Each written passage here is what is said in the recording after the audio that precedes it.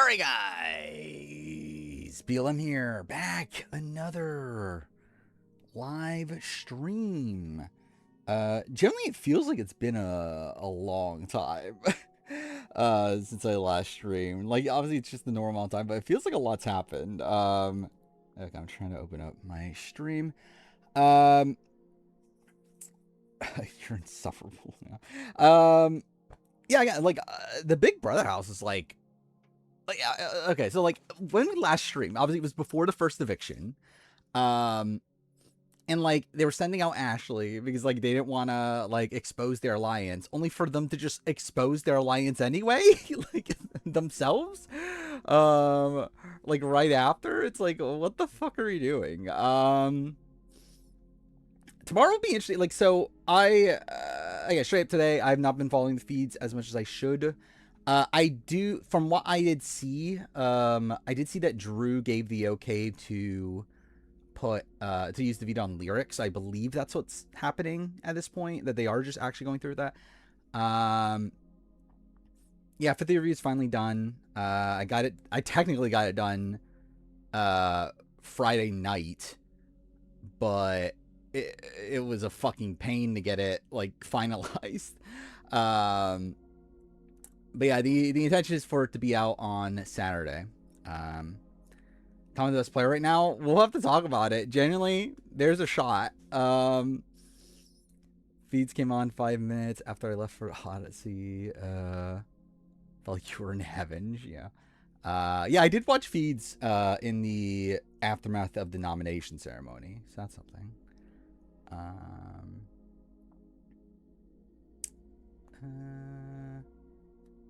Rome should be on a second chance. I mean, sure, why not? Yeah, Lyric seems fine. Like I thought she was fine coming into it. Like it's like I think the issue with Lyric is that she is still like kind of focused on Rome. Like that was what my like before. I'm talking about like last stream. Like last stream, I thought Lyric was a solid player, but yeah, she was like a bit too focused on like Rome and all that. But like, yeah, I think all around like Lyric's fine. She's good. I'll be drop on my season 50 rankings. Which ranking are we talking about? I think placement she's probably the same. It's just that I think she's still really bad. Who's the boot look like this week? Well, I mean, like it looks like it's gonna be Rome. If Rome doesn't win Blockbuster, I think Grodner loves Rome. I think she likes him. I don't know if she loves him. Will Lyric have JC Lynn upside? Probably. I mean, like I think any upside of like, but like the thing about JC Lynn though is that was like that. I mean, like actually, was there even upside for JC Lynn? I don't know if JC Lynn's like the top person that they go because like JC Lynn just got booted right after, didn't she? Like I think if anything, it's like, is there like Lisa Donahue upside or something like that?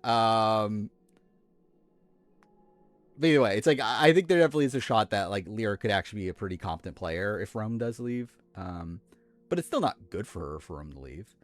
I'm gonna watch the 50 reruns now. I've watched 50. I literally just rewatched 50 like not that long ago. Yeah, she played better once he left. That's something at least. Didn't do anything. Yeah, almost stayed, but she didn't though, did she? Rome Haley fight was well to watch. Yeah, like especially like yeah, like the fact that like people had to like separate them and everything is pretty insane to see. Who's the Renom? Rome. Kind of nervous. Toolshed could steamroll. I'm nervous. I'm not nervous. Toolshed will steamroll. I am nervous that the red corner might be in a very good spot at this point. Or at least like, and again, we'll get to the player ranking. Generally, I think there's an argument Kamu's in the best position in the house right now.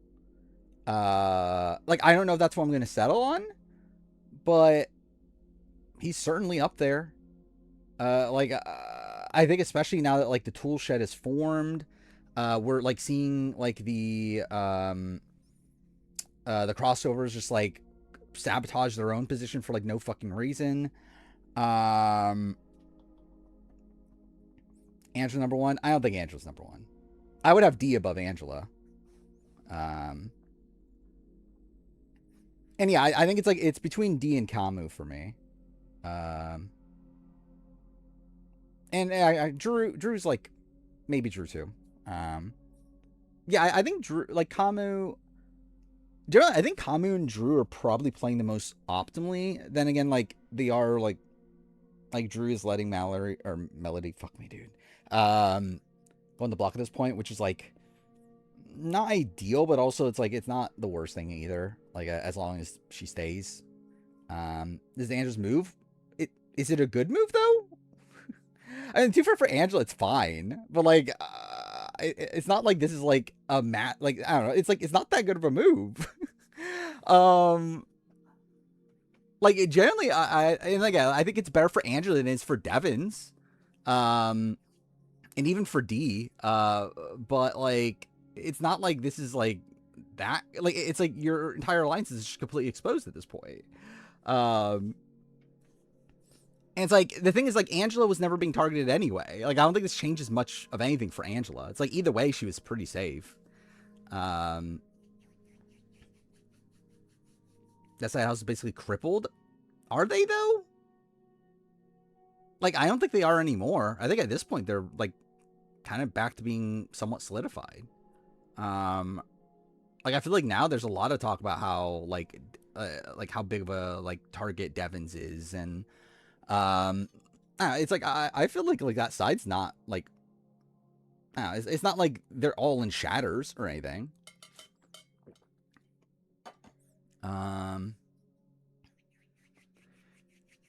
The Devins Melody thing. Yeah, I was surprised they didn't make the show supposedly. The Melody Devins things and actually too fair, I know why I didn't make the show, because like it would be because production fucked up. That's what like for it to make the show would mean that they show a production fuck up. Yeah, supposedly what happened is that during the HOH there was a round where you were paired up. So like the first round was a round where you were paired up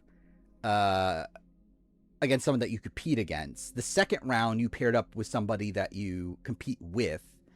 However, it seems like production fucked up and like told them the opposite or something. Like I don't know what exactly happened, but like it was a spot where like Melody teamed up with Devins because she thought she was going to eliminate Devins from the competition, only for the reality to be that, oh no, you're supposed to work together. So then she was like, oh wait, no, I'm not working with Devins. I'm going to work with Drew. Which is like really dumb like gameplay for Melody. Like it's a pretty insane thing to do. Like worst comes to worst, like at least you can have like some sort of deal with Devins. Like, is it really that important to eliminate Devins in the second round of the competition? Is that really that important? Yeah. We heard about the James Gunn thing, which is pretty insane. Melody sucks at the game. Why is she so popular? I think it's because she's so active, and I do like have a lot of respect for Melody. I just wish she actually was better. What is this? I saw this post. I haven't actually watched the clip. But yeah, what is this?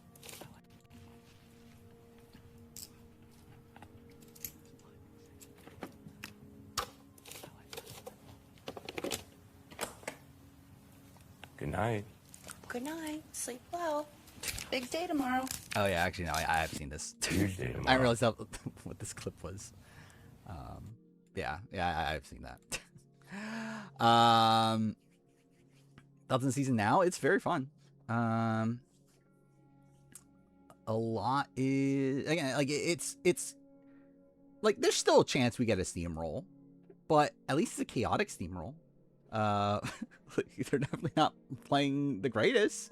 But again, it's a very active like house at least. Melody would be interesting within the power structure. Yeah. Oh, I didn't know that Bo Ryan was host. I saw that Robert Irwin was hosting Australian Ninja War. I didn't see that Bo Ryan was. That's random. Not seeing Jason sprinting into the have not room, asking Barrett if he was playing him while Angela was uncontrollably laughing in the room. Yeah. I feel like Angela and Dee are gonna push away Drew like Izzy and Jared. Yeah. That feels like what we're set up for sure. Will Barrett make a move? He probably won't. He's probably just Mitch or Aubrey. Sorry, got to use the most recent example. Is the season on track to beat BB20? No, I think BB20 start is better than this.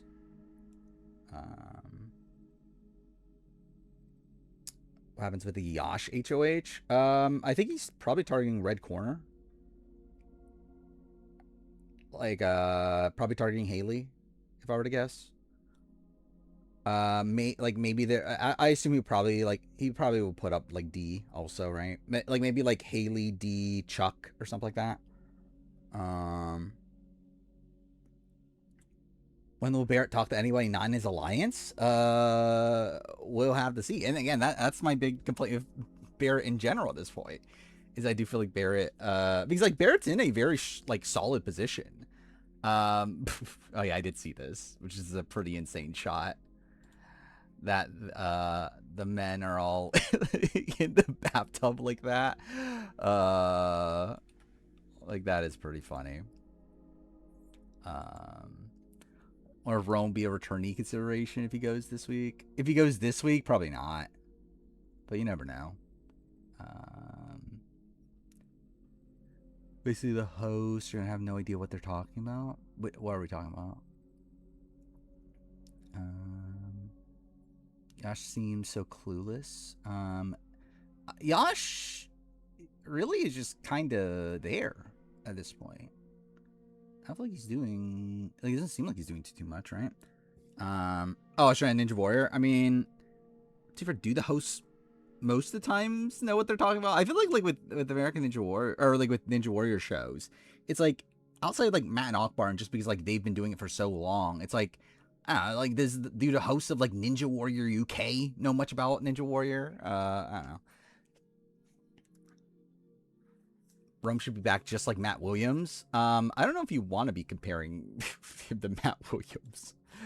Because that essentially means you're comparing him to someone that will never come back. What is this? Yeah, I did see this. This is still insane that we're getting Angela in the in this. Did I open it twice? I want to open it. Yeah, Angela in the egg costume. Like that's still pretty surreal. AW 18, it's fine. I don't love the triple header of it all. Outside of that, it's like I don't know. It's like I don't care anymore about ENW is kind of the main thing. It's like I think it's a spot where like you could definitely tell all the budget cuts and like it definitely feels like a lame version of the show, but I'm not like hating watching it though. Predicting the red corner will be the reason Drew finds out about Angela. Probably, right? I think his relationship with Kamu in particular. Nervous for a red corner steamroll, but I mean, like, I'm not worried for like a steamroll of them fully as a line. Like, I feel like Kamu, I don't know, because like I feel like Haley is still a pretty big target. Yeah, I did love that. I did love James McGrath getting to talk about Sasuke. That was cool. Even though, like, did he train with anyone that he actually competed on Sasuke with? Like, him talking about, like, oh, yeah, I was, again, like, all the people that remembered me from Sasuke. It's like, I went training with them. It's like, in the picture that he was, the people he was training with, like, I don't think anybody that he competed with was in that picture. It was about fucking, like, Shuzo, right? But, yeah. Yeah, like, I mean, like, Chuck, I feel like is just there. Like in their eyes, like and like I think Chuck could definitely be taken out as like hey, Haley will always be a big target, and like Kamu has good relationships, so it's like Chuck's just the easy person to vote out. Like I could see that being a world. Yeah, that I see that for sure. Like yeah, Angela, yeah.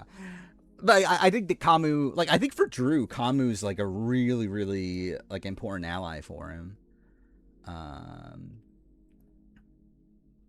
Yeah, was Tada in 27? I don't think so, right? I think he was Sasuke 16. And then it was like a really big gap after that, right? I don't think he was in 27.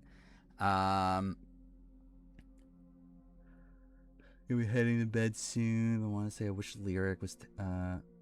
Wait, I wish Lyric were terrible at the game because she's insufferable on the feeds. Yeah, I'm not like. There are definitely points where she is like, a tad annoying, but yeah, Lyric's solid as a player.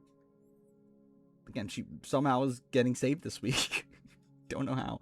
Thoughts on my winner pick? What do you think my thoughts on my winner pick are?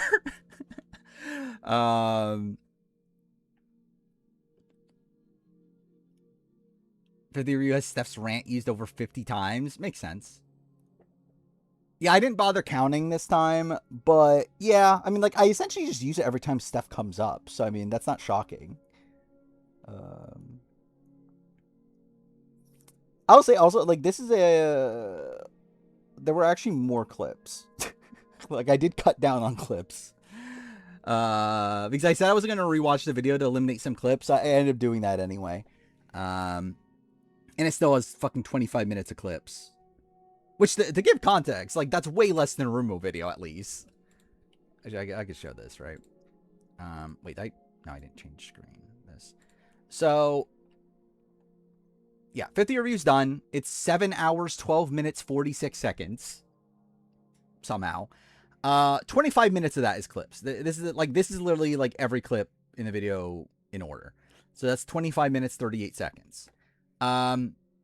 Which the comparison to the Rumo video is this one, the 1 hour, 25 minute one. So there's three, like, despite it being like only an hour shorter than the Rumo video, there's 3 times less clips. Actually, no, more than that, more than 3 times less clips. So I did stick to my word of doing less clips in this video, but also it's still probably too much. Hilly reminded me of Stephanie when she said that's bullshit. D'Angelo Barrett are going to save us from a Drew Kamu steamroll. Sure. Maybe. Yeah, Stefan's guy should go on Survivor. That is what he should happen. Should do. At least then pick Ashley. Yeah, I mean, that'll be very funny, though. Like, I think it'll be very funny if Jason does go home this week. And my, like, top 2 were the first 2 boots. I assume you mean retrospective for Panama? Yeah, eventually. Not soon, though, genuinely. I would say at best at the end of the year. Ashley on the player ranking. Actually, I forgot about that. I didn't add Ashley to the ranking of every player. I kind of forgot to do that. But of the players on this season so far, she's number 1. Yeah, every player. Speaking of that, I should also talk about this. Yeah, so the ranking of every player is the next big project. I am considering streaming every day until it's done. Mind you, probably shorter streams. But yeah, like, obviously this stream we'll do the power ranking for Big Brother. We'll work on the player ranking. I am considering streaming again. It'll probably be later. Like, I'm not gonna like do this stream like every fucking day. But I am considering, like, in a normal time where I would play games, like, which is like around like 1 a.m. ish, like somewhere around there. Maybe like instead of playing games, I stream and work on the player ranking for a couple hours. I'm considering doing that for the next few days because I do need this done. Because yeah, I kind of need to actually work on it in about a weekish. So yeah, this needs to be finished. What was I gonna say? I have a couple videos that I'm gonna be making over the next week. Ashley and Matt Hardman. Ashley, right? Yeah. I'll say the egg costume is the greatest idea Big BB ever had. Yeah. I mean, I don't know if it's the greatest, but yeah, sure. Ashley's Travis from BB23. Kind of, yeah. I definitely can see comparisons there. The Butler, no, I think Egg is better. I think Ashley's definitely better than Matt as a player. Like, I think that's undeniable. Even as a game, I would say she's better. Like, she almost had the votes to stay. Like, Matt was pretty dead to rights once he gets on the block. Is everyone in the season ready to jump ship? It's a very chaotic house. Is Ashley just Cheryl? I don't know if Cheryl. I mean, like, okay, we can look at this. Yeah, okay. I'm dumb. I'm on the right. Yeah, I'm on the right screen. Okay. Where's my rank every player? Okay, here. This is the Big Brother one. Like, where would Ashley be?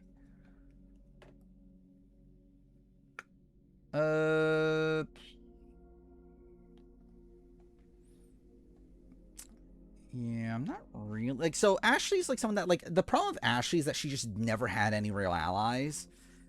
And like, that's obviously a big issue, but she did have the votes to stay. She also wasn't supposed to go home. Like obviously she wasn't even on the block initially. It's not like anyone like wanted to actually have the actually want to have the video used outside of the nominees. Yeah,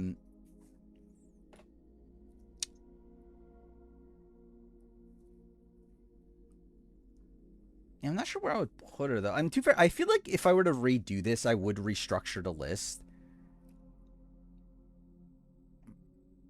Especially if we're like trying to parallel the Survivor US list. I feel like this would be different. But she's definitely above Matt. Matt Hardman's like here. It's like I think she's definitely above Matt Hardman. Like she's maybe somewhere in like this level. I don't know.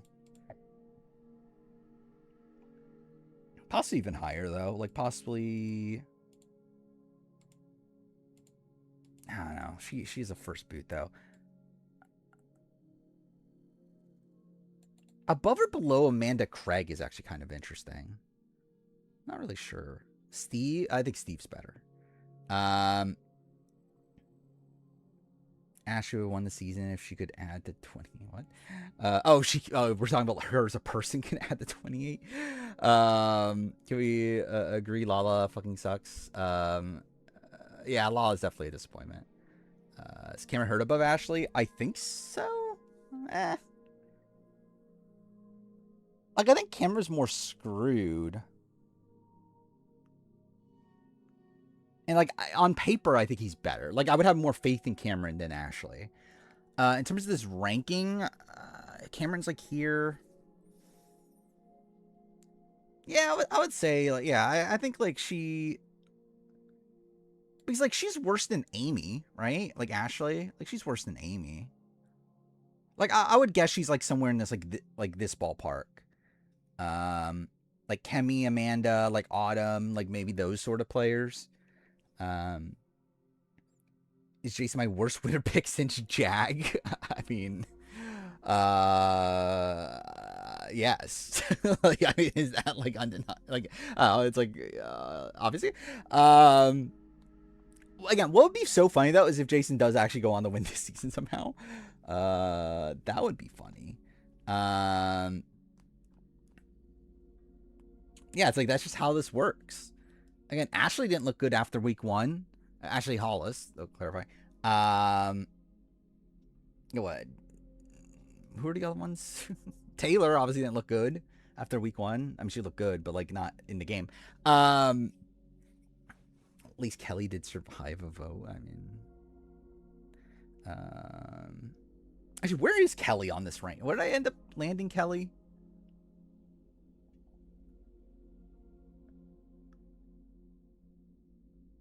Where did I have Kelly? I generally don't remember. Where did I had her here. Oh, yeah.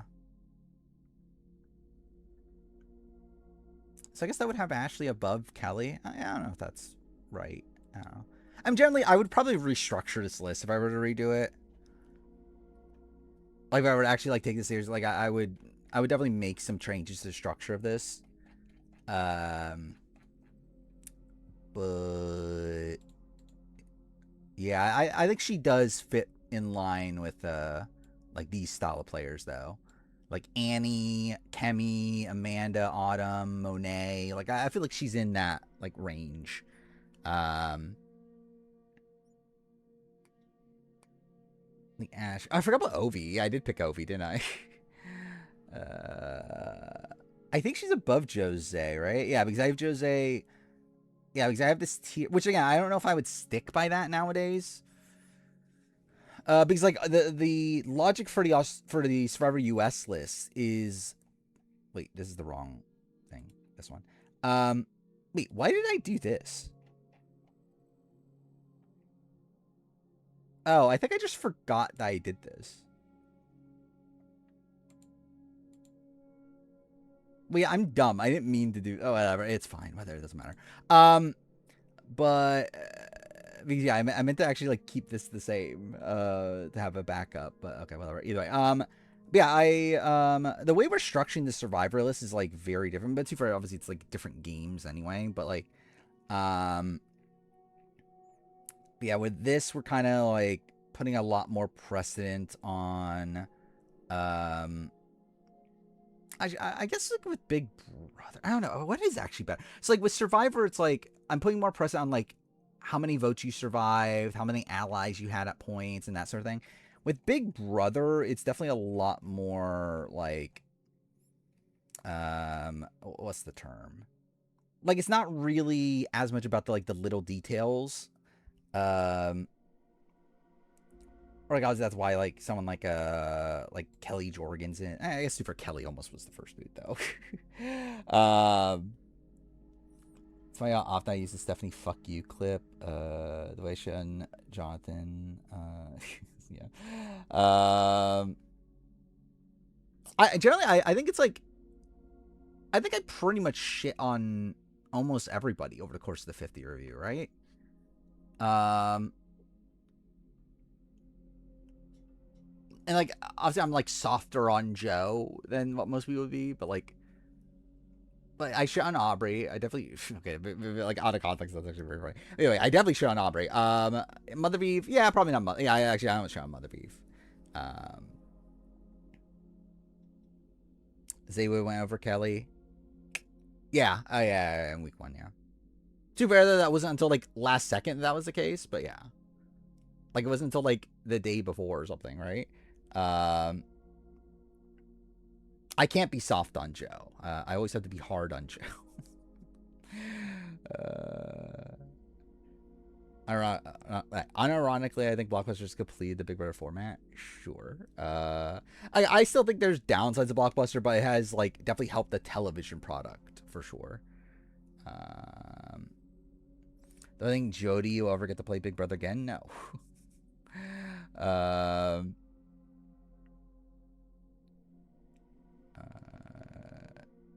Yeah, Joe is so fine. That's hard to be hard on him. Is RZA versus TMR thing over, even though I still critique him in the review? How much do I mean, like, I do make, like, a couple jabs at Rizzo, but I feel like most of it will be for the 49 review, though. There's definitely some shots at, like, him being delusional, though. Were Jess and Cody called for BB22? I don't know, actually. I would guess at least Jess was. But she was pregnant, though, at the time, right?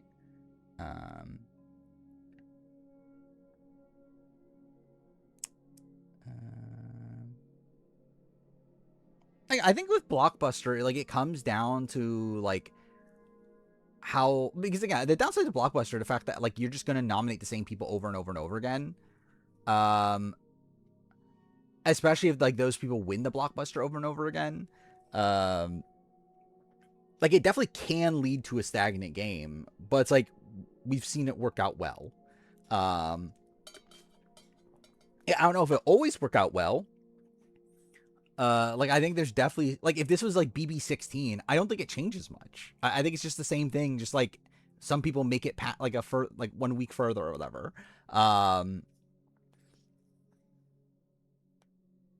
Jabs at Rizzo about him not wanting to lose to Suri. Yeah, I do that, yeah. Fuck you, Riz God, yeah.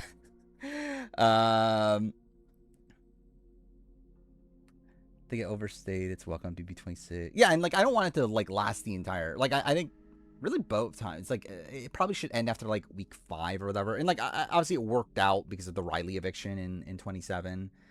Can you game Blockbuster? No, not really. I think the way you game Blockbuster is just by putting up people you don't care about.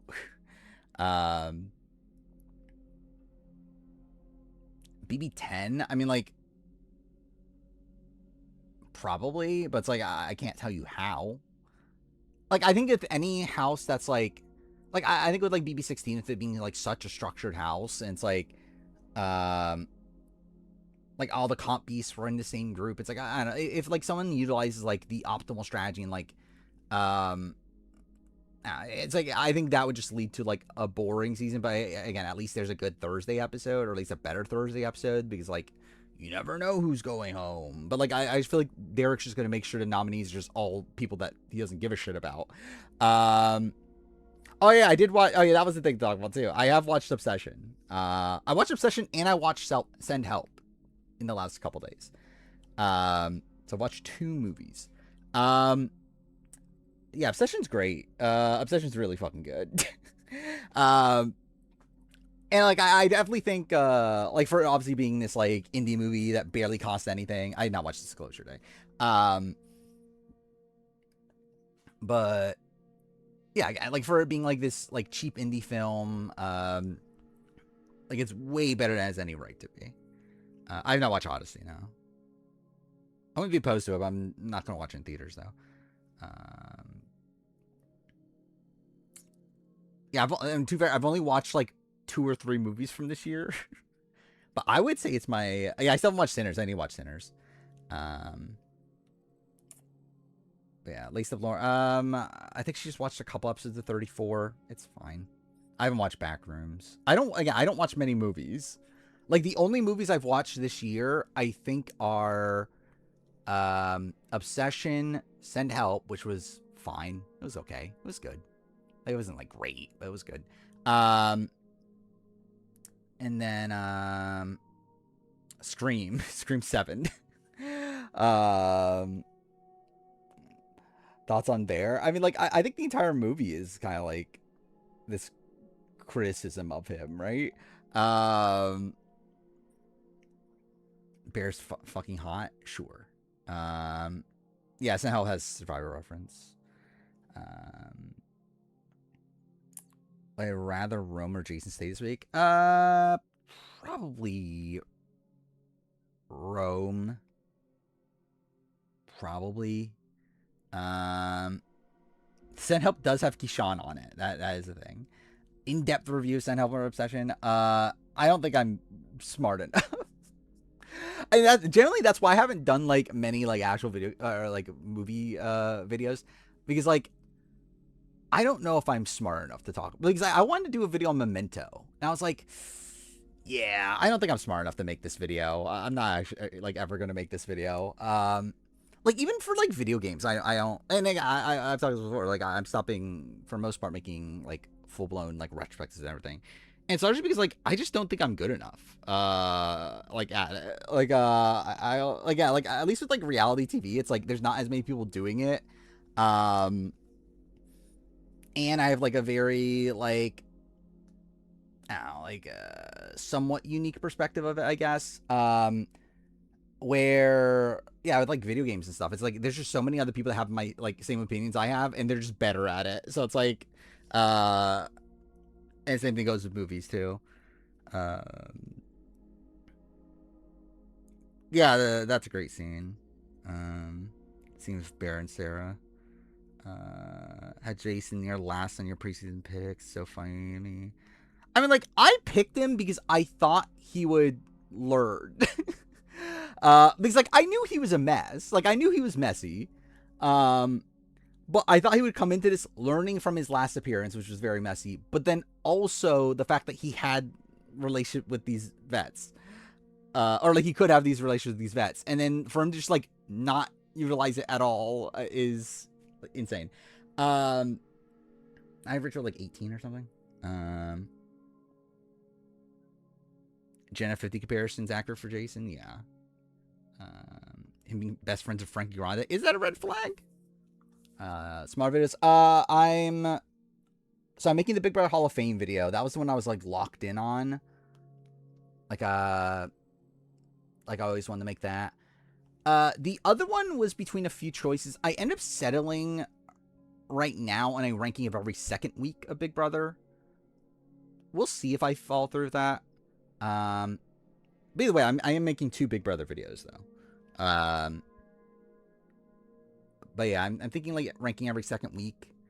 Because I did rank every first week, and like it would like the intention would be that this comes out next week, so it's like right after the second week of this season. It will include this season, and also this week obviously being very good. It's like it also makes sense to do that too.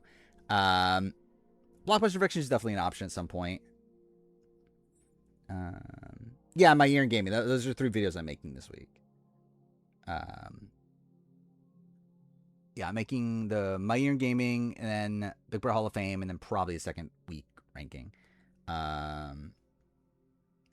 Thoughts on Indy? I don't. How do you pronounce her last name?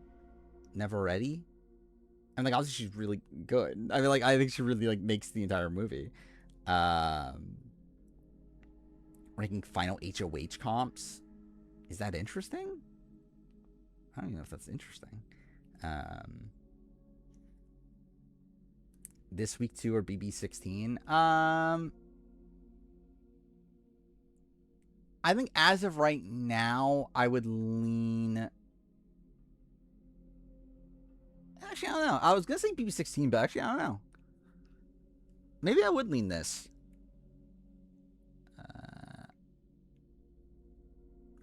Generally, I don't know what my week 2 ranking is. Like, I haven't thought about it at all. So, it'll be interesting to see what it is. Doesn't Big Brother fights? I feel like other people have done that, though. And it's also, it's like, I don't know if I'm the, like, I'm not the person that, like, I don't know, that's not, like, my expertise. It's like I could do it, but, like, I'm not, like, dying to do it. With more drama, if Lyra gets taken off over Melody, make the week better. I mean, like, at this point, like, is there even more drama if that happens? Like, at this point, it's like, isn't that what everyone is assuming is going to happen? I guess not everybody, but, like, even, like, Drew is, like, fine with it at this point. So it's like, I don't know how much, like, backlash there'll really be. I do a video for the best HOH of every... that was one of the options. I ended up not doing that one. I feel like week 2 of BB2 was boring. Kind of. I mean, there's some drama, but to be fair, there's some, like, kind of icky drama in that. And yeah, it's like, it's fine. Like, it's not like, I don't know, it's not like a dreadful week, but, like, I don't know how many, like, dreadful weeks there really are. I have not watched Star Quebec yet. I'm almost done with One Piece. That's something. Was I scared watching Obsession? No. Like, not genuine. Like, I like, there's no, like, yeah, I wasn't, like, scared. Because, like, I kind of, like, assumed a lot of it. I don't know. It's like, I kind of had an idea of what was going to happen. As of right now, Devin's using the veto on Lyric. Yeah, it's not really a scary movie. Like, it's more so just like, yeah, it's like a suspenseful movie. It's also like kind of like a, is it a critique? I guess a critique on, like, male loneliness. I don't know. Favorite scene? I'm probably either the dinner scene or the car scene.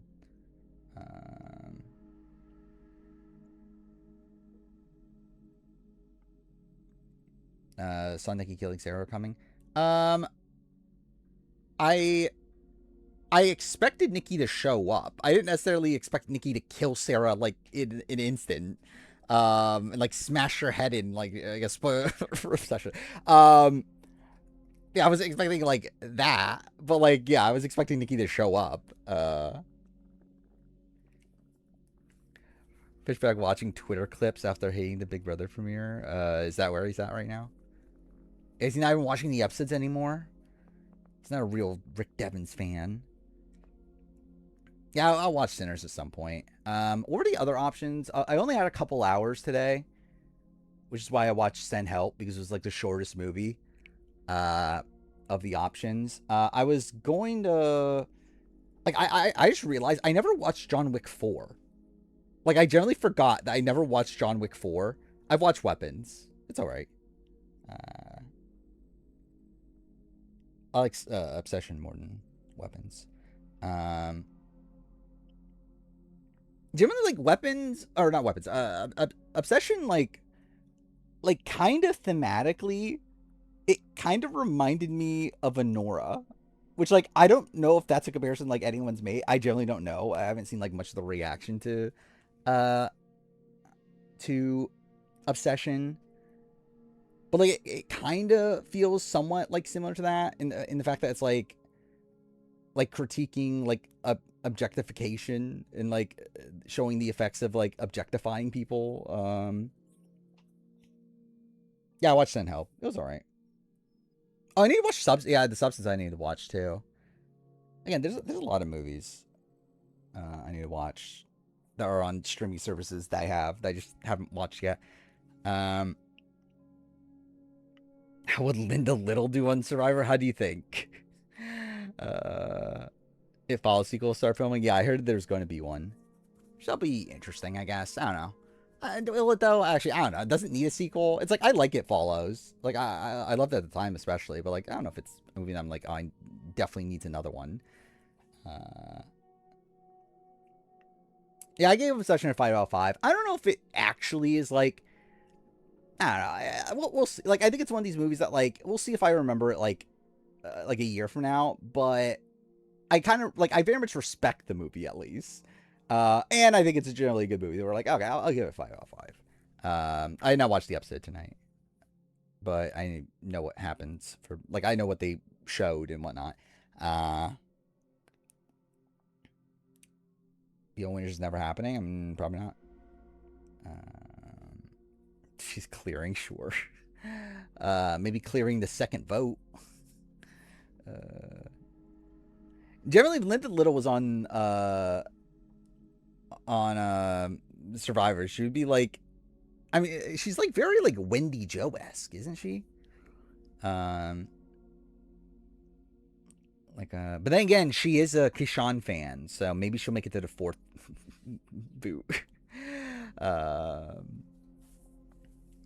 Yeah, I saw supposedly the creator of Obsession talked about, like, the idea of like not making a sequel to this movie, obviously, but, like, more so making, like, movies in the, like, same, like, universe that are, like, all within, like, the concept of, like, the ramifications of, like, what wish you make and that sort of thing. Like, I think that's interesting. If I is a Keyshawn fan, Linda Little is. She's a massive Keyshawn fan. Yeah, I'd give it a 7, probably. Send Help. Like, I think it's a good, like, it's fun. It's a really ridiculous, like, kind of campy movie. Very predictable. Like, I feel like there's not, like, I could have told you. Well, I don't know if the tail end is something I was, like, definitely on my mind, but, like, everything outside the final scene was, yeah, that's where this movie's going.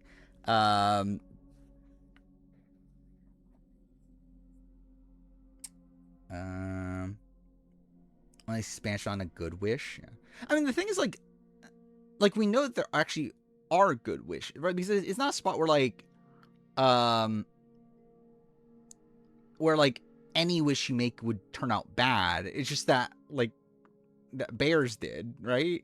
On the ending, I think it's it's kind of expected, but also kind of interesting from a, like, it just like pays off the themes pretty well. It's a spot where, like, yeah, we see that, like, this wish is, like, all the, like, turmoil this wish has caused, and now Nikki is, like, the one that has to actually, like, live with the ramifications of it. Where, like, she's really, like, the victim of the entire situation. I've not played Persona 2. I would like to, though. I've only played 3 and 5 at this point. I'm going to play 4. I was going to play Golden just naturally, but then I'll probably just play Rewind or Revive, whatever the fuck it's called, when that comes out at this point. 1 and 2, it's like, I don't know. Hopefully they, like, remake it or remaster it or whatever. Or at least, like, port it. Like, I'll play it then. But otherwise, it's probably just like, there's probably just other shit I need to play first. Speaking of that, I did make a massive list of yeah, Persona 2 is split into 2 games too. Yeah, I know that. They're also very fucking expensive. I assume you can play them on emulator, right? Which, like, obviously I would ideally own them, but like they are insanely expensive. I did do this earlier though, and I just looked at my entire backlog and made a list of like every game I would ideally like to play in the somewhat near future, which is also still an insane amount of games. So that's a bit of an issue. But yeah, this is my list of games that I kind of want to play somewhat soon. It's long. Speaking of that, I know that this is misspelled. That's kind of on purpose. Like, it's not on purpose, but like now it's on purpose. But yeah, I'm still playing Outer Wilds, kind of. I haven't played the last couple days. I probably won't play it again for a bit because, as I mentioned earlier, I'm probably going to stream every fucking day to get the player ranking done. Yeah, I've seen that about Densha Attack. That seems pretty good. Favorite game for gameplay of all time?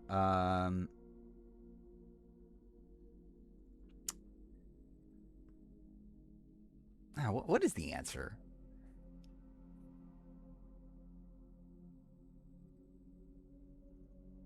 Well, yeah, I mean, like, I have a lot of the, like, just series. Like, Legacy of Kain's there's Bioshock is, like, meant to be the series. Like, Dragon Age. It's like, I have a lot of them on there. They're meant to just be the series. I have not played Omori. I don't know when I will, though. I own it, though. And what's my favorite game of all time gameplay-wise, though? Like, my initial instinct was Last of Us 2, but, like, I don't think that's actually the answer.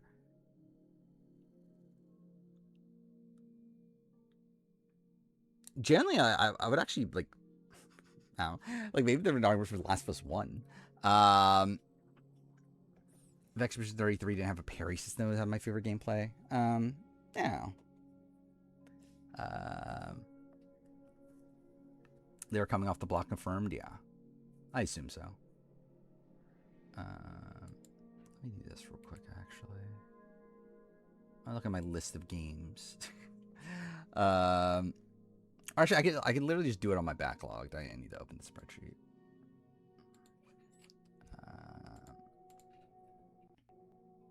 Anyway, we will start the player ranking fairly soon. They just agreed on it, yeah. I don't think the votes will flip on Melody, but like it could, obviously. User rating. Yeah, like my 5 out of 5s is like, what's the best game gameplay wise? Generally, I don't know. Like, I don't feel like any of these games are games that are like peak gameplay wise.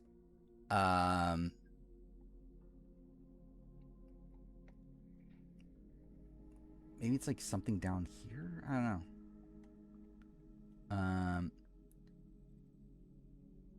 I think like my favorite game to play is probably Last of Us.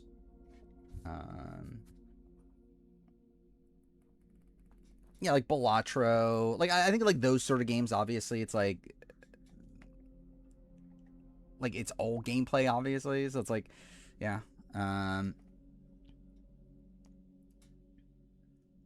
Make a draft trade, Melody for Yash? No. Especially at this point.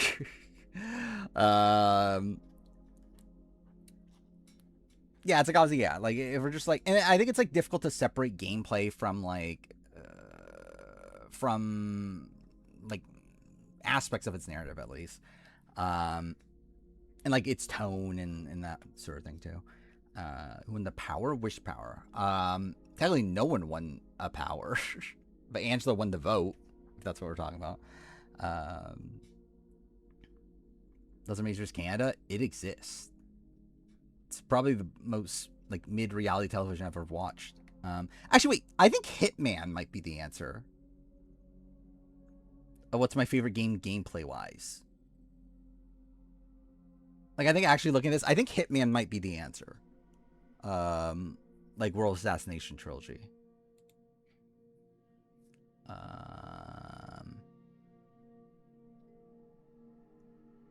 Yeah, I think that might actually be my answer.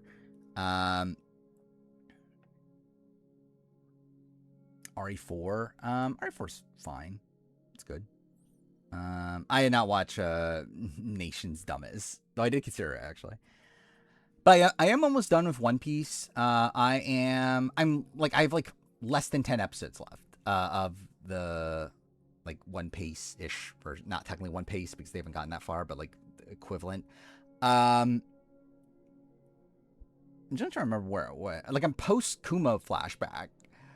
Like I'm literally at the like very end of Egghead, which like that's all I'm into. Like I'm not gonna start I think I'll just wait until Elbaf's done to watch Elbaf. But and like I've kept up with the manga, like I know what's happening, but still it's like but I'm almost done One Piece. The intention then is watch Outlast in the Jungle, or the fuck that's called, which like it's gonna be like it's a short show, right? And then watch Far Cry back after that. Why the expansion, Witcher 3 expansion separates different games? I mean, like that's just how they're just there on backlogged. Like in terms of my rating system, like I kind of modified my rating system somewhat recently, in that I kind of have like two criteria I'm looking at it from. Like one, and it's kind of like one's like a critical score, and the other one's like a personal score. And it's like essentially I average those two out, and that's what this like the star rating I end up giving it. So like with a 5 out of 5, it's like it's a game that like I personally feel is like one of my favorite games, but also I think critically is like one of the best games ever made. Where like I feel like the 4.5s are like kind of like it's either I think it's one of the best games ever made, or it's like because like something like Balatro is like something I gave a 4.5 to, and like that's because like I think it is like an incredible game critically, like from a gameplay perspective I think it's incredible, but also I don't have much of a connection to the game. Like it's not like I'm personally like invested. I haven't played that much of it, like especially in the grand scheme of things. So it's like I feel like it'd be weird for me to give it a 5 out of 5 when it's not like one of my personal like all-time favorite games. Yeah, I knew about Drew telling Rick that it's okay to put a lyric. Why was the SAS photo 49? Oh, what was the SAS photo 49? Why was it Matt? It wasn't. So there was this. Who is this? Hold the clip open. Why do you think the show is still resonating with people after all this time? God. I'll tell you exactly why.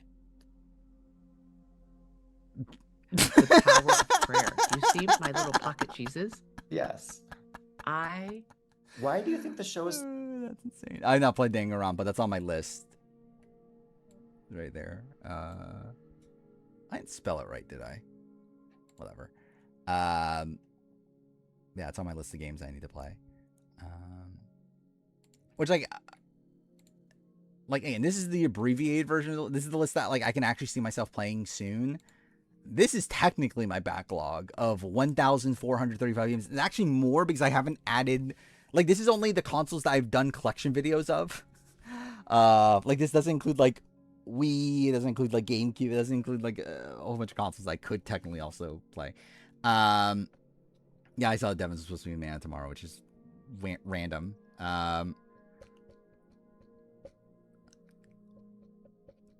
Yeah, I knew that about Danganronpa, but like I feel like I'm just gonna play the originals.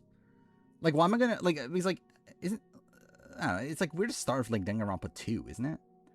And like I own all the originals already, so it's like, or like the PS4 versions of them. So it's like I'm just gonna play the PS4 versions. And a whole new campaign. I feel like I still feel like I'll play the original experience first. I feel like that's probably the better way to do it. But yeah, I'm playing Outer Wilds now. I think I'll probably play Amphibian, what the fuck that game's called, next. It's a Don't Nod game. And like maybe at some point in my life I'll fucking do the Don't Nod ranking, who knows.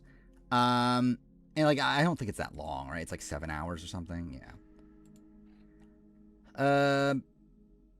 And then I'm gonna play Plague Tale when that comes out. What else is there?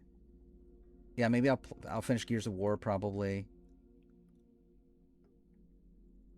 Then yeah, after that it's like we'll see. By the end of the year, I want to play FF7. I need to play Zero Escape. It's on my list. Actually, is it on my list? I might have taken it off.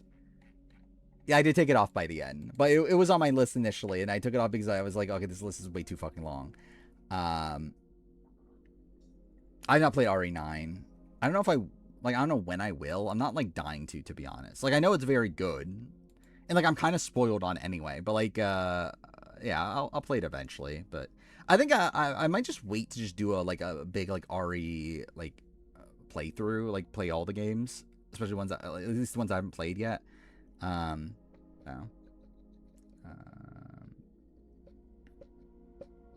Yeah, it's like FF7. Like obviously, I know FF7. Like I've watched playthroughs of FF7, and like I played parts of it for myself, but like I've never finished it.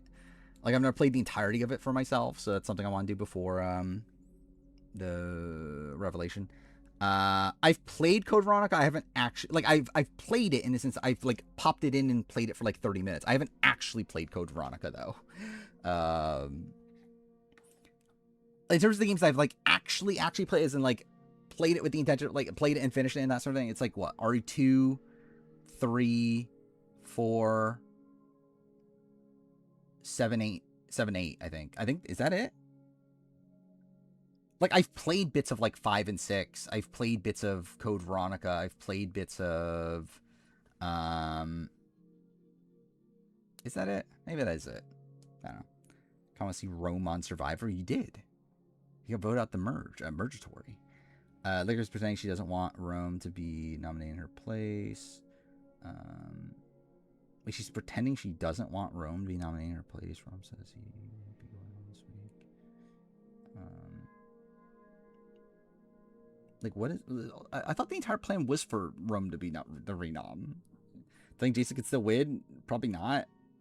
But I don't know. Yeah, I'll probably play the remake.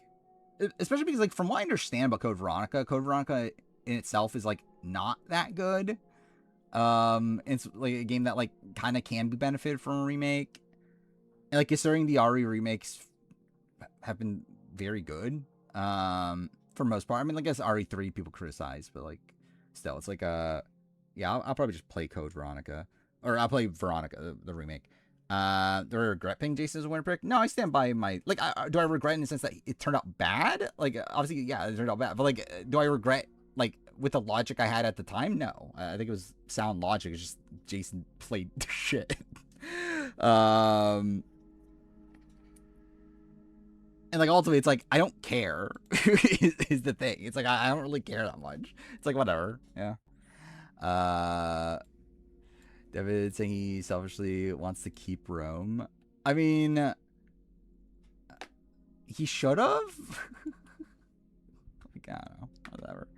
I don't even remember what the fucking roundtable ratings were last week. I take back having A vs. the World as number 2 reality show 2025. What was below it? Because I don't remember. I have a lower opinion of A vs. the World though. Yeah, it's late for him to keep Devins now, but like he should have to begin with. Yeah, Sorry, Finland was that in a month? Traitors 3, yeah, I think Traitors 3 is definitely better.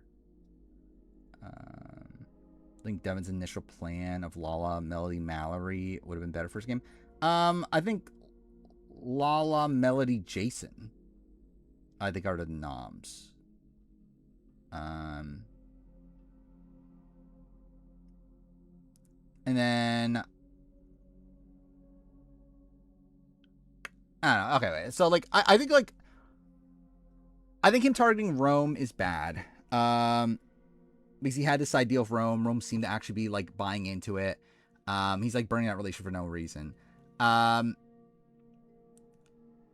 don't like I think him putting up Lyric also is fine actually. Like generally like him putting up Lyric's not the worst thing in the world. Like I think his target should be Jason. And if not Jason, then like like, do you know, like, is Meld even that bad of a target for him? It's not even that, like, obviously at this point where you've declared war against Rome, you do need to take Rome out. But, like, before that, like, he didn't need to declare war. I mean, like, I get why you don't put up Mallory, to keep up this, like, thing of, like, I'm not going to renom people from last week or whatever. And, like, I think you can gain some social capital from that. And it's, like, also, it's, like, yeah, I think it's, like, you still want, like, because, like, Lyric going for Devons is pretty good. Especially if you're able to do it without, like, burning a relationship with Rome in any, like, significant way.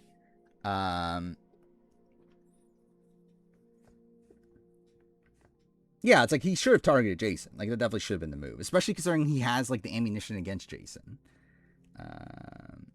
Yeah, Avery's World's very mid now.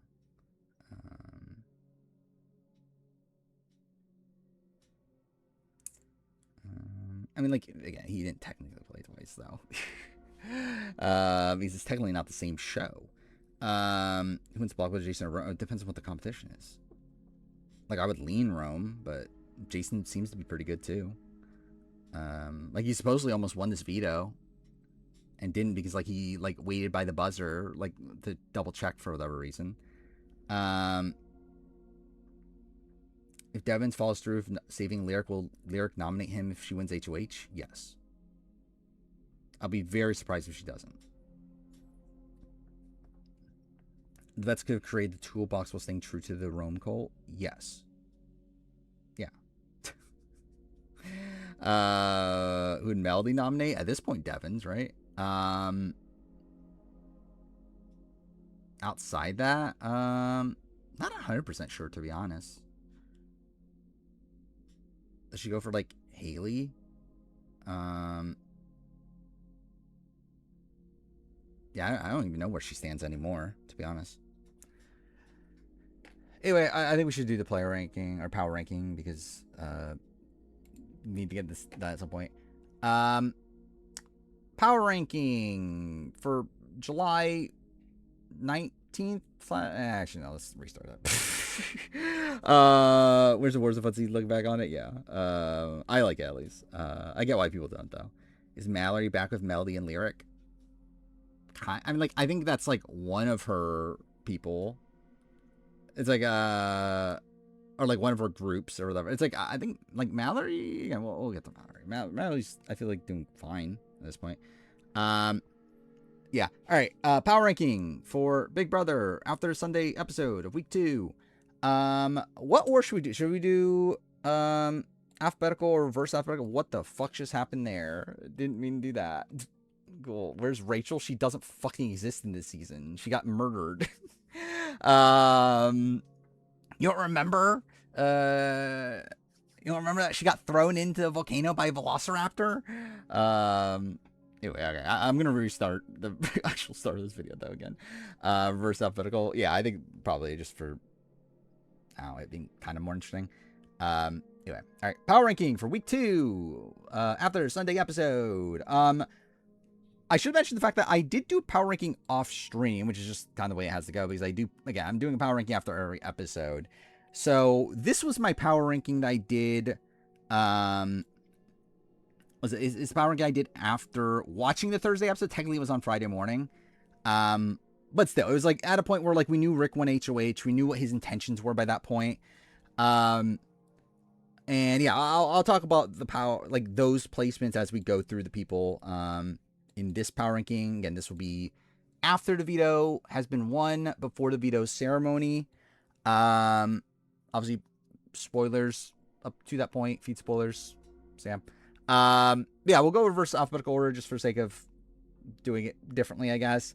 Yosh, number 1. Not 4. What the fuck? You won. Yeah, Yosh, like, I could put Rachel in the player ranking. I don't know, we'll see. Yeah, like, Yosh is there. Like, he's safe. I don't know if people are, like, actively targeting him, but he's just there. And, like, ultimately, I don't think Yosh is in, like, a particularly good position long-term. Like, it feels like he's really being painted with this brush now of, like... and like I think it's the reality, but like of like kind of being a misogynist. That like the women are talking about like how he can only that like again they're never gonna that he's never gonna work with us, like he's always gonna only work with the men. He had this like weird like comment like across the weekend about how like muscular women aren't real women or something, like some weird fucking thing. So yeah, it's like Yash is there. I don't think Yash has any real chance to win the season. What the fuck just happened there? Okay, yep, that's what I meant to do. But he's also safe. So that's something. I did have him 8. So like obviously he saved himself with the blockbuster. I felt like okay about him coming out of the last eviction, where it felt like he was kind of like in the middle to a degree. Like he like yeah, it felt like he was more, because like Taylor, like I have him right above Taylor, and like Taylor's someone that I think was like more attached to like the Rome side of things, where like Yash was more so kind of in the middle, to where I kind of give him like a tad of credit for that. But yeah, ultimately Yash is just kind of fine. That's not what he said. I mean, that is essentially what he said though. Reason the house just seemed terrible. Yeah, it's like he's also just like, hey, he's not a particularly active player. He's kind of falling a bit more on the Rome side of things by now. But yeah, I just don't think he has any like long-term potential. So he's at number 1. Taylor, I guess at number 1, but like that's not saying much. Why are the colors different there? Okay, yeah, I guess I have to fix this. But like it's just like Taylor's just number 1 over Yash, just because like I feel like Taylor is more like potential long-term. But like Taylor also is like not doing anything anymore. Like she's just, yeah, she hasn't really been doing anything. She's like in an okay spot. Like no one's talking about targeting her. She's again just there. Like there's definitely bigger targets around her. I think she could definitely be a pawn, but to be fair, so can Yash. Yeah, she has Lala. That's something. Yeah, I'm not even gonna bother responding. Anyway, I think Taylor is yeah, I think Taylor's in a spot where she probably is in it for a long road at this point. Like I would be like, obviously she could be taken out because of some weird like blockbuster result or whatever, but like yeah, she probably is going to be there a while. I don't think she's that likely to win, but it's not impossible either. I feel like she's definitely way more likely to win than Yash. Where I feel like Yash is someone that no one really respects. Like not that many people even really like either. Like I feel like Taylor's like more liked, and like I don't know, I think can garner respect to win a jury vote, even though it's like, yeah, she's better than Taylor Hale at this point in the season. That is something. It's like you never know. But ultimately it's like both Taylor and Yash are probably like 2 of the least active players in the entire game right now. Where are we going? Rome. Number 3. So like Rome is someone that like obviously last stream I felt very good about Rome. Like he definitely seemed to be like one of the best positioned people in the game, especially like outside of the crossover alliance. Then he gets so okay, Rome's game is just like completely like crashed and burned like so quickly in a spot where like I don't like, obviously you still have the like he does deserve blame for sure, obviously, like him like throwing his own, like him like calling out, okay, I want like these 2 people to be safe over the other. It's like there was sloppy play there for sure, but also I don't understand why it really happened. Like I don't think it should have happened, but it did, and he's probably on his way out. If he doesn't win blockbuster, he's probably out of the game. But also like it could have been worse. Because like I still think I guess we're about to get to Rick, but like I think this was a really dumb move from Rick, which I'm, to be fair, like you also like have to criticize Rome for that. But yeah, and like Rome, I don't even think like, I don't know, it's like he's just someone that like the potential is there, but and like again he had the side deal with Devins, and again like for it to all just like crumble out of the blue just felt very strange. Do I think it's based on Jason's poor play? I don't think I think some, in the sense of like making Devins more like like giving Devins more like leverage against that side, but I don't think fully. I think it's actually more of probably a like red corner, like probably like some of Angela. Like I think it's like more so like they just have more connections on that one side, and at that point, it's like the other side is the target, and like who's the biggest threat on the other side? It's Rome. What do the Bays and Smiths will do without Rome? They will need to become their own alphas. I can't wait to see Lyric become an alpha. Just seemed inevitable. Devins would make a flashy move over a smart move. Yeah. But he was playing well for first week. Anyway, yeah, Rome is likely on his way out. I don't think he's like he's a player that has a lot of skills, especially like socially, but like his game just like completely crumbled out of like nowhere. And it's like, I mean, we'll get to it, I guess. Like when we talk about Jason, I don't think Rome is necessarily at the bottom of the power ranking. We'll talk about it. Like, even though Rome is the most likely to go home this week, I also feel like Rome has potential if he stays, which like isn't impossible. Like he could definitely win Blockbuster. And like if he wins Blockbuster, I think Rome is actually like in a decent-ish position to like at least regroup and like get some more like I don't know. Like he still has allies in the game. Like he still has alliances. Like he's not dead to rights if he survives this week. However, if he does stay on the block, I think he's pretty dead to rights. So, okay, he's at the bottom for now for sure. How much influence did Rome actually have in the game before this? Influence?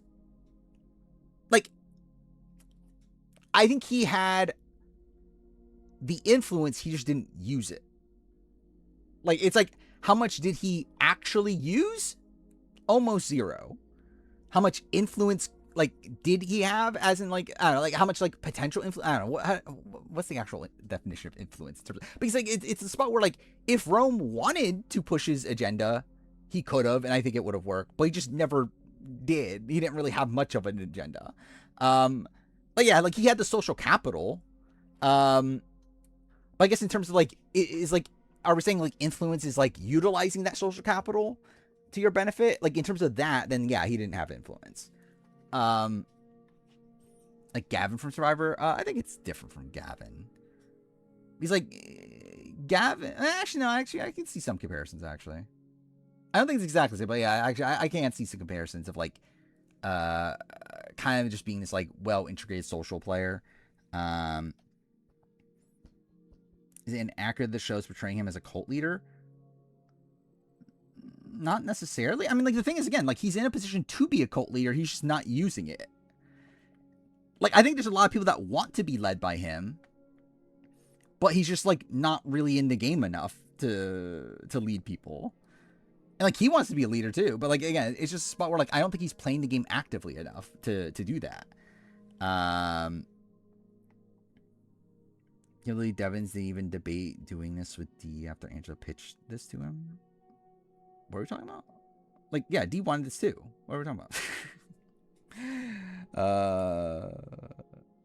Like, D's on board. Like, D wants this. Like, D wants the... Again, D hates Drew. And, like, wants Melody on the blog. And then, like, in terms of the Rome stuff, it's like, yeah, D's also, like, on board with that too. Anyway, Devins, yeah, Devins is number 1, but, like, it's a lesser number 1. I moved him down to 3 last time. He might be lower. He probably is lower now. Devins, just like, why'd you do this? Like, he was in a pretty good spot. Like, I had him number 1 last power ranking. And then, like, him targeting Rome already was bad, but just the way he does it is worse. Like, again, just, like, completely, like, creating this sever between him and Rome, who was, like, probably one of his best assets in the game, like, having this side deal with Rome. But then also now, like, kind of backing off of it, too, is also, like, not great either. I feel like he didn't know how good of a spot he was in. Probably not. And, like, to be fair, I don't think Devins cares either, though. Like, I think Devins is the style of player that, like, he just wants to have fun. And, like, I think he's, like, because, like, I think Devins, like, if he goes home, like, it's not really that big of a deal for him. Like, it's not like he has much of a vested interest in Big Brother. He got his paycheck. He goes back to his family. It's like, I don't think he's going to quit. Like, I don't think he, like, actually wants to go home, but I think he's willing to go home if it means playing a big game. And yeah, I don't think he wants to be in the jury house. Like, I think he would rather be out pre-jury than make jury. Oh yeah, Devin definitely should not win the veto. I think that was definitely a misguided play for sure. Especially because, like, pretty much anybody would have used the veto, right? I think literally everybody there would have used the veto. So Devin's proceeding to go on and use the veto. And, like, I guess to be fair, if the other option was Jason, Jason's definitely not an ideal person to win the veto. Because, like, Jason is the secondary target, but, like, it's not that big of a deal.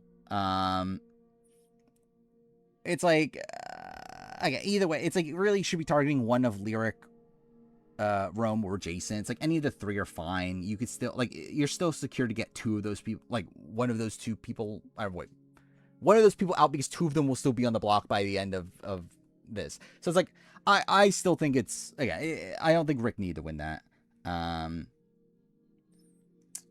Like the first time he voted out doing nothing probably stung. Yeah. In Edge of Extinction we're talking about.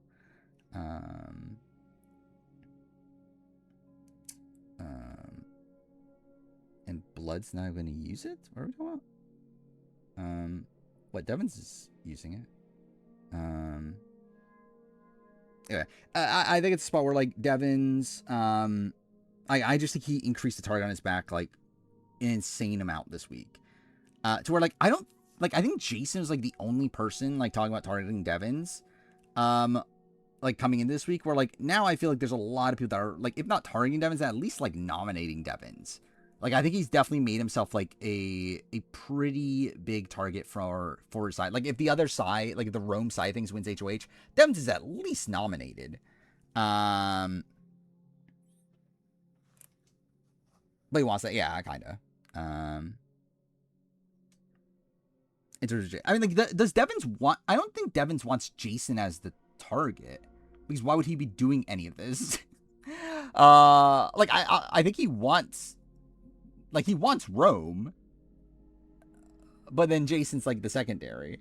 Mallory and Melody were as well. Yeah, I guess. Like, but even then, they weren't targeting Devins, though. Like, Mallory was targeting D. I don't even know what Melody was really doing. Anyway, Rick's still number one, but he's definitely gonna be lower than what he was last time. Melody,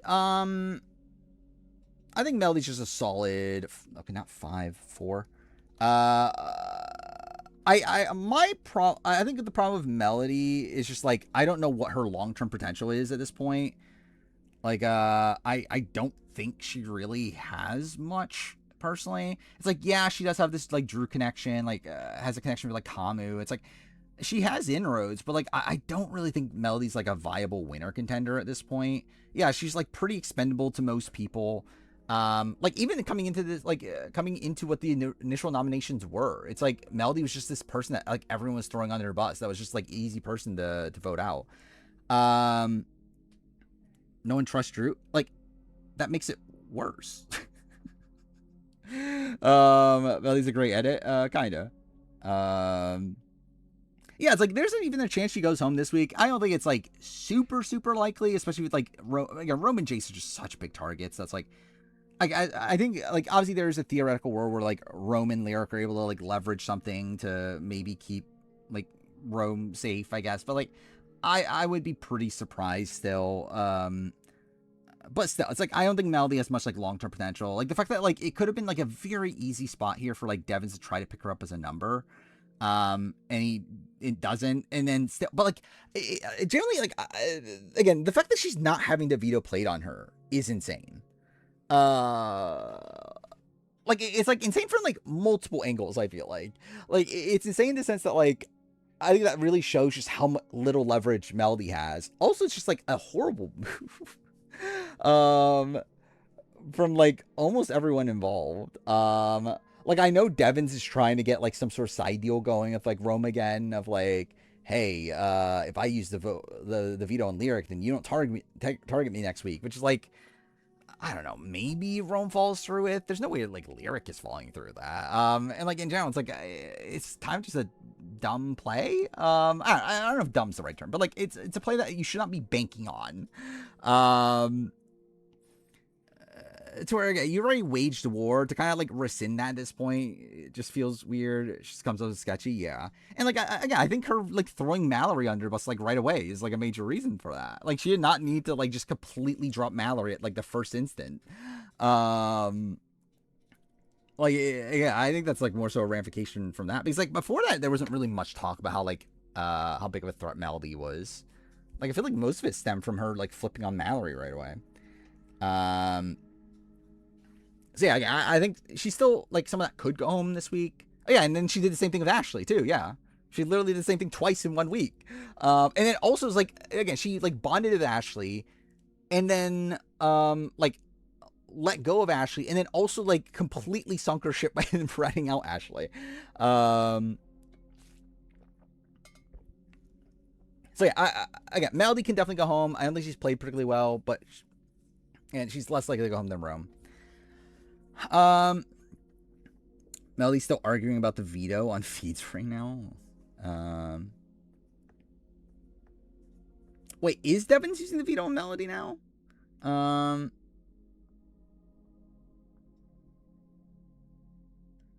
Like I'm pretty sure that's not the case, right?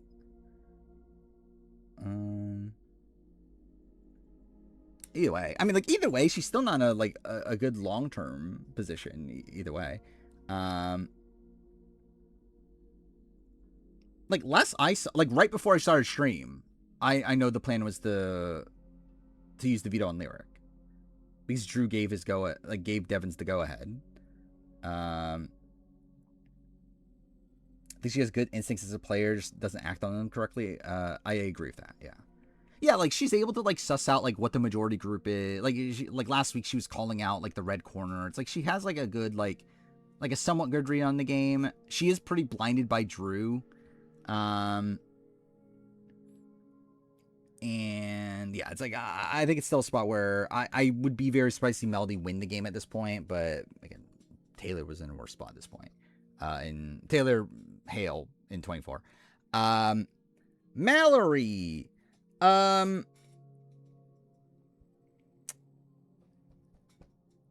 Is there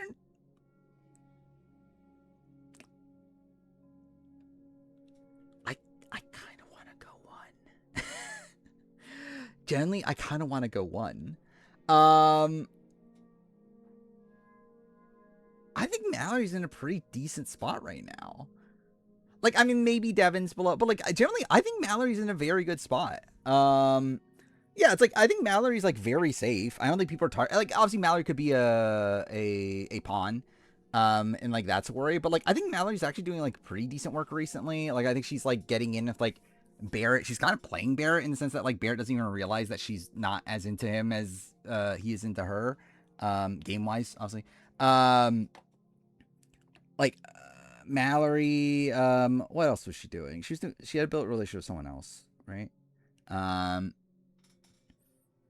Red Corner and D all want her out.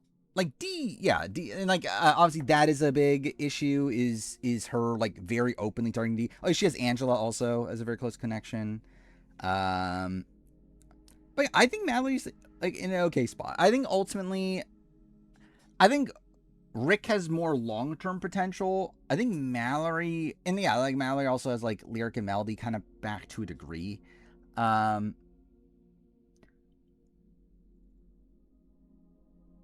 I think I will go 2, just because like, yeah, I think I will go 2, just because like even though I think Devins is like self-sabotaging his position, I don't even know if Devins actually goes home if he's on the block. Like obviously there are like if he's against like D or Angela or whatever, but like.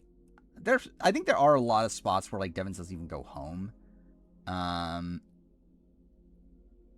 I think he has like more like long-term potential to win the game, where like Mallory, like I still think she probably struggles to win the game at this current point. But again, I think Mallory's definitely on the upswing. I think Mallory is like, again, she's fine. Like she's not like, I guess outside of openly targeting D, she's not like sabotaging her game in a significant way. Yeah, so I think the D thing is definitely the big like weakness there. But again, I think she has been doing good social work recently. Was this? He goes. Wait. This is from Devon's. Wait, why does it say 4 a.m.? Oh yeah. Either way, I'll open it here.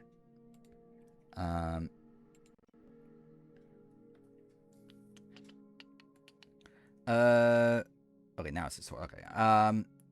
You guys both feel better about taking Lyric off. I do definitely. I trust you guys. Yeah. Again, like I'm pretty sure it is still Lyric. You're benefiting other people's games. You save Melody. Like, are you not benefiting other people's games? You save Lyric? What? Like that's an insane thing. I mean, again, Dee's been on board. Like, Dee's on board of all this. Like, if someone's, like, claiming that Dee's, like, not. Like, Dee's been on board for, like, literally everything. Either way. Lyric. I'm debating what to do with Lyric, mainly because she's still on the block now.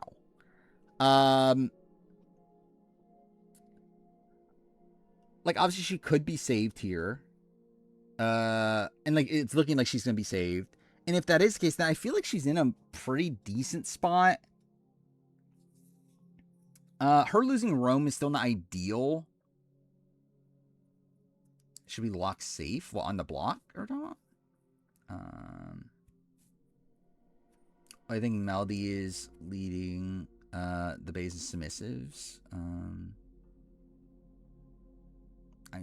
Do they? What? Yeah, it's like she's in bond with like Chuck, right? So like that was part of like the plan to like separate herself from Rome. Like she's like flirting with Chuck now. Like she got the red corner to like want to keep her for a bit, like want to have the veto played on her for a bit, and then I think that kind of backtracked a little bit. But like still, she has like a pretty close relationship with D. That's also part of this, is that like why D is also pretty on board for like saving Lyric is because like D and Lyric have like a pretty good relationship. Like I could definitely see a spot where like if Rome goes, could Lyric like Maggie it? And like obviously I'm not saying that Lyric is a Maggie level of player.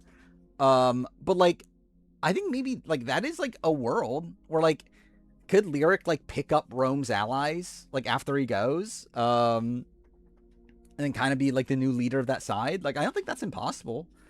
Yeah, I think Lyric's in a fairly good spot. Like generally, like so where my head's at right now, I would have Lyric 2. If she comes off the block, I think she's number 2. Though she's active enough. I mean, I think she's starting to become active though, especially if Rome goes. I think she's going, like she's already like, okay, she got the veto to be used on her. I think she's playing like more actively now. To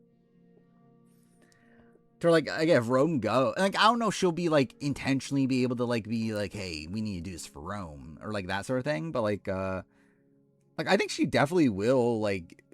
Again, like start to work with like the Jason Latrices, like the people that like she wasn't as like personally tied to as actually too far she did have a relationship with Jason, but like either way, it's like I think she I still think she's in a pretty good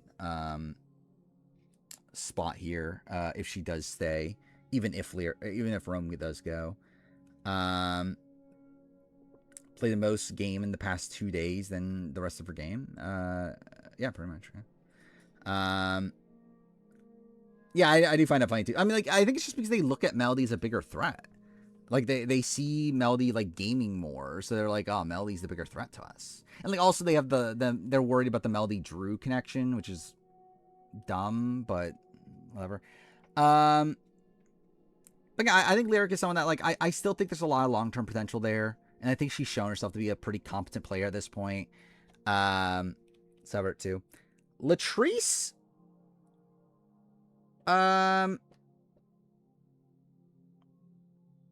Latrice is a tough one. Like, okay, part of me wants to put her... So, like, I think she's at least 6, right? She's at least above Rome and Melody. She has no chance of going home this week. She's not being nominated. She hasn't been nominated yet. I then would debate her and Yosh just because Latrice at least does have allies. Like, she does have Jason, she does have Taylor. Like, Yash is kind of like floating in the middle. But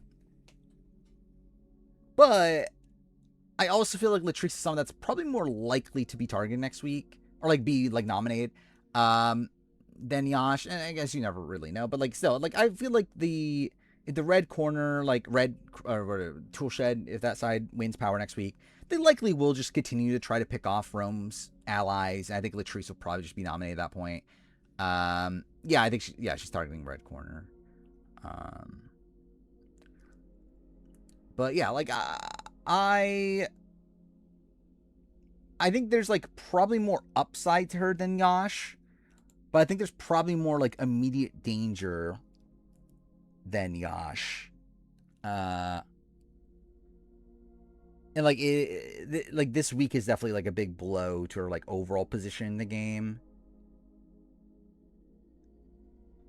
So yeah, I think I'll put her at 6. I think it's kind of close. I think her and Yash are like pretty close. Above Yash because of Angela. Which thing with Angela? Like the fact that she's like your Kamu Kirk #1. Yeah, I mean, generally at this point, like, there's not an argument, right? Like, for the people we've gone through so far, like, there's not really an argument. Like, Kamu's just #1. Or, like, generally, Kamu's been playing, like, pretty well. And, like, I thought he was playing pretty well in week 1 based on, like, what he thought his position was. The problem is that, like, the other side was, like, targeting the red corner. The thing is, though, that this week kind of played out perfectly for Kamu. Like, it's a spot where, like, the crossovers exposed themselves. So, like, now they're, like, kind of in the same mix as the red corner. And, like, he's pretty well, like, socially. He's built a lot of, like, one-on-one connections. Like, has a lot of, like, side deals going on. He has, like, a good relationship with Drew now. Like, even, like, Rome, if Rome were to stay and win HOH next week, like, I don't think he's targeting Kamu. Like, they have, like, a decent enough relationship there. Like, he's, like, building a bond with, like, Melody. It's, like, I feel like Kamu's, like, doing a lot of, like, pretty decent work. Yeah, it's, like, and, like, I think he definitely has the chance. Like, I think considering how much, like, the crossover has been kind of ostracizing Drew, and, like, especially with this, like, Melody nomination, like, I don't think it's out there on possibility that, like, Drew just jumped ship to Kamu.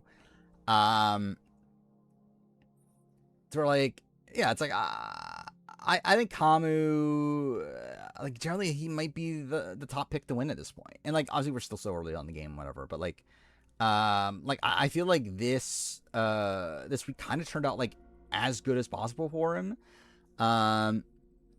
Devin's essentially put the red corner in the crossovers position with this move. Kinda. I mean, like yes. Debatable. Like, to a degree. I think Kamu is in the red corner position, or in the crossovers position. I don't know if the red corner alliance, though, is. Like, I think now it's more so a spot where, like, it's kind of more of, like, Kamu and, like, maybe D and like, it's like, I think Devins and Kamu flipped, kind of.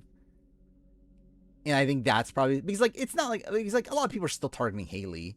People still don't love Chuck. Like, it's not like the red corner, Actually, no, I keep on forgetting that fucking D and Devins are in the red corner. But either way, it's still a spot where, yeah, like, I think it's really just Kamu has switched with, like, Devins in terms of, like, people's priorities. I think that's probably where things have gone. When Drew's going to tell Kamu he's known about the red corner. I don't know if he, like, as of right now, I don't think he will, because I don't think Drew's actually loyal to Kamu. But I think it's a spot where, like, that relationship could build over time, and especially if they continue to push Drew away, I think it could happen. But as of right now, I don't think it is going to happen, because I don't think Drew is actually with Kamu yet. Yeah, like, Drew's definitely more loyal to Devins. But yeah, I think Kamu is, like, one of the safest people in the game. Also, probably is one of the most, like, long-term prospects as well. I think everything's going up for Kamu. Jason. I want to put Jason last. I think it's kind of in the spot I'm at, because, like, is he more, like, I think Rome is more likely to go home than Jason. Like, I think if they're on the block together by the end, I think Rome does go home. However, I think Rome has a lot more potential to rebuild following this than Jason. Like, I don't really feel like Jason has much going for him, even if he survives this round. It's like he has, like, what, Latrice, and he has, like, does he have Lyric anymore? And he probably does if, like, Rome goes, right? I mean, I moved this all the way over there. But still, it's like, I don't really see, because I think Rome is someone that can at least, like, get back with, like, some of the people, like, in the middle. I don't know if Jason's really someone that's, like, that's going to be able to, like, get those people back at this point. Like, obviously, he's, like, completely burned the relationship with, like, Angela and Rick, and it's, like, I just think the long-term prospects are much worse, even though he's less likely to go home this week, but he still is a very viable boot this week as well. Like, yeah, Jason's definitely in a very, yeah, he's still in a very precarious spot here, especially considering, like, you assume Rome would be good at blockbusters too. Fair, he is too. Like, Jason's someone that seems to be good at comp, so you don't really know, but, I think Lyric will vote Rome out this week. I think she'll only do it if the votes aren't there to begin with. Like, I think she's going to try to save Rome. But if it turns out that Rome's going out unanimously, then she might just vote out Rome at that point.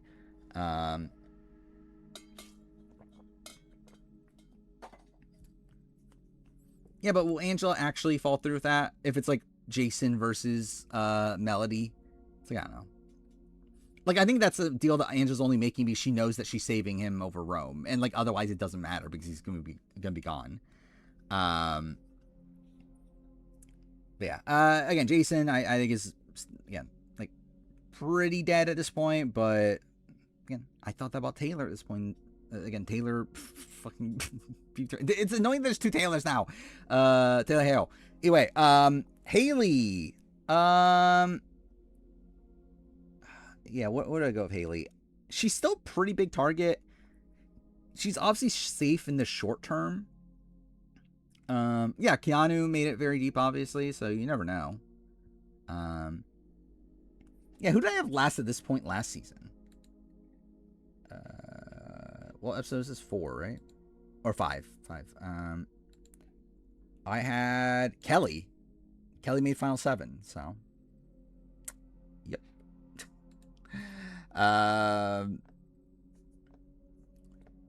Yeah, I'm thinking below Yash. I'm debating with Latrice. She's a bigger target than Latrice, but her side is bigger than Latrice's is at this point, and it's more like together. But she is also like the kind of de facto target for that opposite side of the house. Yeah, I think I'm going to go below Latrice. Just because I do think it's way more likely that she goes home next week than Latrice. Because, like, if she's nominated as a target. Like, she definitely is, like, again, she's one of the more likely people to go home next week. And two, she was that this week, obviously, and strives over that. But, like, she still is a pretty big target for a lot of the, like, Rome side of the house. And people just generally don't like her. Is also kind of an issue. Even her own people don't like her, like some of them. Big day tomorrow, yeah. Yeah, like I could see some upside to Haley as a character, but like, as a player though, she's still pretty bad. Yeah, where we at? Drew. Drew's in an interesting spot at this point.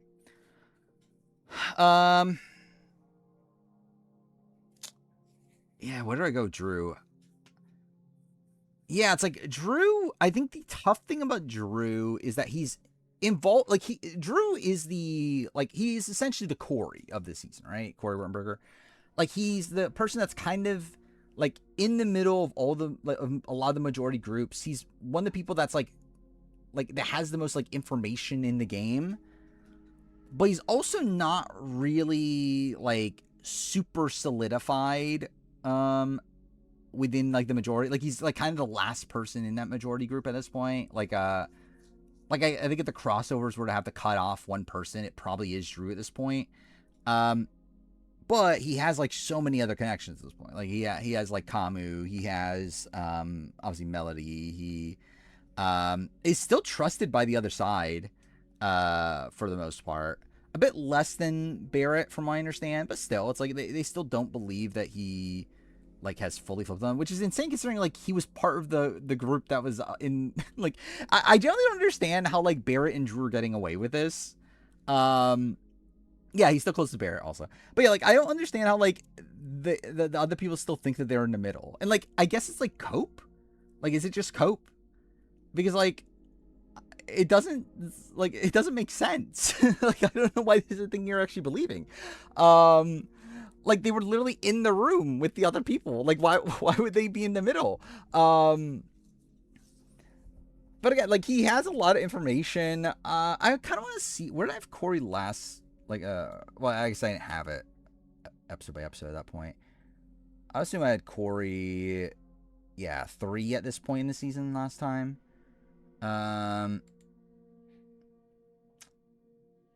Like he's definitely above Rick. Because like no one's even targeting Drew in the short term. Like the problem is that he is being like, again, he's on the bottom of the pecking order of his original alliance, but again, how likely is that alliance is really going to run the show?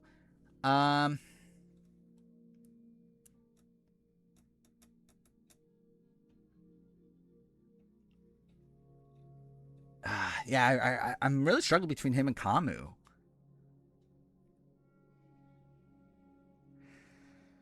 Because I think the thing is that like no one really has like a negative relation with Kamu at this point. Where like I think like Dee and Angela, even though they are in his alliance, like are actively like sketched out by him and do want him out like long term at least.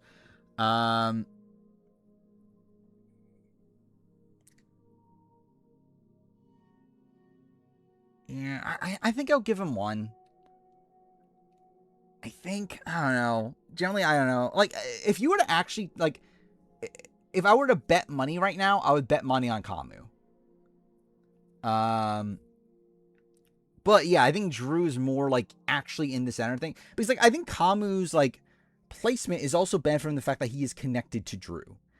And like it's still a spot where Drew isn't fully loyal to him yet. Even though I think that could happen eventually. It hasn't happened yet. So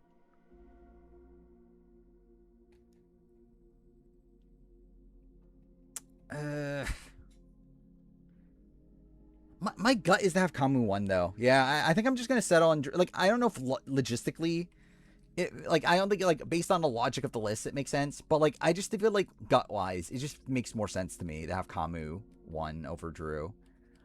Like I just have more like actual faith in like Kamu's game ability, than I do with Drew.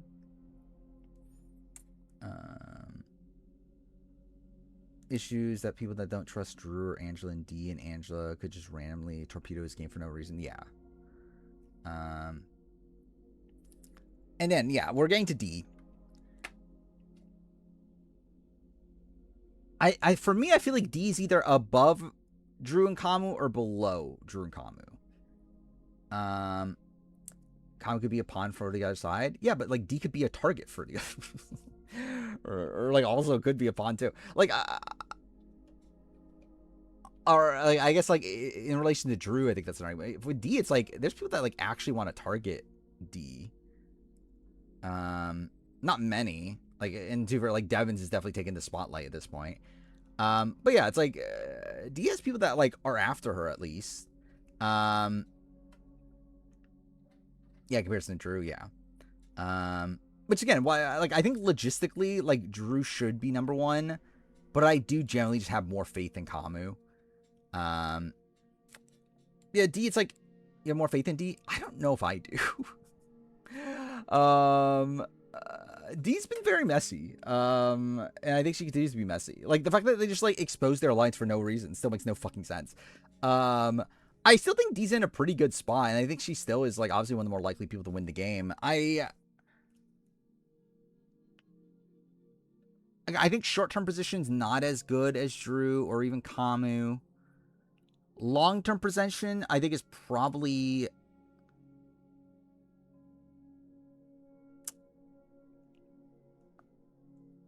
I don't know, like part of me kind of wants to put her 2, to be honest.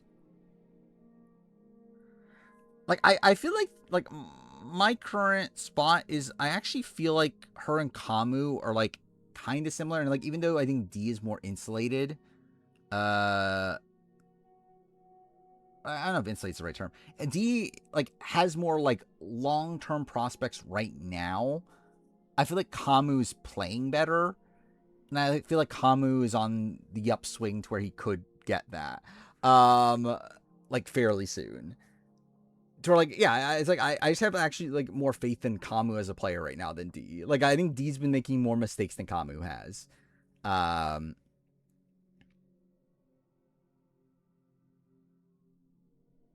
she still does have a pretty big bullseye on her back for the long term, even then.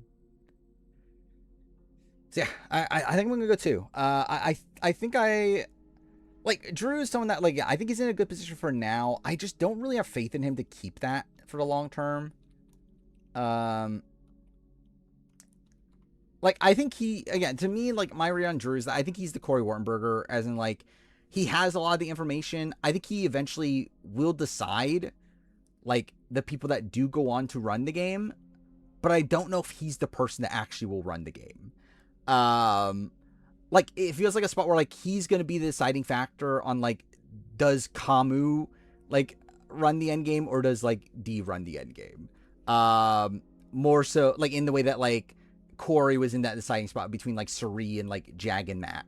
Yeah, it's like he's more of like the kingmaker than the person that's actually gonna go on to win himself. D having the backing of other vets isn't guaranteed because it's Angela. Yeah, that's also a factor. And I feel like Angela's also like kind of like I don't think having Angela in her ear is like helping D either. I think it's actually like making D probably more paranoid about Drew in particular, where like she really shouldn't be. Because again, like all Angela and D are doing is just like pushing Drew further away. And at least like to be fair with this backdoor plan, or like with the like veto plan they use on Lyric, I think it actually does make sense for D in the sense that she at least is close to Lyric. And like it's not like Rome is like directly targeting D either. Like it's not the worst thing in the world for D. But I still think the fact that she just like exposed the alliance for no reason. Her like I still think the move to take out Ashley doesn't even make sense anymore. Like of like why and I guess to first not like Taylor's like a particularly active player either, but like I feel like the entire logic behind like voting out Ashley just doesn't make sense considering you just exposed your alliance right afterwards anyway. So like what difference would it have made? Is he about to have my highest player ranking average ever? I think she has to, right? Or are we? Okay, what are we talking about ever? Like, like we're talking about like this average, like ever as in like amongst all my lists. I feel like that's probably not the case. Well, in Big Brother it might be the case because Big Brother it's like tough to not. Yeah, like Big Brother, I feel like you. Yeah, I feel like it has to be for Big Brother. Survivor and stuff, I'm pretty sure there's people that have like a 1. That was before they knew Devin was HOH? Well, oh, we're talking about the decision to vote out Ashley? Yeah, but, like, don't, like, still, like, why are you exposing your entire alliance because you won 1 HOH, though? That's still bad. Like, that shouldn't be the deciding factor on, like, whether you, like wage war against the other side or not, like entirely. It's just like 1 HOH win. Especially if you're trying to like if you're like more in a middle position like D and Devins were. Anyway, Chuck above Haley at least. Haley's at 10. Generally Chuck is the Latrice of his side, right? Like yeah, it's like above or below Latrice. Like he's like also in the spot where like he's not the primary target, but he definitely could be nominated. He could go home by accident. He less likable than Latrice we're talking about. Maybe I don't know. Like I feel like both have like ops.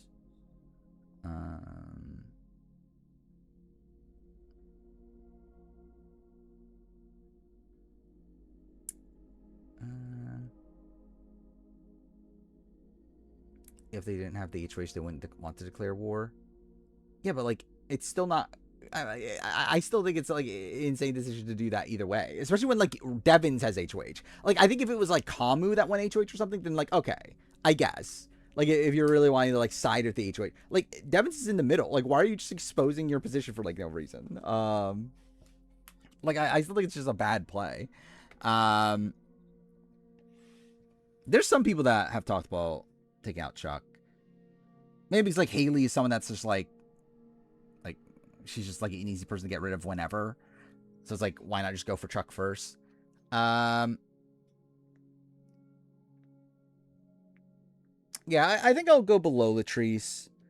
I think there probably is more. Okay, what the fuck? There probably is more talk about putting up Chuck than there's with Latrice. Like, where like even Latrice, like I don't even know if like is Latrice even for sure going up next week? It's not even like a guarantee. I think it's likely. It definitely is very likely. But like it's not even like a guarantee that she's going up. We're like I feel like if the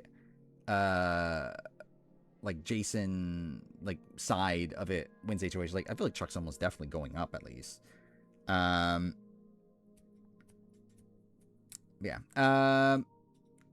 Or yeah, Barrett.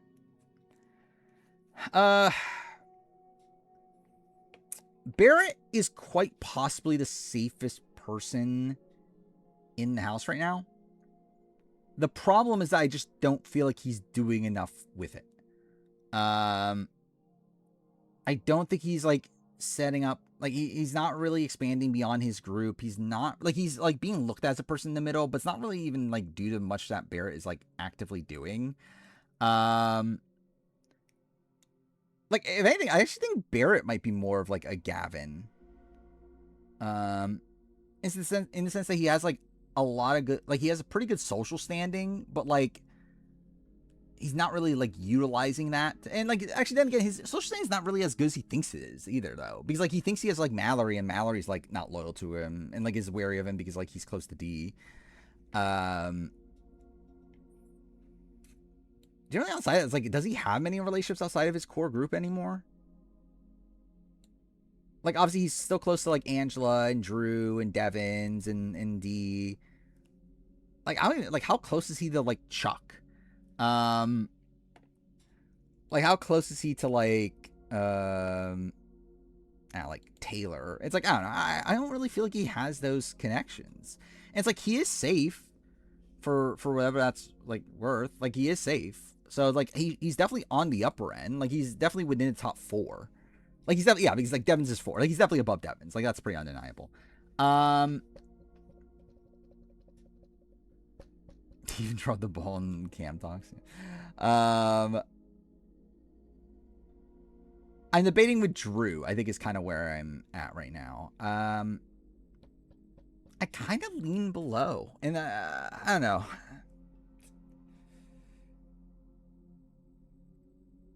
More faith in Drew? Probably. I don't know if it's by that much, to be honest. But yeah, I think I will settle on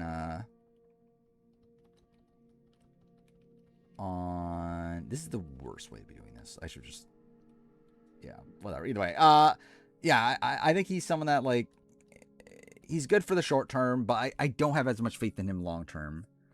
And I think Drew's definitely a more active player right now. Is building more like one-on-one bonds. I guess there is the argument that Drew's actually in a better position within the tool shed than Barrett. Even though, like, obviously Drew has, like, Angela and Dee that are against him. Like, Drew still has Devins. He has, like, a lot of the red corner people. Like, Barrett is just kind of there. So, yeah.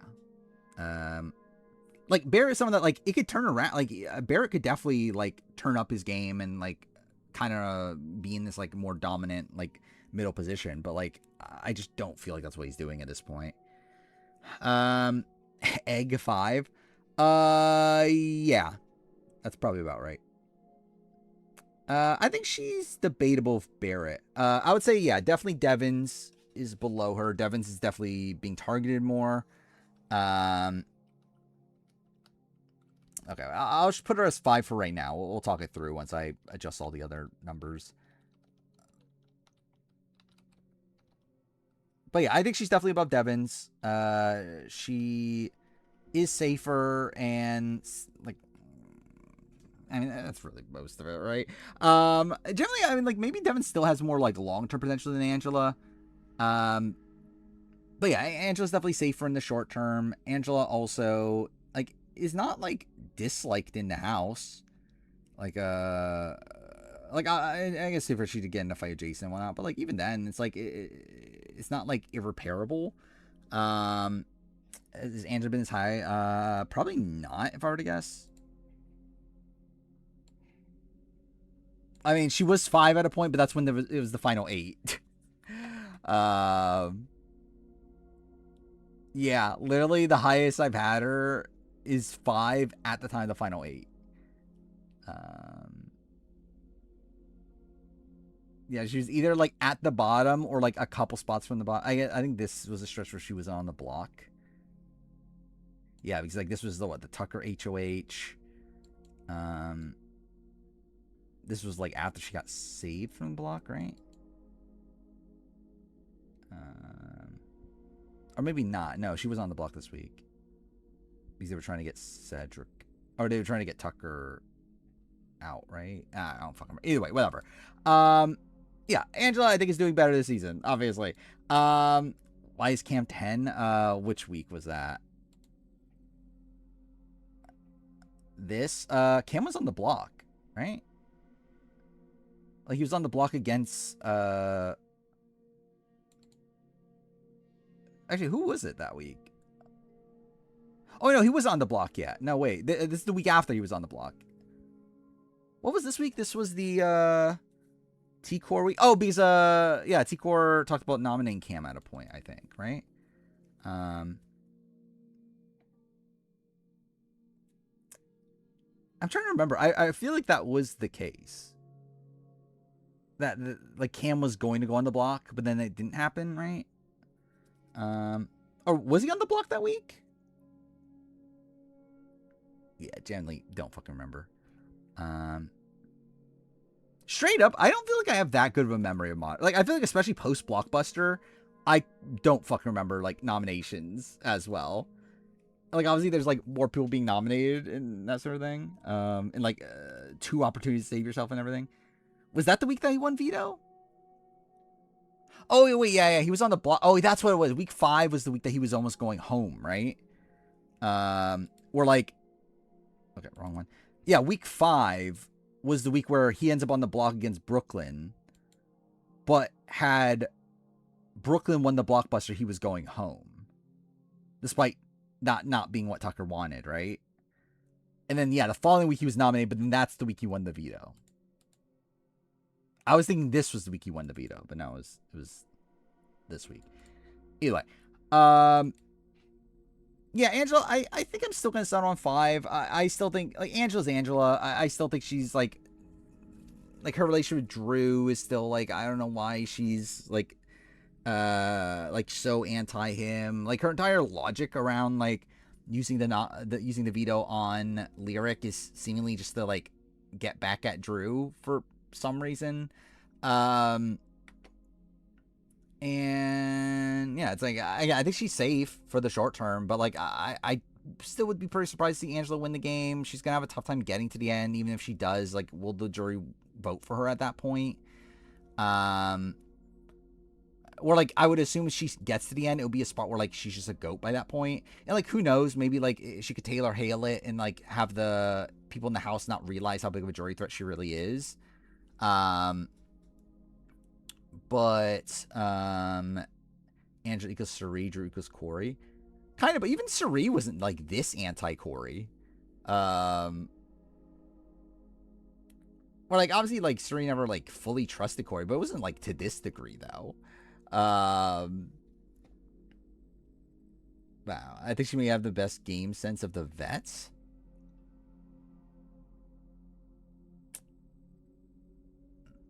I don't know, maybe you can argue strategically, like to a degree. I don't know. If all crossover makes jury, she wins.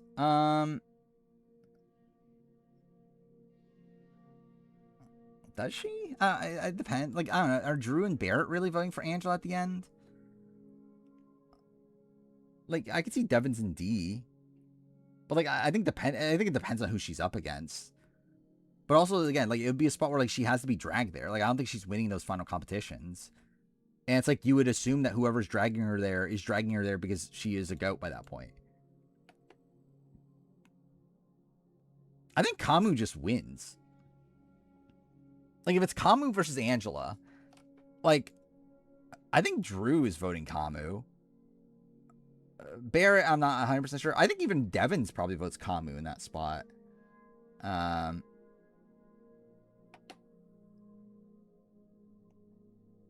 Chuck, I mean, yeah, like, maybe.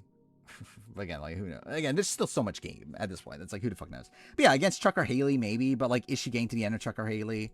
Like, are they really dragging her to the end? I don't know. Like, I think they're more likely to take each other to the end. Which runner was most blindsided by the loss?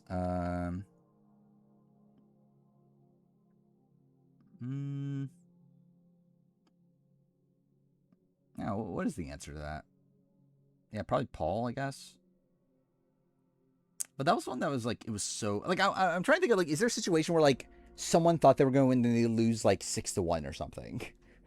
I don't think Tyler was blindsided. Tyler knew he was going to lose. Yeah, Paul 19, though, probably.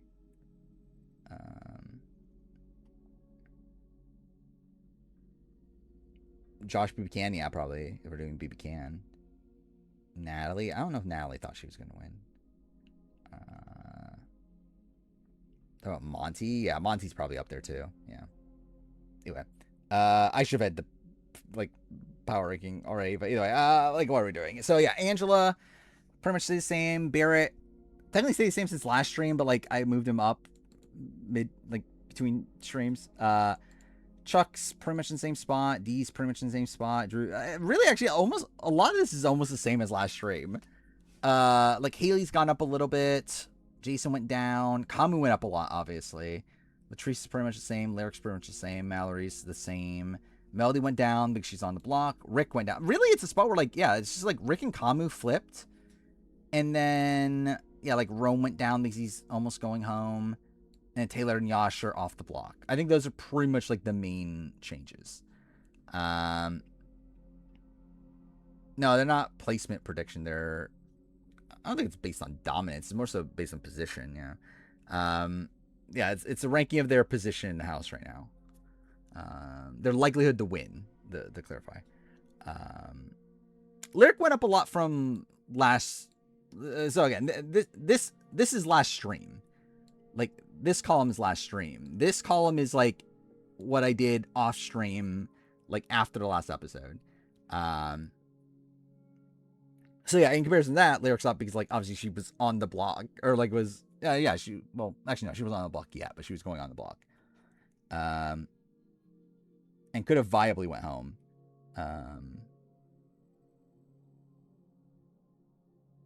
Yeah, she's really, like, her and Kamu, I think, are, like, the two major changes. It's like Devins went down a bit, but, like, outside of that, it's like, there's not really, like, major swings there from last power ranking. Anyway.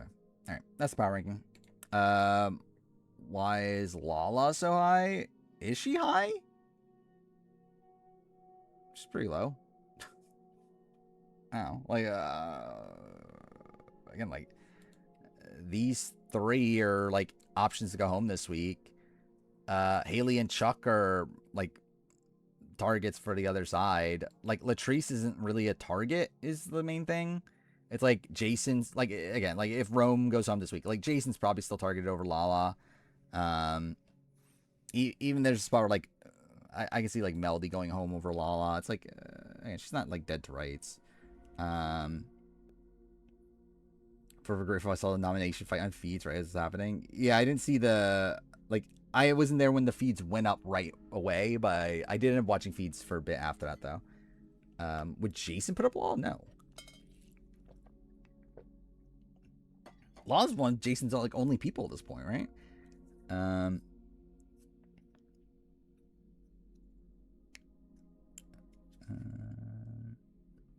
Yeah, like I don't think anyone's actively targeting Lala, but she might go home by accident. Like she could definitely be a pawn and then go home because like competitions play out poorly.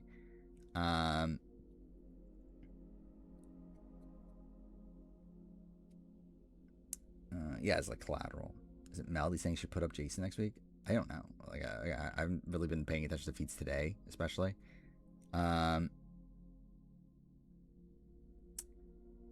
Yeah, I really don't know where Melody's at in the game at this point.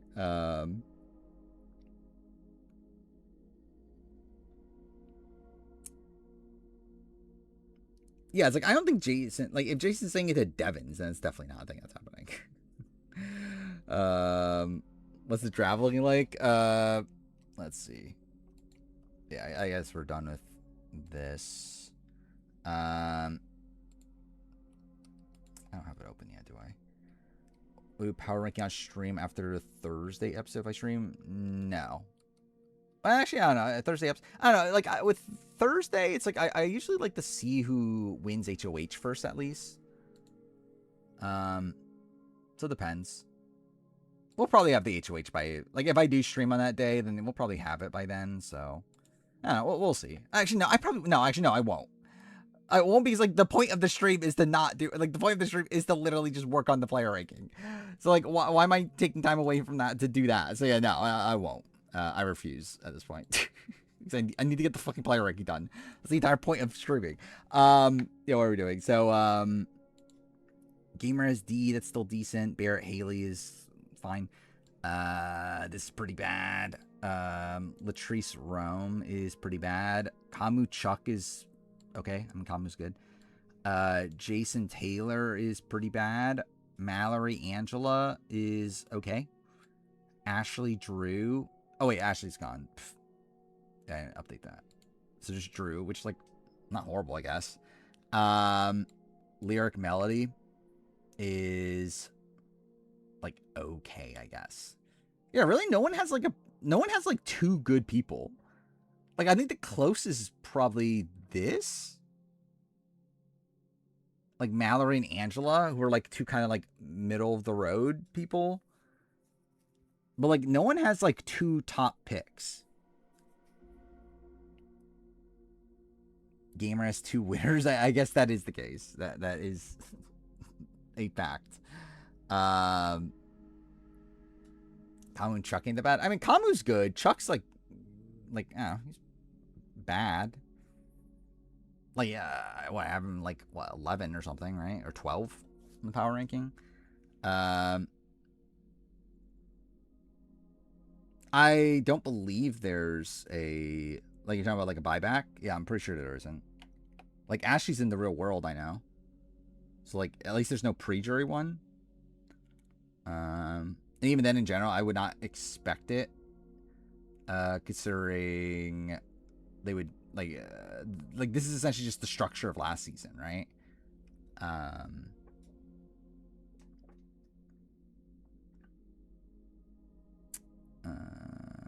You and HBX made a trade for what?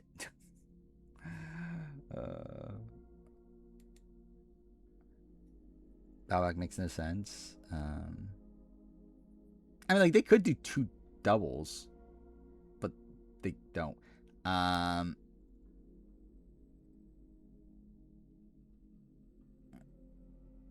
Oh, wait, you switched, what? Melody and Rome? Sure. I'll fucking allow it, I guess. Why not?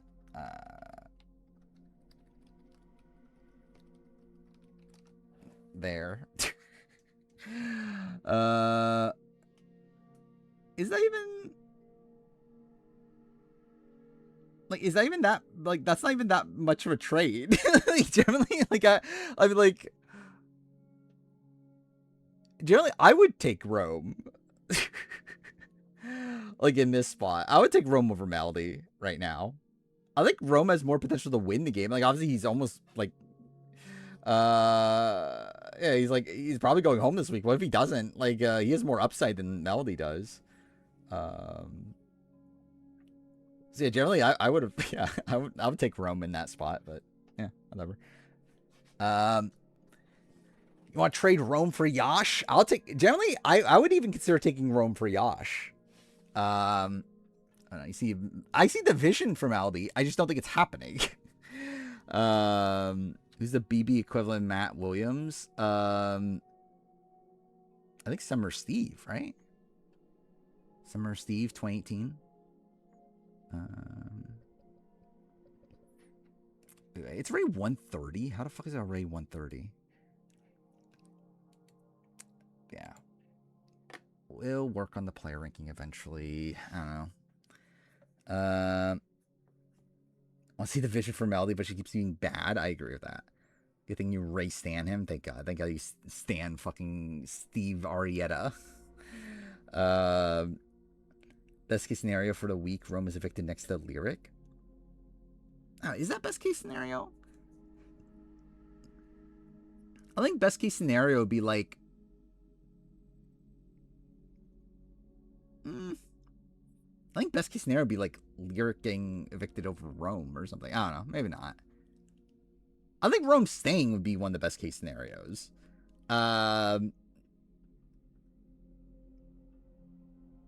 Maybe Melody over... I don't know. Yeah, I don't know what the best case scenario is.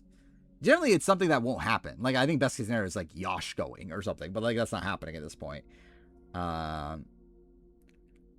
Is it Angela saying bitch please in the episode? I have not, actually. I've seen the fight from the feeds, but like that the episode part was like before that, right? Like, I believe the cliffhanger for the episode was like right before what we saw in the feeds. Melody going home would make you sad. Well, it's possible. Should have been Yash last week. I agree. Which, I mean, it's not like Ashley seemed to have like too much potential, but like Yash really brings nothing. So that's something. At least Ashley ate a burger. Kind of want Yash to win. Why? Why do you want Yash to win? Best is Jason going? Maybe, to be honest. Like, I think Jason, like, if he goes, he had like a really fun like second place run. It's like, yeah, I don't know how much new we're gonna get from Jason, because like I don't think Jason really has that potential to like turn it around at this point. So like, it probably is just better for him to like just go out now. Ashley isn't good at looking at things. Sure. I want Yash to lead because I love muscle mommies. Sure. Let's inject this directly to my veins. Clip's this long. Okay, fucking left side. Like left ear. I've nominated. I've enjoyed getting. I felt all last week. You and your charm HOA. Don't. Like, is bitch please at the end? I thought it was a. Oh yeah. Oh wow! Now my HOH. Good job. Bitch, please. Oh wow! Now I'm a bitch. You messy boy. No, I thought I was a messy bitch. Excellent. House meeting. Sorry, this is not. Again, the fact that like Angela's in the costume while it's happening is so insane. Ashley could have been a fun character. Yeah, I think Ashley's a fun character for a show. She's at least like a fan to where like maybe she could have done something, but I would not have actual faith in her to do something. But like, there's definitely more potential than Yash for sure. Not over. Yeah, before we start the play break, I do want to talk about something else I didn't talk about with the 50 review. I got really fucked over by copyright claims on the 50 review. Which she claims she's a fan. I don't think she's like she definitely did not know old school Big Brother or whatever. And she also didn't know like something recent too, right? It's like I doubt she's like that big of a fan, but like she's at least like a casual fan to some degree. You can be a Big Brother fan, but yeah, but I'm saying like in terms of like her at least like having an idea of what she should be doing. Yeah, Steven Spielberg. Yeah, like I got a lot of claims for episode 3 in particular. Which I had to blur stuff out. Which is why actually I didn't even tell the full story of like what was it that it took me like 4 tries to get this video exported. The fucking 50 review. And like obviously it being fucking 7 hours 12 minutes played a factor into that. But still, like it took forever to get an export, and I couldn't even get like a good export because like there's like certain parts that like that like there's some weird glitch of Premiere where like certain clips don't like export properly if you just like from the state that you open Premiere with or whatever. Like some of them like have a like the background doesn't show up, and like I couldn't fix that on the one that like actually got through. So that's annoying. From Angelina and Christian, okay, yeah. which is like pause, please. a weird thing. Just no, pause. Thank you. Anyway, there's that. But then also I had to and like I got kind of cocky with this to where like I get why I got claimed, but there's like a good like ask for the tribe. Where is this? It's before this. In this moment we do ask for the tribes. Okay, no. Also, there's parts of episode 3 that had to be blurred out. Where is it? It's around yes, here, right? It feels like yeah, here. Like there's parts of episode 3 that I had to blur out the footage, because it got claimed. Which like I get it. To be fair, like I got a bit confident in thinking that I could get away with it, but no, I can't. So oh well. They look like they're nude. Yeah, actually that is pretty funny. Yeah, I couldn't get the full scene of Jeff rapping. Not even like I didn't even put him like it's me talking over footage of him rapping. And very cringe reactions. Like I got this, Again, and then after I had to block it because like it got copyright claimed for the rest of it. Another insane sequence that not used of this down. And then I had to do that, and then there was another sequence with a Christian reaction. The them reaction, whenever that is, it's like an hour 50 something in. That has to be blurred out too. Like I at least like was able to keep the initial reaction part of it. Like where is it? The Black Michigan. Oh, okay. I guess I wait. Where is it then? It was somewhere in and this range, wasn't it? He's being genuine. I think he's used in a spot as lined up player where where is it? The one. Is it not Only around because here? POV Pro Ember. Whatever. It doesn't fucking. Either way, there's another part that's blurred out. Whatever.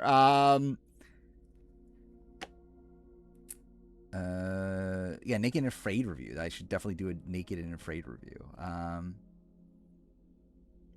I guess I won't spoil the video if anyone cares, but yeah, it's insane. I don't know how it got this long. Really shouldn't have. Is this the fight? Yes, the fight, right? Anyway, what was this? Yeah, we'll work on the player ranking in a second. Start a 50 spoilers video. Yeah, that's not happening soon. I don't know what I'm doing with that video at this point, to be honest. I want to make it. I just don't know if I'm actually going to make it. I've already seen this, but yeah. I mean, again, this is so random, though. That Rick Devens is going to be in James Gunn movie. Like, is James Gunn, like, has James Gunn ever talked about Survivor? I mean, yeah, 49 reviews happening before the 50 spoiler video. But yeah, generally it's just a spot where like the 50 spoiler video I'm just not as passionate about. Like I don't really like I generally I don't even remember a lot of it anymore. Like it's gonna take like a lot of research at this point. And it's just like, yeah, I just think there's other videos I'd rather make. But like I'm not like out on the idea of it's just that like I think I will definitely like ranking every player first, 49 video first, Big Brother 28 review, 51 review, probably all first. Someone showed Taylor the pack bars of people going crazy and pure excitement after my win. Okay, that's kind of funny. Superman's gonna save Rick Devens from Big Brother, surely. Imagine yeah, they make a Superman cameo on. This was insane, actually. Like, I don't get why MLB is like posting about Terran. Like, this is so fucking random. The MLB, and like obviously it's just a fucking intern or whatever, but like it's still very weird. That like they're just like tweeting about Terran. Yeah, like I know supposedly they're friends, but like I assume they're friends from like the reality world. I thought like more so than like like I don't think James Gunn knew who he was before he was on reality television, I would guess. RGB and MLB have zero crossover fans. I mean, Rob's one of them. I don't say zero. I guess, is he a fan of himself? Are you a fan of the emotion? We already watched this. Why do you think the show is still... We already watched it. This is insane, though. Like, what the fuck is happening?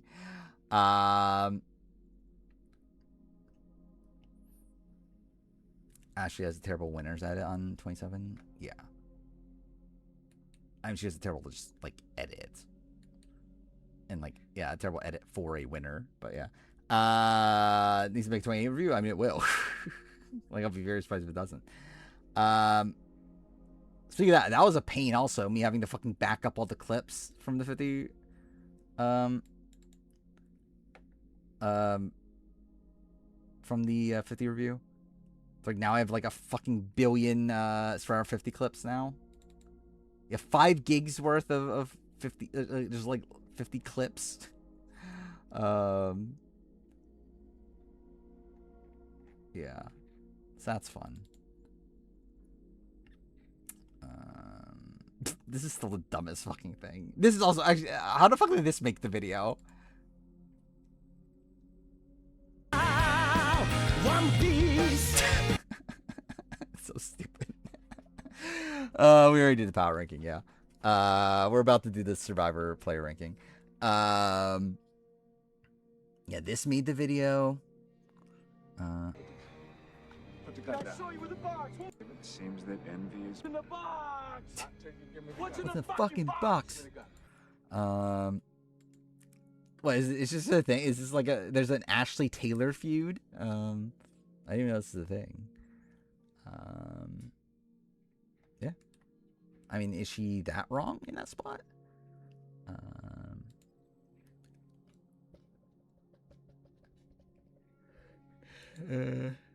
About to crack. Whole house is about to crack. Whole Yeah. house It is about funny to that crack. the hat Whole fell house off. is about to crack. Whole house is about to crack. Whole house is about to crack. So stupid. Yeah, I kind of want to rewatch my 50 or my BB27 review because I actually don't remember it at all at this point. But yeah, I remember a lot of it was the Vincent, like a lot of Vincent Morgan clips, right? I mean, Vincent Kelly, yeah. Which yeah, I didn't do. No, actually, no, I did do that. I did have Chaos, but not. It's not like yeah, it's not as much, right? It's just for one episode in the 50 review. Where I use this. I'm Jack. My mission is to kill Chaos. That's all I know. When are we gonna fight Chaos? All I care about is seeing Chaos. Generally, I Looks miss like Strangers in Chaos has Paradise. been waiting for us. Chaos. We're here to kill Chaos. What about Chaos? That Chaos doesn't exist? The Chaos Shrine. Dude, Just it's one. insane. Is it true How many you times made you say a deal Chaos? with Chaos? Chaos exists. I knew knew it. I told told you. And where there's a crystal, there's chaos. Come on. Are you Chaos? You told us he made a deal with Chaos. stupid. And where did this desperate urge to eradicate Chaos come from? Chaos takes hold. That's a Final Fantasy 7 too, yeah. Chaos? Chaos. This world needs chaos. My mission is to Dude, kill I generally want to Chaos. replay this game just to laugh every time Chaos is So said. it all leads here. Shrine of Chaos. I need chaos. Chaos! All the chaos chaos there is in this Game Sense horrible? It cursed is, but it's funny. to become chaos. This soul is mine to devour. A feast fit for chaos. I found that so funny too. Like this, like the fact that I was able to use a feast fit for chaos in the 50 review is very funny to me too. Shut up. Oh, the videos glitch out. Mantle of Cool. chaos is mine. Yeah, Shut it's up, literally a asshole. minute and a half Stand of him back saying and witness chaos. The birth of chaos. When did you all start scheming to turn me into chaos? Oh, I won't stand a chance. But the Lord of Chaos might. Dude, I fucking love this. Does it sound like the same chaos clip? I mean, he only had to record it once. They just used it over and over again, clearly. Ashley reminds me of Andy Heron on Twitter. Yeah, I can kind of see that. Yeah. What is this? Look at this and then do the player ranking. Yash still thinks the video isn't getting used. Well, that's kind of funny. Yeah, generally what is Yash's like where is Yash in the game right now? Like I know he was like talking about working with Rome, but like so yeah, he generally just thinks Rome is safe right now. And who does he think is the target right now? Jason, I guess? He does like the men, that is true.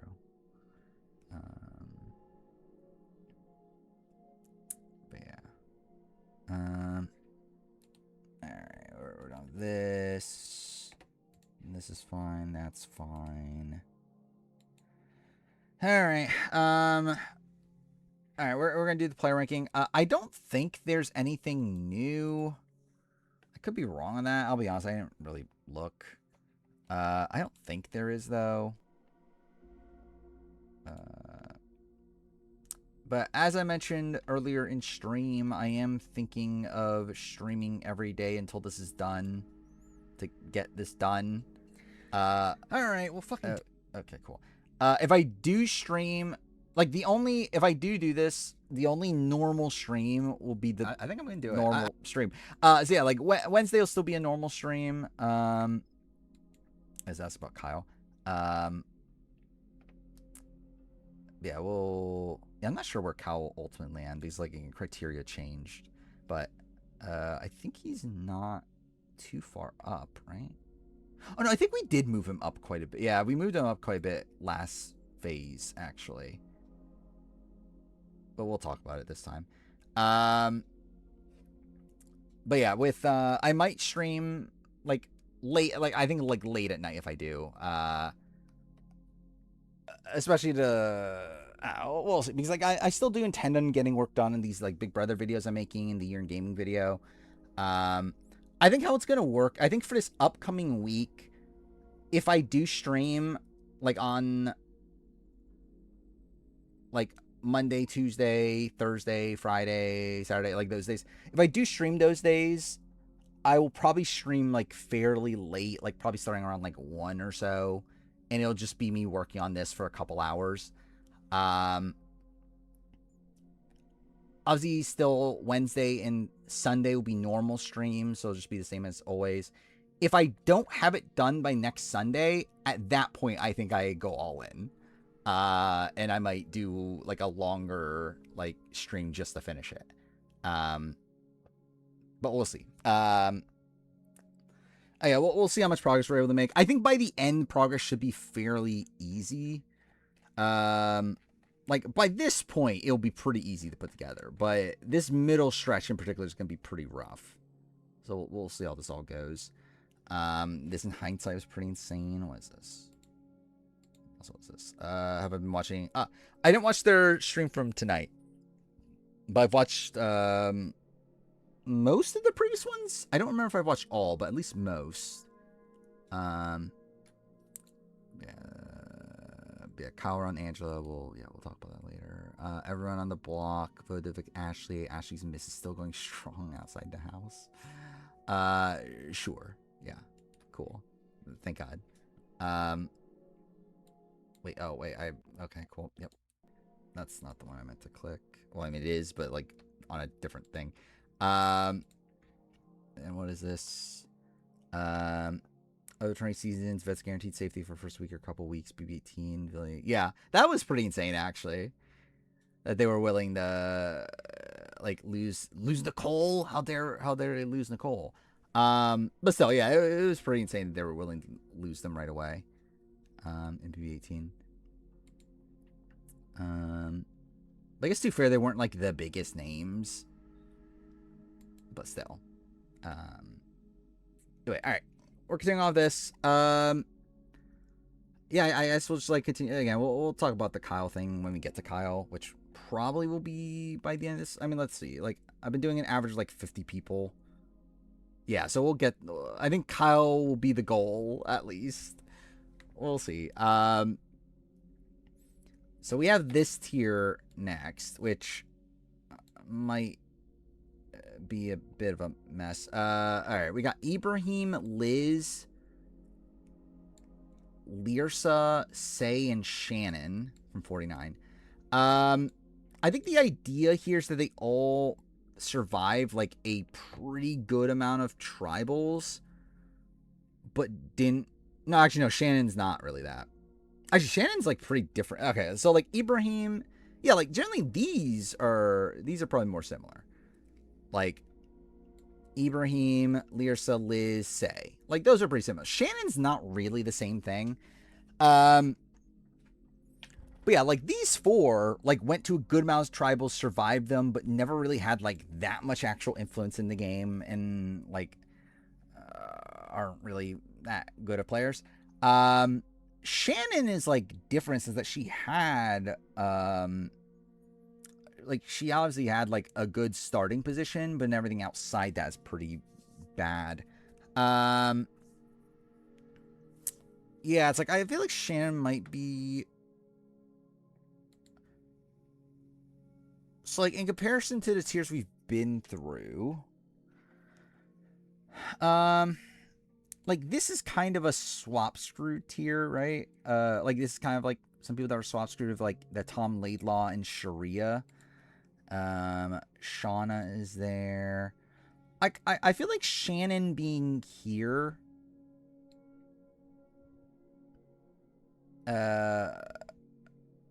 like above that tier makes it like I think Shannon.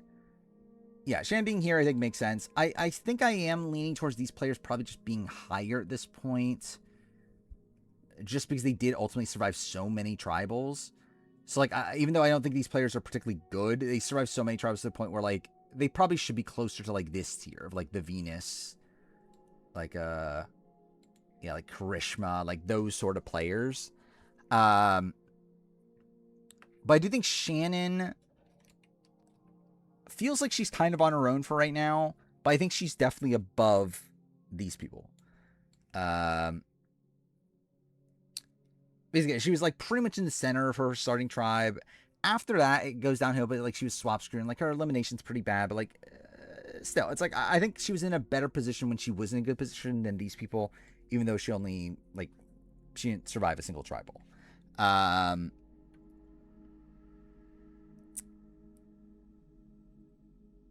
Just double checking to make sure there's not any inconsistencies with that. Yeah, because I think it's the fact that she was in like such a strong starting position is what gives her a boost here. If anything, she's actually probably more similar to some of these players. But we'll get to that later. I think these four being together does still make sense to me. I mean, I guess like if we want to get to like the, I don't know, we should probably like count up the tribals for the sake of it. Like Ibrahim survives what over Jolanda, survives over Ashley, survives over Jeff, Kim, and then he gets saved at the Angie vote. So like he survives 4 votes, but then after he survives technically 1 more. He's not really involved in any groups though throughout that. Is kind of bad in a way. Like I'm kind of, my gut would be that he's like probably closer to here, but we'll see. Lyrsa was in more of a majority. Yeah, like Shannon would have survived Like, yeah, if they went to tribal in that original tribe formation, she would have survived all those tribals. So, yeah. Yeah, Lyrsa, like, she wasn't a better... Like, she had more of an actual alliance. She still didn't really have the greatest standing in the game, though. Like, she's someone that, even if she made the merge, I don't know if she's, like, that long for the game. Outside of, like, maybe being dragged as a goat. She at least makes this swap. Say you did the same thing as Shannon. Kind of. I think that actually was a reason why it was... They were back-to-back, right? I think there is a slight... Like, I think Shannon was in a better spot in original tribe than Say was. But also Say actually survives. Like we actually see Say survive. And it also survives a bit more after that, too, where, like, Shannon doesn't, right? So, like... See, I think Say probably is above Shannon. First boot on Uli, I believe Jawan.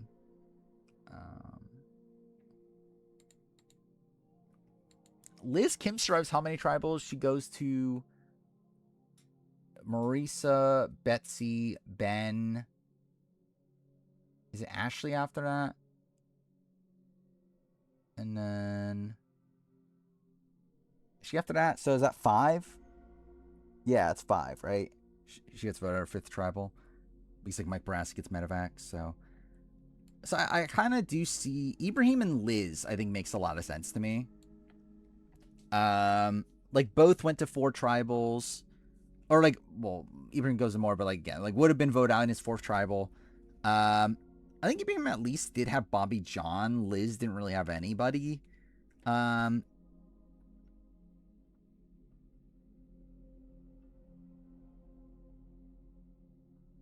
feeling like Shannon above Ibrahim and Liz. Ibrahim and Liz, I think, are like somewhere in this ballpark. Tom went to, what, 3 tribals? Sharia also went to 3. I think that was the difference. But also, like, I think they were probably in better positions on their...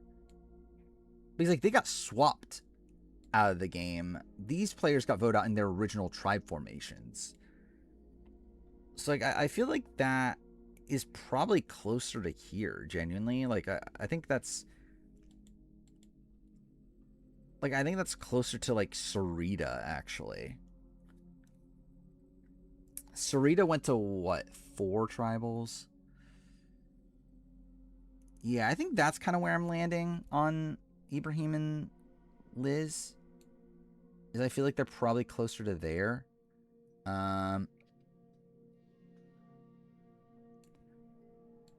Yeah, I know that. But it's also spot where, like, they just weren't well positioned either.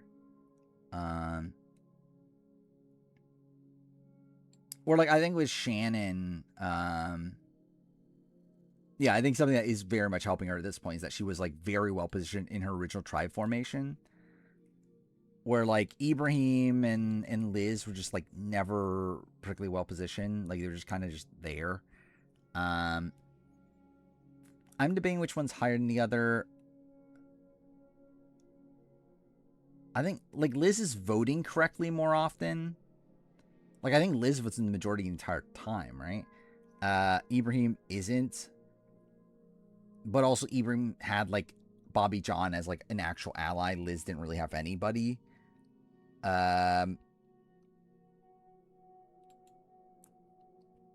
So, I am thinking Liz below.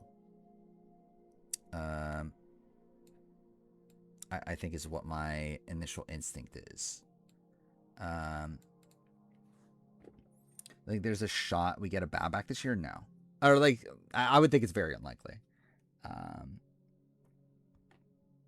right, and then we got Lyrsa and Say. I think I'm going to have them above this group, at least. Yeah, let me think through Shannon. So Shannon is someone that, like... even though we never got to see it, I think she would have survived 3 tribals had, like, I think she was in a position where, like, had Uli lost those 3 immunity challenges, she survives all those tribals. Like, she was in a very good spot in original Uli. She's in a pretty bad spot following that, but, like, one of them's a swap screw. The other one is her being, like, swapped technically with people from original tribe, but just, like, not with a good configuration. Which, like, is still a fault to be had there. Is, like, the fact that she's, like, does have the negative relations like Sage and Jawan.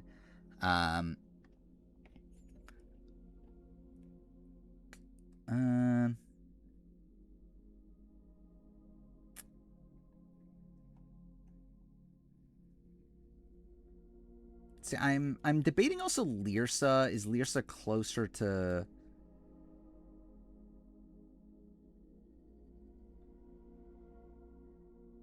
I'm debating, is Lyrsa versus Tom Laidlaw? Like, what does that look like? Because, like, I don't think that's that big of a difference, actually.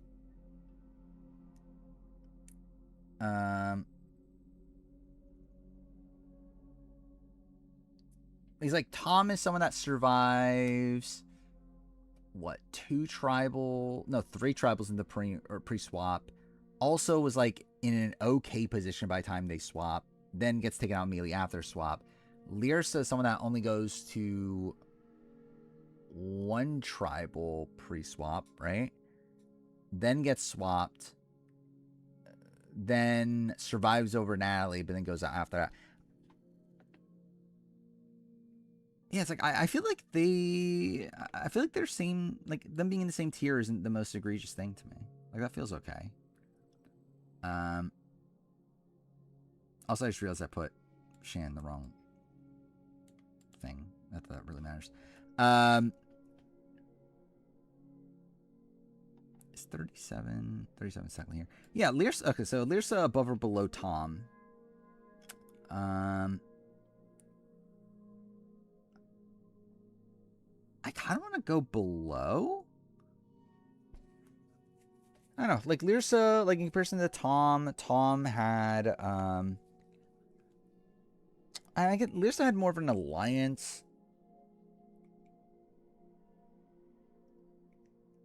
I think Tom probably does better on more given seasons, but yeah, maybe I will give it to Lyrsa though. Yeah,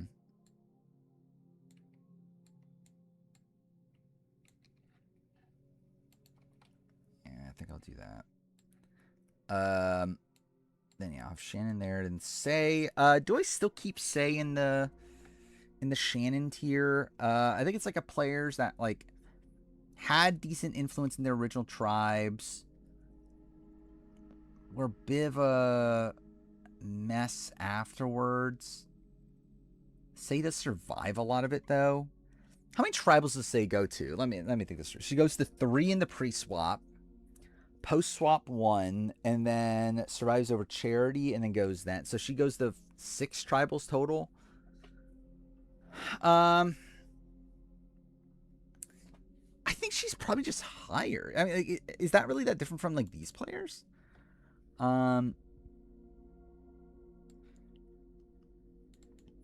Like I'm kind of feeling like she's just she might just be a tier, like I think she's above Shannon probably. Like Ryan Medrano, I'm trying to remember the numbers there. Ryan Medrano survives 2 Premier Tribals, then the Ellie vote, the Dwight vote, the Janine vote, and then he goes out. So that's the same thing. That's 5 out of 6. And like I think Say's in a better position than Ryan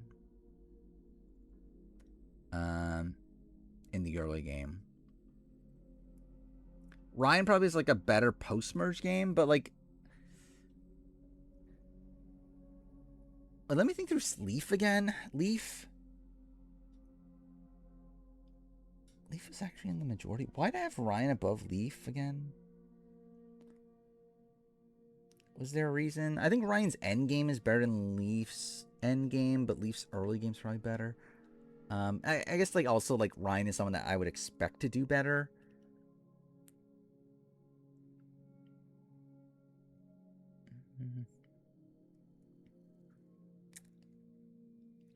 I feel like Say being with Ryan Medrano, though, isn't the worst thing. Like, I think she's in this tier. I think that's... Yeah, I think that probably does just make sense. Say's in this tier, and it's just a question of where exactly. I want to go Say above Ryan, but also I'm kind of feeling Leaf might be above both. Like Angela's someone that even though she goes to a lot of tribals, I definitely dock a lot for her just being like in and out of the majority. Throughout the entirety of that run, it's not even like a spot where like she has like a good section of the game. She's really like in and out the entire game. Like Ryan, again, I think has like a pretty good like early emerge phase. Leaf has a pretty like decent early game. And then Say has also like kind of a decent like, I guess to be fair, like, okay, wait.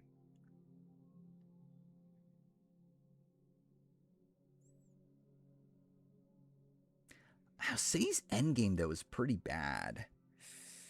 Like I do really feel like it's like,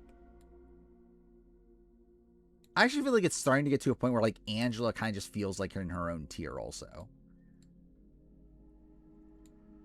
Like Angela kind of feels separate from them, and I feel like it's these three that feel more similar. Of like,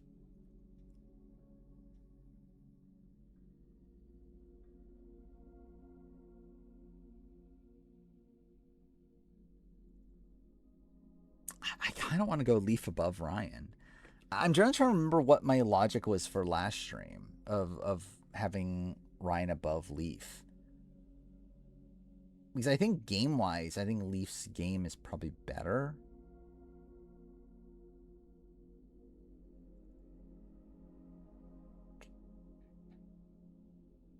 See, I think I'm going to do it. And part of me is also like, I feel like Say might be lower than. Like, yeah, I think Say has, like, in comparison to Ryan, I think Say has a better start, but, like, even then, it's still, like, a bit of a messy one, where, like, even by the end of, like, it's, like, Justin, because just taking her out at the second round, she was, like, gonna go out in the third round, had it been for, like, the weird, like, Justin losing his vote and all that. But I guess to be fair, it's not like Ryan was in that good of a spot at that point either. But still, Ryan's later game is better. I think I am going to settle on, say, lower than Ryan. I think that's what makes sense to me right now. So there we go. We got fucking 4 people done. If that. Alright, now we got this fucking tier. Just remember the funniest part of the episode when they prompted the next time capsule vote, they removed Angela from the list even though they didn't show her competing in it yet. Is that a thing? I haven't watched the actual episode for myself yet. Let's see. Okay, so this is a tier of people. This is kind of a mess. What the fuck is this? So, like, I see swap screws. There's also some that aren't swap screwed. Yeah, okay, this is a bit of a mess. I think these people are probably people that are moving down based on the current logic. Maybe, actually. Maybe not. We'll see. Lindsay Richter. How should we approach this? This is like a still pretty fucking big tier. So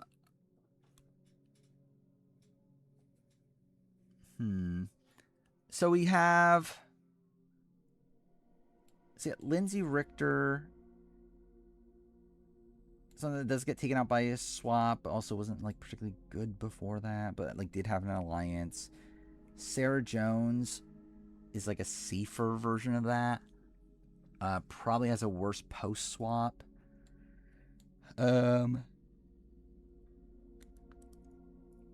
Cecilia and Brooke.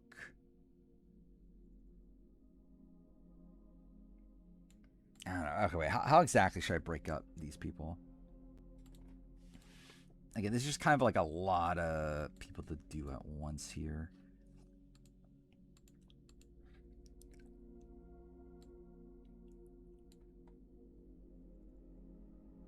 like, where's the floor for some of these people? Like, I think some of these people might be like a tad too high.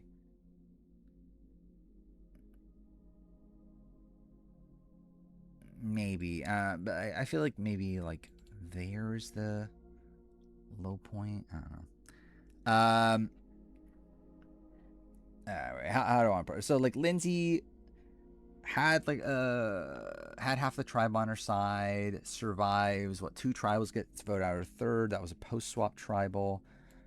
Per there, Sarah Jones survives what 3? Yeah, 3 pre-merge tribals, gets voted out of 4th, but like also was in. Actually, how does she phrase it, Lindsay? I guess it's like she had the majority. More like Lindsay like had tied numbers originally. Lindsay had, or Sarah had more of a grasp on the game, I guess. I don't know. Cecilia only goes to 2 tribals, but ultimately I think is probably closer to this to Sarah. Because like, I think with Lindsay also, like, actually, I guess you would say she was swap screwed, right? Like, she was screwed by how the swap played out. Yeah, so I think she would be someone that's still swap screwed, even though I don't think her long-term potential is that good. These players were also swap screwed, but I think more so, like, because, like, Lindsay was someone that was swapped with her allies, or at least most of them. Sarah and Cecilia are both like swapped away from their allies for the most part. Brooke, I think is probably in some cases. Dan, I don't know Gabon. Like I don't remember Gabon's like, especially like Fong dynamics well enough. I don't remember where was Dan in the actual pecking order of that. Like what was it? It was that Randy like. Because what, it was Kenny, GC, Crystal was like a trio, right? And then it was like Randy, Dan, Maddie, Susie? Was that the breakdown? It was something like that, right? Yeah. So like he technically was in the majority, gets swapped away. I think him being voted on the spot that he was kind of egregious. Also something I just realized. Wait, no, I'm fine. Never mind. Okay. Anyway,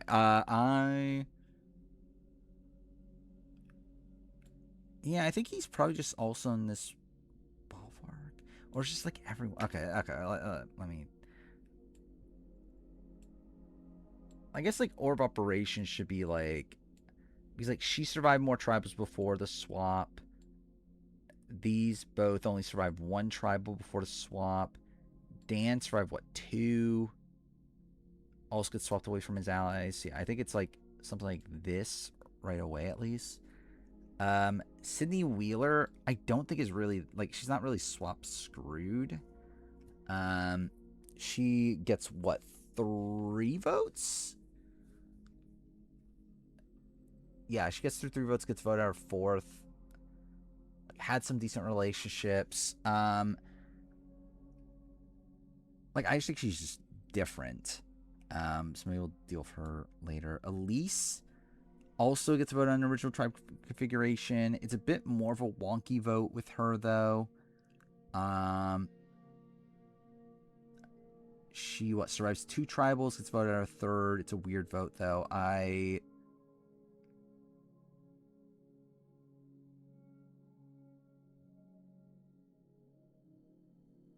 Maybe she is just in the similar level of Sydney. I don't know, actually. He got screwed by them thinking he had an idol because he went to Excel. Yeah, that's also a factor into things. Alexis, I think, is probably more similar to these people. So as 1 tribal, gets voted out their merge, had a good alliance early on, but also, I think, like, made enough mistakes to cause their elimination. John Cody is just a bit different. John Cody gets voted as, what, 3rd tribal. I guess John Cody and Elise are probably more similar in terms of their trajectories, at least. Allie Elliott goes to, what, 2 pre-merge tribals, then survives 1 in the post-swap. I think it's voted out of 4th.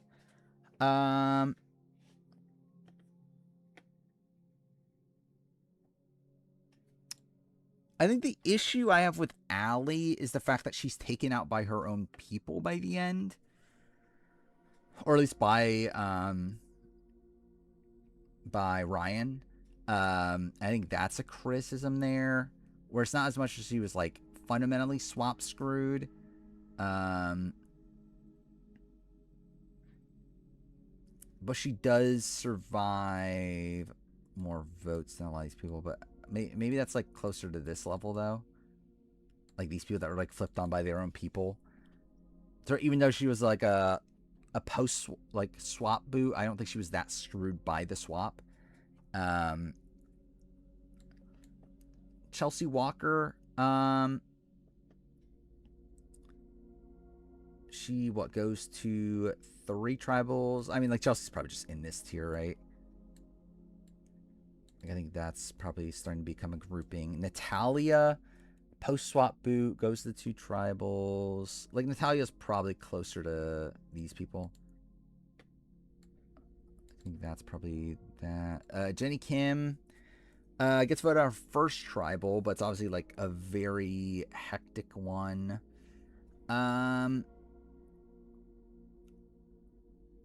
Genuinely, I think Jenny probably moves down here. Like, I think Jenny's her own tier for now. Matthew only goes to 1 tribal, survives it. Outside of that, yeah, she never goes to tribal outside of that, and then also is, like, in a fine short-term position, but definitely didn't have many long-term prospects. Like, generally, he's just different than these people. So I think I'll just put him there for now. Jeremiah, how do you say Jeremiah? He went to 3 tribals. Likely was going to be the 3rd boot from his tribe anyway. But kind of gets screwed in his actual elimination. And that Alex has an idol by that point. I think he's probably more similar to these people.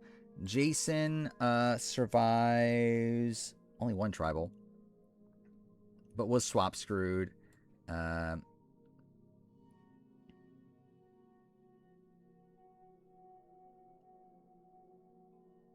He was in a good starting position, but, like, I think he might be there. Your goat, yeah. Too bad he's not that good. Tiana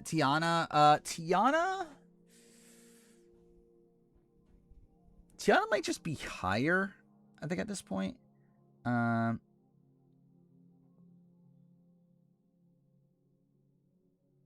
I guess that's fair. Natalia, at least.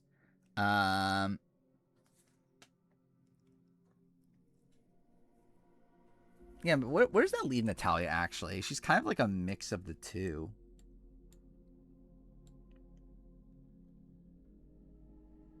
Now, let's put Natalia there, actually. So, yeah, I think that's a fair thing with Natalia.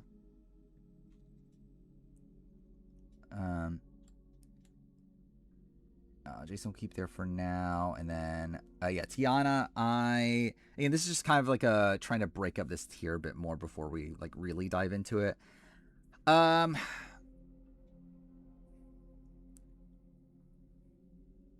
Tiana survives 1 pre-merge tribal, right? Kyle likely... Actually, I don't even know if likely. Like, okay, does Tiana go home if they go to another tribal? It's either between her and Kyle. There's definitely a world where she is the next boot. She was doing some, like, okay work at the merge. And then gets, like, kind of screwed to be back in her original tribe formation, but with Kyle having immunity. And Rachel having immunity, so it's like... I think think I will give her a bit of grace. Like, I think she's someone I'm willing to move up a little bit on, I think is what my gut is telling me. All right. So, you know, actually, let's make a little bit more room here. Just because, like, obviously things are a bit cluttered. Let's move up, like, 10 spots or something.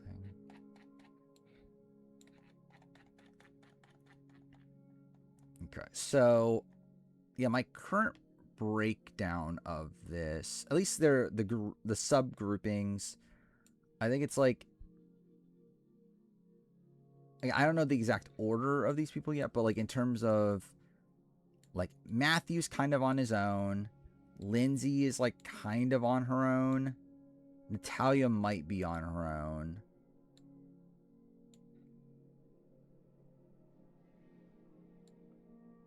Where's Jenny? Oh, I had an idea of Jenny with... Maybe Jenny with, like, Shannon? We'll see. But then I think these people are probably together as, like, these swap screwed people that were in the initial majority. But ultimately didn't really have too much to their games. These were people that, like, survived a bit longer, I think. Or like we're in the initial majority and then like survived a few votes. I don't know which one's higher. Because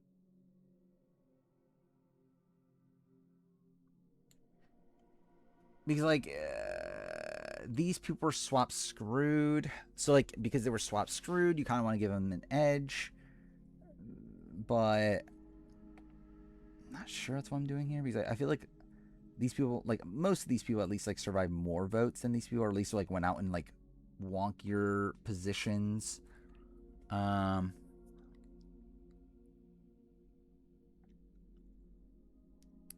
see, in terms of this, I think I will go along with how many votes they survived before that.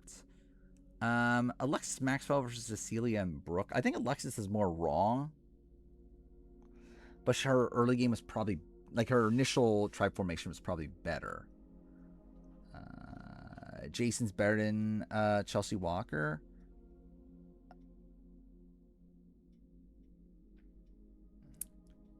Like, I mean, there definitely is an argument, but I'm not sure if I agree with it. I don't know.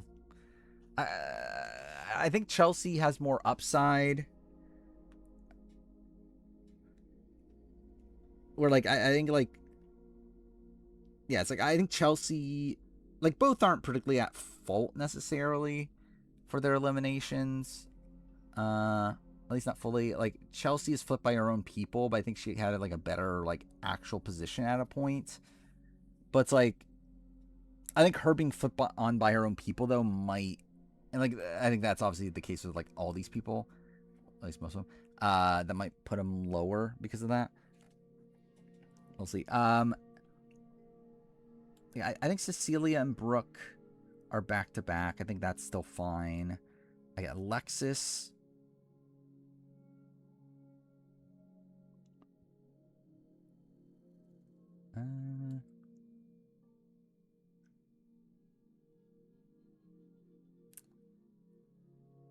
I think I'll go above. It's like, even though I think she like played her boot round poorly, I think she probably had more like long-term prospects than these two. And then Jason, I think I'm gonna have Jason at the bottom of this. Like, he has more like long-term prospects, but it's not like he or not long-term. He has more. It's the opposite. I think he had a better starting, like well-known starting position. Where we know he was in that like 4-person group that was like kind of running things, but he also was like on the bottom of that group, and they never actually like test out that loyalty, and then he's just kind of a sitting duck after that.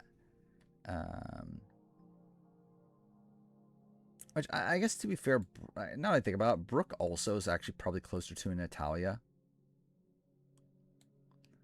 Like, she also technically was flipped on by her own people by the end.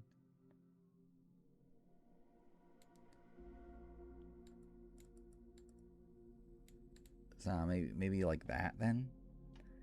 And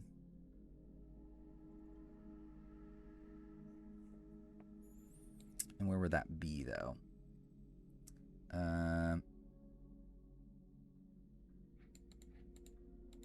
Maybe we'll deal with the rest first. Natalya versus Brooke.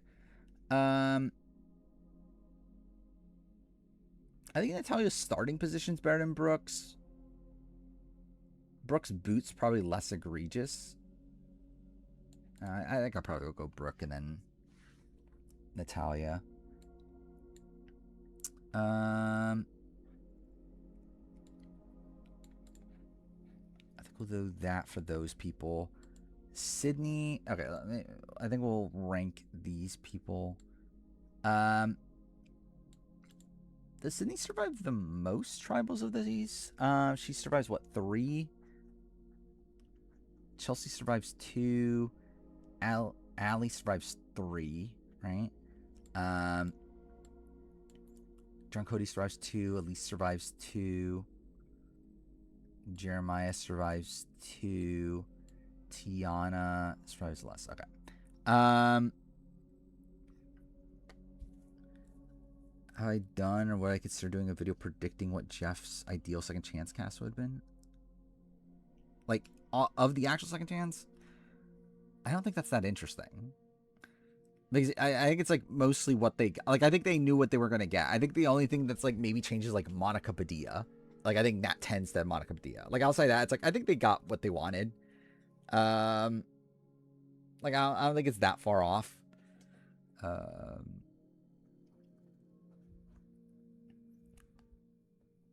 yeah, let's see. So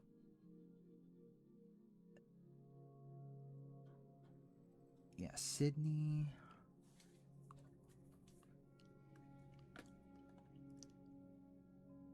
Let me see something. Okay, maybe I should place these people first. Maybe that's something I should do. I feel like Shay makes it over someone like Varner. How about that? I don't know who they. I don't know who they swap out though.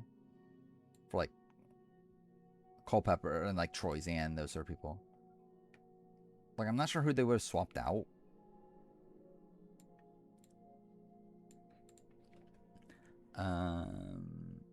Like my read on is I don't think they had like a vested interest by that point. I think they like kind of knew what they were getting by like how they set up the vote.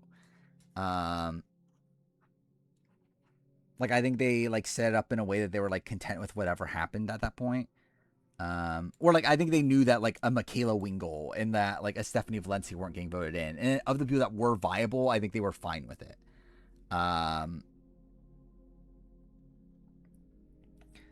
Yeah, let's see. Okay, so these people, actually, I think I will have Tom. Wait, did I fuck up? I fucked up something here. Maybe I didn't. No, never mind, I didn't. I think I'll have them above Lyrsa on them. Maybe, actually. Maybe not.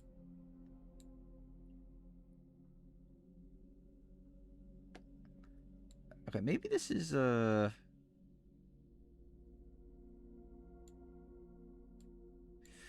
it's like, I feel like Brooke and Natalya are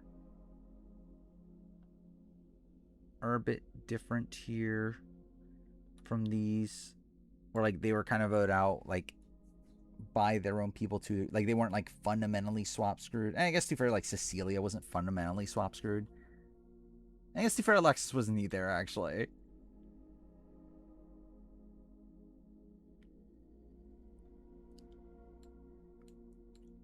Actually, maybe Jason is moving higher.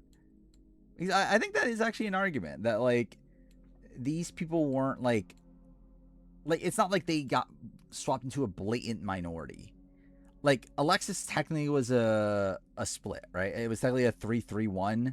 She was part of a 3. Cecilia was I don't fucking remember, but either way, it was like it was kind of a like it was up for it was like a 2-2-2-1 or something like that. Where like it's not like one side had a blatant majority. Brooke was an even number spot, and then Natalia was a majority of 3-2. So yeah, it's like I think Natalia. Yeah, I think it's Natalia, Brooke. I think Celia, Alexis there, and I think probably these three next is probably how that works out. Yeah, in comparison to Sharia, Tom, and Lyrsa, they're probably more swap screwed, genuinely. Like, I'm kind of thinking.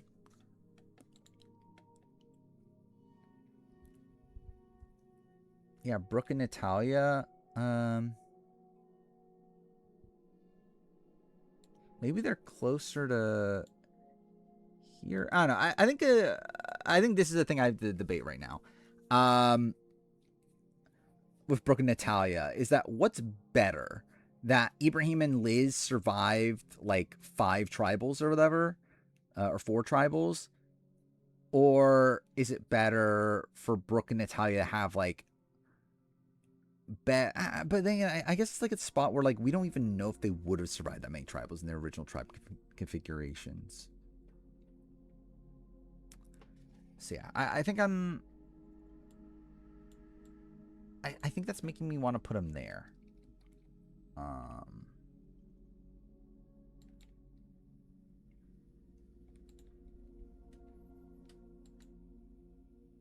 wait, I just realized I fucked up the. Not that it really matters that much, but I fucked up the placement of the tiers and everything. Yeah, these people should be 1 tier down, I believe.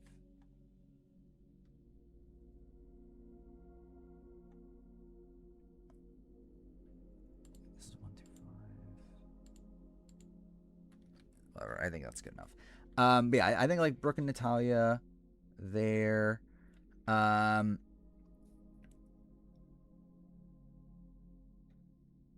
then Alexis and Cecilia. How likely will production rig the blockbuster for Rome? I don't think they'll explicitly rig it for Rome. I don't know if they have that much of a vested interest between Rome and Jason. Which instead of a swap, they disbanded Kelly and sent Sophie and Alex, the 2 other tribe camps. I don't know. I don't love the Zolve personally. I'm probably streaming tomorrow. Probably late. Like I'm probably not gonna start until like 1 or so. I'm actually gonna be busy for most of the day tomorrow. Like generally, I might not even work on the channel much at all outside of streaming tomorrow night. Because I am gonna be busy for most of the day. But yeah, I probably will end up streaming like for a few hours tomorrow night, work on this.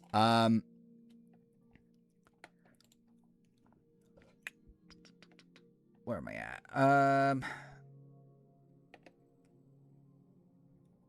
Yeah, okay. Alexis, Cecilia.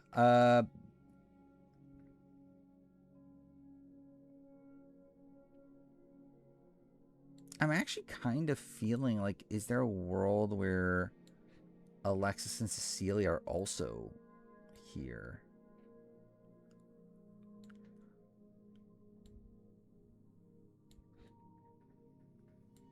He's like, are they really that much better than these people? It's like they also were like not fundamentally swap screwed. I guess like with someone like Alexis, we probably have a better grasp on like where she was in the game. But it's like, I also feel like she like misplayed her final round.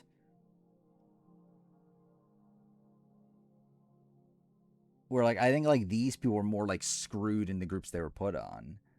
Like Sharia, Tom, and Lyrsa were all like in blatant minorities in their swap groups. Like Alexis and Cecilia weren't really. So I think it's fine putting him here. Yeah, I don't remember what tier is which. Or like what column is which, but whatever, it doesn't really matter too much.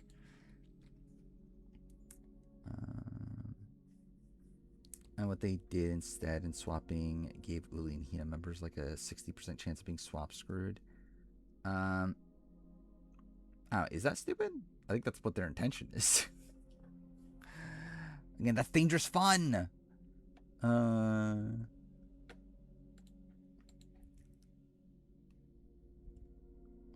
actually, wait. I think an issue now is that is Shannon too high? Because Lexus is better than Shannon, right? Because Alexis was in a Shannon-like position on her original tribe.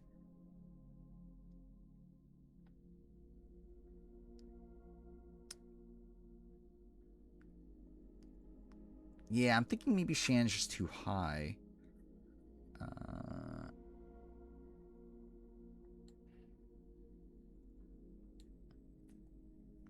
I forgot, what was the argument again of her with above Lyrsa and them? It was that she was like running her original tribe, right? I do think her elimination's worse though.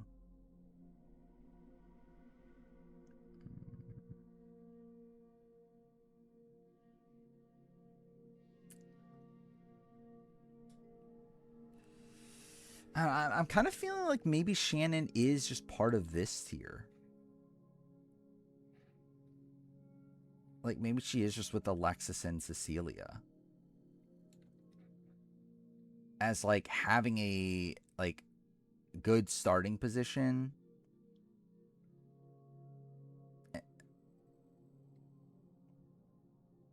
I guess she was, like... No, because, like, her boot wasn't swap screwed. Like, I think it's, like, a spot where, like... Maybe give her Grace for her second, like, for her first swap, but then do Docker for her second swap. Which I think actually probably puts her, like, closer to the middle of this. Because, like, she's kind of like a mix of these two things. Was the worst people she could have swapped with, but it was still her own people, though. Like, she should have managed Sage and Jawan better. Like, that's still, like, an issue on her. There's, like... And also, she was, like, in a tribe with Steven for a while. It's, like, it's not like she had, like, no chance of, like, bonding with those people. It's, like, yeah, she gets swapped away from her, like, closest allies. But, like, that's what these people are. Whereas, like, people that were swapped away from their closest allies, but not, like, fundamentally screwed by the swap. Like, she actually had a majority. She's, like, didn't handle those relationships well.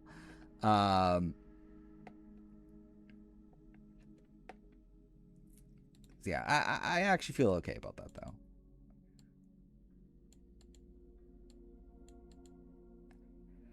I think this gives her enough, like, credit for, like, having kind of a stranglehold in her original tribe. But also, yeah, by the end, just, like, kind of... Actually, now I think about it, though, is she really that much worse than Natalia?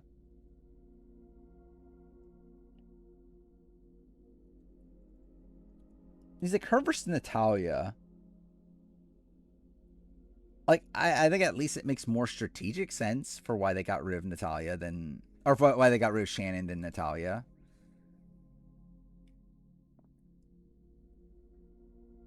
And I think Shannon probably had more of a stranglehold in her original group than Natalia.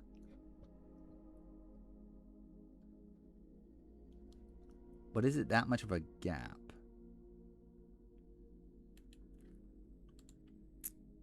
I think if anything, it's making me want to put, like, these all in the same tier. Like, do that, maybe. Actually, maybe, like, Brooke is more of, like, the middle ground at this point. Wow. I think I'll do that.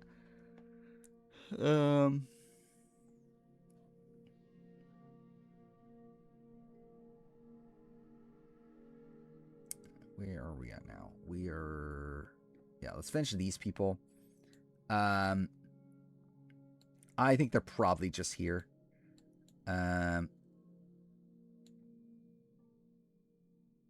I guess, like, too, for you can argue if Lyrsa, because Lyrsa also technically had an alliance.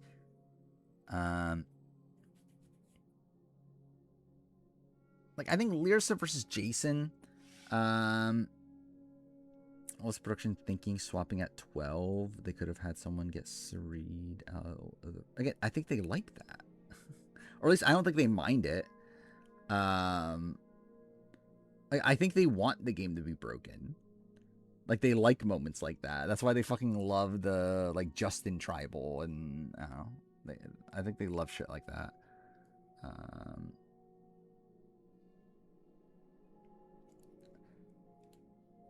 Yeah, like it's like, yeah, they map it out. They map it out so things like that can happen.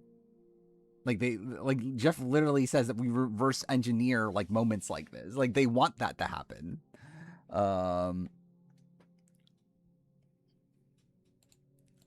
It's like, yeah, they're planning, like they're mapping it out, but they're mapping it out to have things like that potentially happen.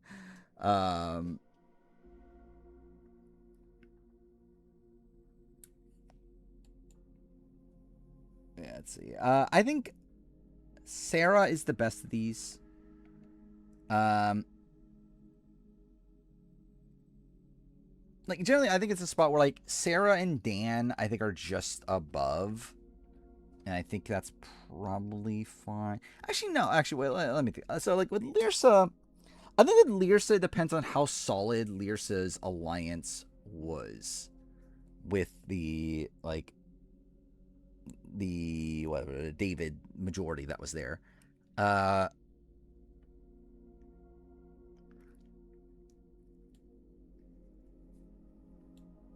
actually, I do feel like Lyrsa probably is closer to Dan and Sarah in the grand scheme of things.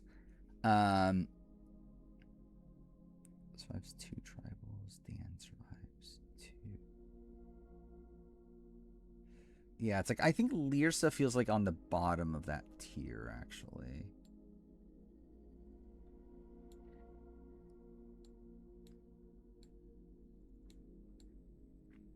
I guess, like, Tom and Sharia survived more tribals. But they didn't really have, like, a real group in the game.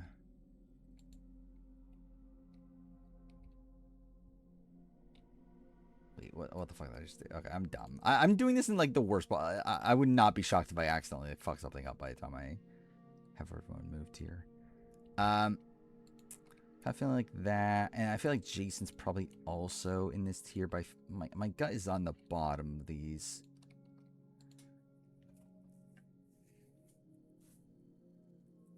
Because like at least like Lyrsa votes someone out eventually. I think Devins will replace Jeff as host. It wouldn't shock me. I think at this point, like especially him being brought over to Big Brother, I think it definitely shows him being in CBS's favor. To where, yeah, it wouldn't be the most mind-blowing thing in the world.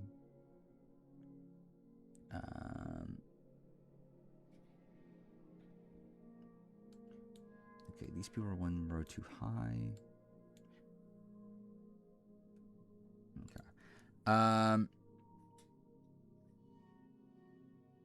Oh, did Jason vote Matt? Oh yeah, I guess it was unanimous, wasn't it?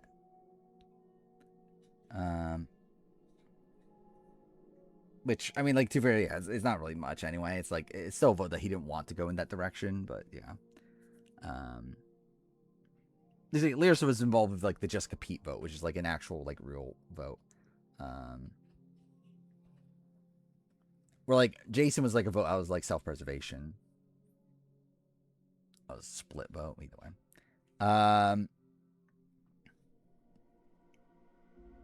Yeah, I think I'll keep those people there. Lindsay probably just should be lower than all of them.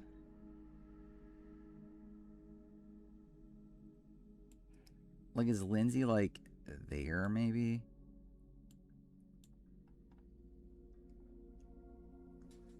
Also, why did I even bother keeping this here? Like, at this point, I think it's just going to confuse me even more having these people there. Actually, I guess it can be used as a guide for some things. Anyway, yeah, Lindsay I think is worse than these people. Maybe she had like half the tribe wanting her out at that first vote. I guess to be fair, She still does survive like 2 votes. You can argue she gets swapped screwed. I guess like debatable on that, but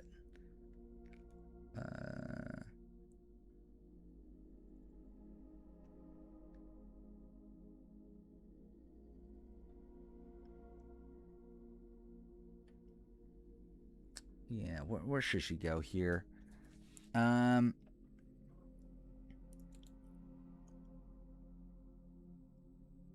Like she at least had an actual alliance. Maybe it's closer to like this here. They didn't really flip on her though.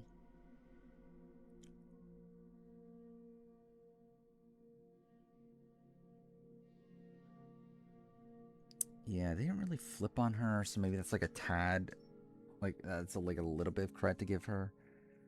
You know, to be fair, like Brandon was annoyed with her and wanted her out by that point, but still, like, yeah, actually vote for her.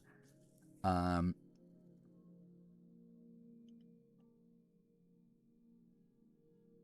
she does get through she does get through.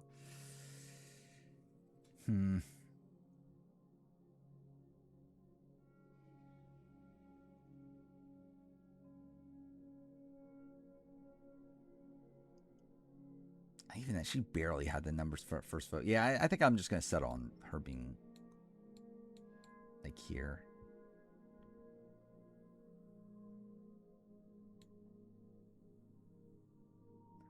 Like she had an alliance, and I'll give her credit for that, but she also like barely even survived that first vote. And actually, if anything, maybe she's lower than this. I guess it's a tough thing where, like, again, these people got voted up by their own allies by the end. So it's like,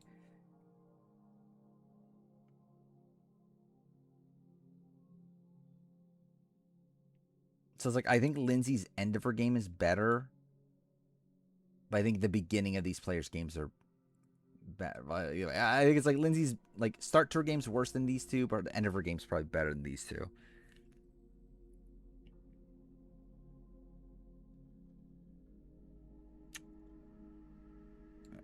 I think I'll give her this.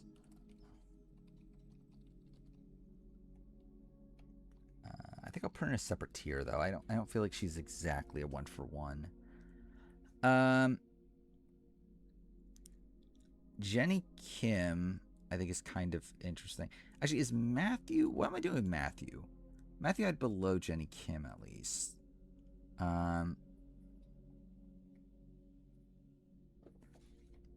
Like, Matthew's someone that survives. Yeah, only 1 tribal, is kind of in a rough spot after that, but we don't really know exactly how his game would have played out.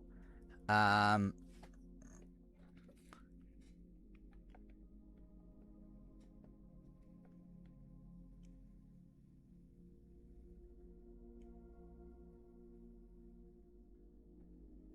I'm not really sure what to do with Matthew, though. Like, I think there's really an argument for him being like anywhere in this range. Maybe I save Matthew for later. Like Jenny Kim, like was in an okay position. Should have run the first vote. Does get screwed out of the game, but really her game outside that's not that great.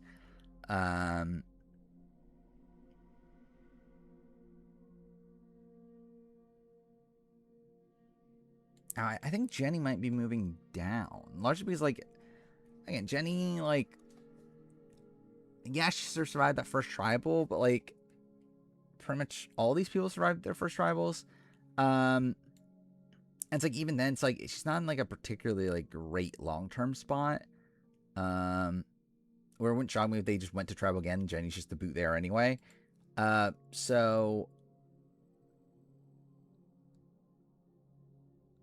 like, maybe that's, like, Lindsay Richter level?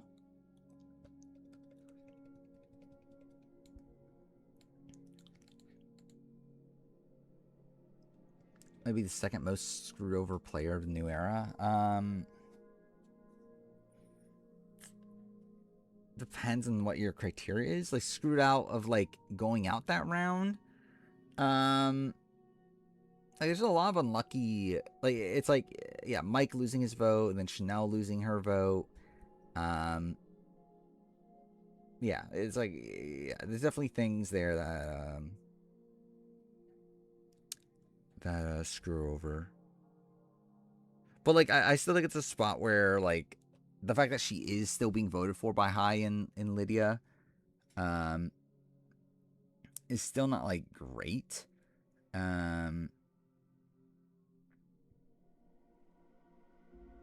Especially when there were like other options there. Like, you could have voted for Mike. You could have voted for like Daniel or Chanel. The fact that they did vote for Lydia is still like a negative there. And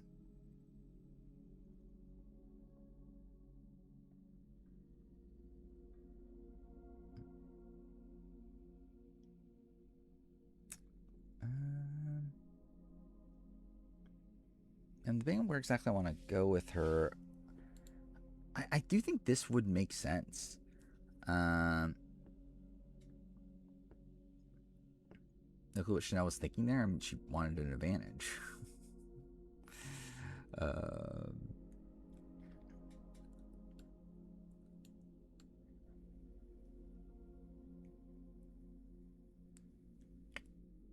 I think the tough thing about it is I don't think Jenny does that much like actively wrong though.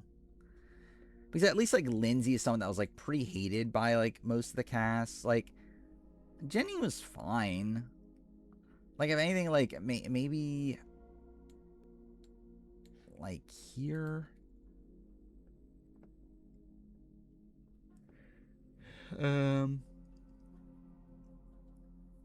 Yeah, that was like an aspect of it, yeah. Is that she like lied to Omer, right? About what she was doing.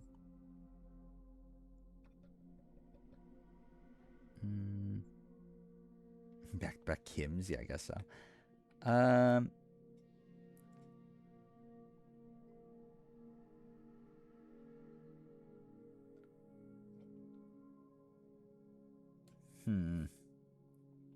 Like, these people survive like a decent amount of votes.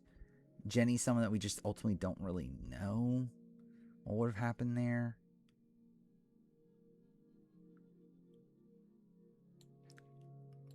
These people get swap screwed. I think I'm kind of leaning this, actually. It's like Jenny there. Kind of as like this middle ground.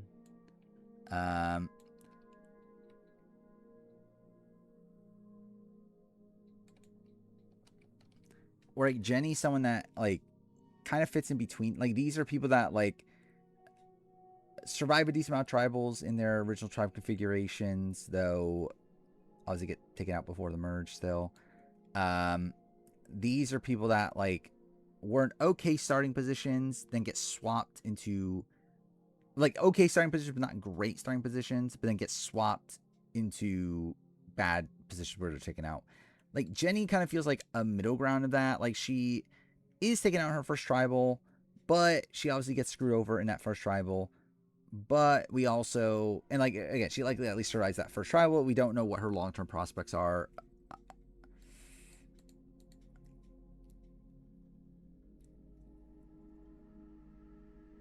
Or is that just here?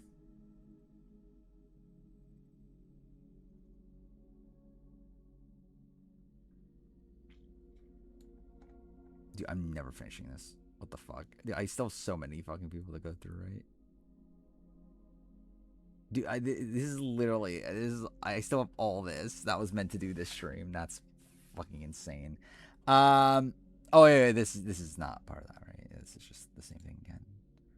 Whatever. Either way, yeah, Jenny.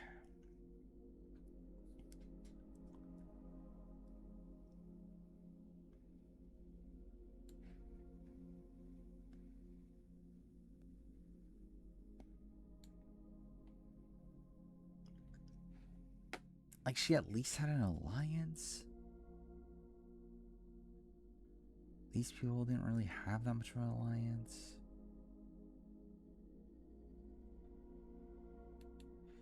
But no, I think I'm leaning towards putting... Yeah, I'm leaning towards just doing this.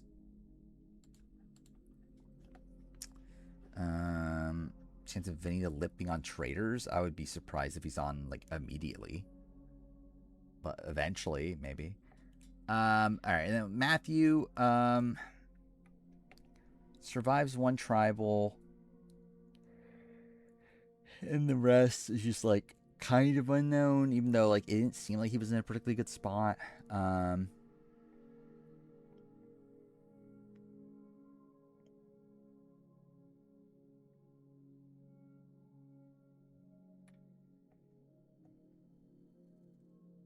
Like, I think he's at least here. Like, bare minimum. Or maybe not. Maybe here actually kind of makes sense, too. But, like, ultimately, it is still a spot where, like, there's just a lot of unknown with Matthew. It's like, he's a player that, like, I think there's a lot of upside in the sense that he seemed to have, like, a pretty... like, what is it, like, fluid way of thinking about the game. He's willing to come up with, like, some pretty, like,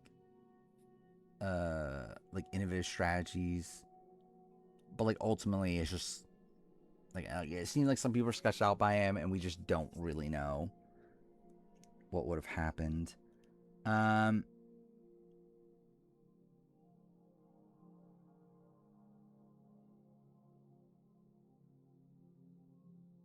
So, like, on the previous list, I had him below Jenny.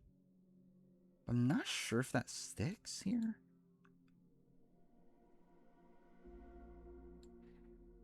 Or maybe he is in, like, same tier as Jenny. Or, like, in a way, it is, like, kind of, like... yeah, it's just kind of unknown how exactly it goes for him.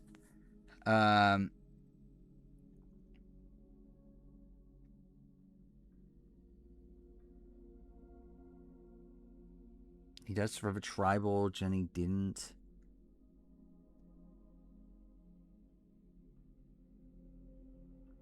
Yeah, I'm kind of leaning towards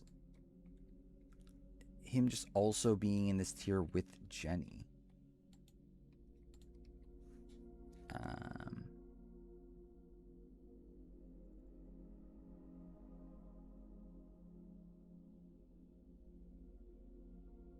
Yeah, he's at least like Jason, someone that was like swapped away from his allies.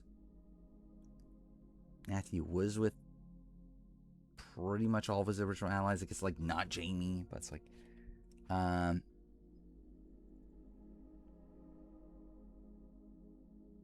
yeah, I think this feels okay actually. Putting in there. All right, and then we got this fucking grouping. So based on what the intention was here, I'm pretty sure these people are meant to be above these, but I'm not sure if I'm sticking with that. I guess we'll see. I think I can delete this now too, right? I just need to double check. I didn't delete anyone for sure. Yeah, okay, we're still good. Okay, so yeah, it's like this grouping of people next. So like it's a spot where I think these people are moving up just because like we're still in that spot where like I think it's like these are like the first people that I think probably should be in this ballpark. I'll be here. 1, 2, 3, 4, 5, 6, 7. 1, 2, 3, 4, 5, 6, 7. Go. So I think this is probably like I think this is where it was intended for him to go. I'm not sure if I'm actually going to do that. Like Sydney is someone that survives 3 tribals. Okay, wait, actually, wait, I think I already had these. Yeah, I had these people separated already. Like these 3 tribes, these were 2. Then these were. Oh, these were also 2, but just kind of weird ones. Yeah, so like these are all like kind of like weird eliminations. But like they at least did survive 2 tribals. Like maybe there's a world where that's like in this level though. Where like these are also kind of like weird circumstances. But like Jenny didn't go to a tribal. Okay, cool. Jenny didn't go to tribal. Matthew went to 1 tribal. Like these people went to 2. These people went to 3, or like survived 2, survived 3. It's like maybe that's an argument for that, like sort of structuring of the tiers, where like these people at least went to like what 5 tribals, right, before they were getting eliminated. And then like all these people are people that were like actually swap screwed. Like none of these people were like actually swap screwed. They were like screwed in like other ways, which I guess too fair is like still being screwed.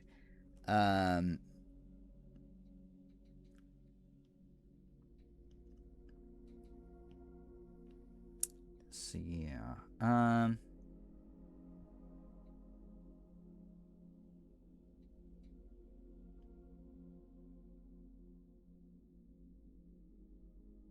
think most of it does feel okay to me though. Because like, why is Sydney Wheeler like? Yeah, Sydney Wheeler really better than like Liz? I guess like the argument is that Sydney Wheeler had like an alliance with like Joe and like kind of with Spencer, and was like probably more liked than Ibrahim and Liz. So even though she only went to like she went to 1 less tribal, it's like I think those are probably like boons for her there.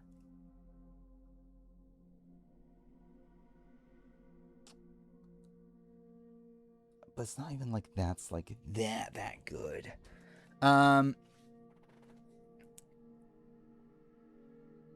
But I am thinking Sydney might be closer to this ballpark.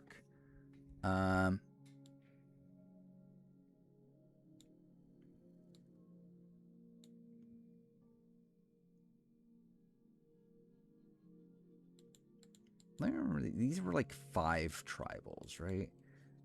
Leaf went to 1, 2, 3,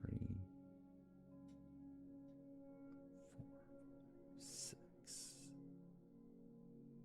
Is it 6? I think he gets voted out as 7th. Ryan goes to 2, 3, 4. He gets voted out after 5.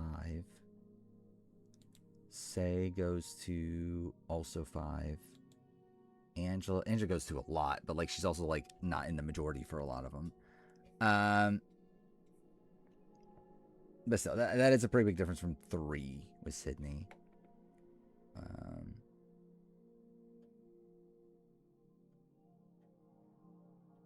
See, I'm thinking Sydney might be here.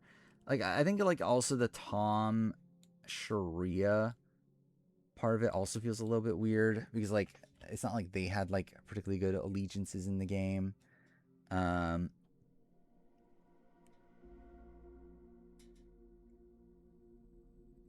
I think they go to the same amount of tribals though, right? Yeah, they actually go to the same. So yeah, I think like Sydney.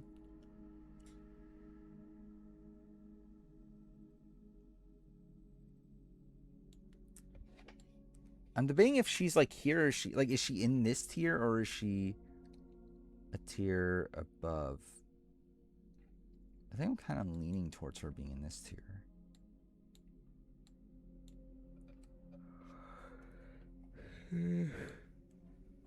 I'll be honest, I'm like completely running out of steam already. We're like I don't know how much more of this I'm actually gonna get done tonight, but again, I'll be live tomorrow, and hopefully I'll be fresher and be able to get more done. We'll see.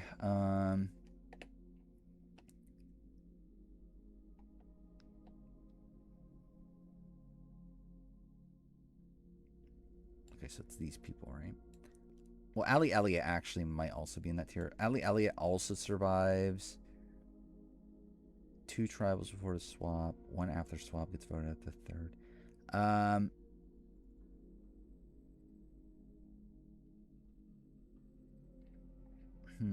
Like in a way, like she's like a better Alexis Maxwell. Is Tom the highest red? Probably. Yeah, I like that. Definitely has to be the case.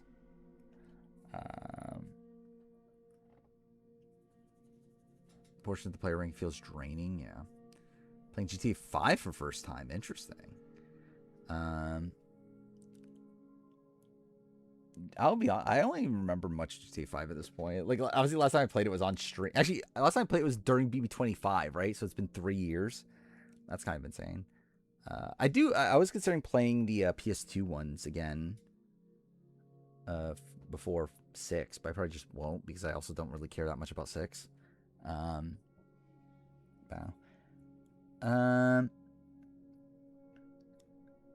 Allie goes to 4 tribals. Is voted out by our own people by the end, though, which I think is a negative. Yeah, I think that feels like the difference here. Like, these people were not voted out by their own people by the end. These people were.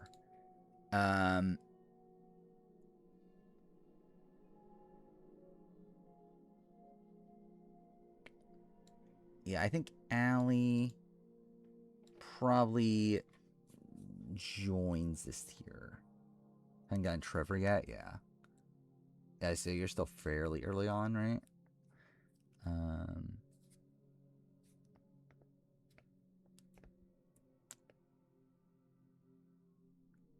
Like, I think Allie... Yeah, maybe Allie... Okay, maybe that's also a thing. Maybe I do separate these tier-wise again, and maybe it is, like, Ibrahim, Liz here, and then it's, like, Allie and Sydney as a tier. I also feel like that probably works out.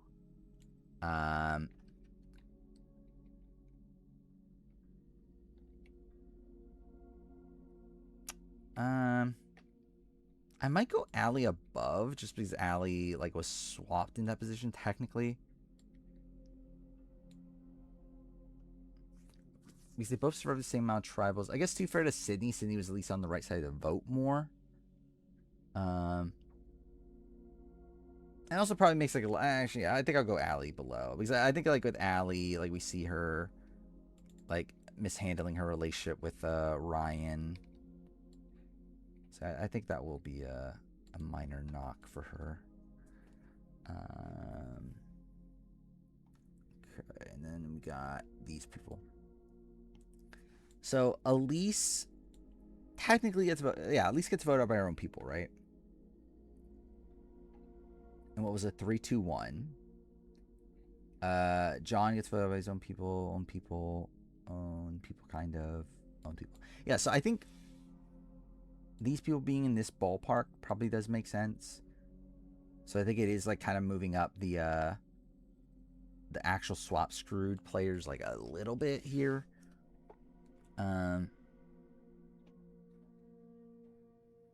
Okay, so let's rank these people in particular. Elise versus John Cody. I think Elise probably makes, like, less blunders. I think John Cody's probably the player I have more, like, actual faith in. But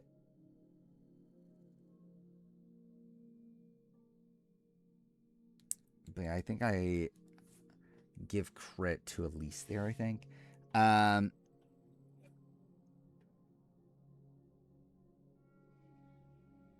Where, yeah, I think just John, like, I don't know, it's a spot where, like, Elise plays passively. John, like, isn't passive, but also is, like, pretty unaware. But I guess for Elise is too.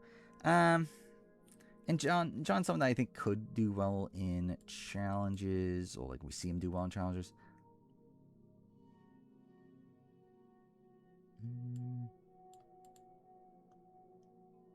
They both sort of 2 votes before that, right? Yeah. Okay. I think I'll lean John Cody just for, like, outside. Like, I think it's, like, him being good at challenges and him also just being, like, of the archetype that would just do well most times. It's like, I think I'll give him a slight edge because of that.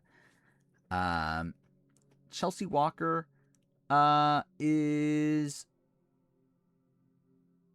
kind of similar to Elise in the grand scheme of things.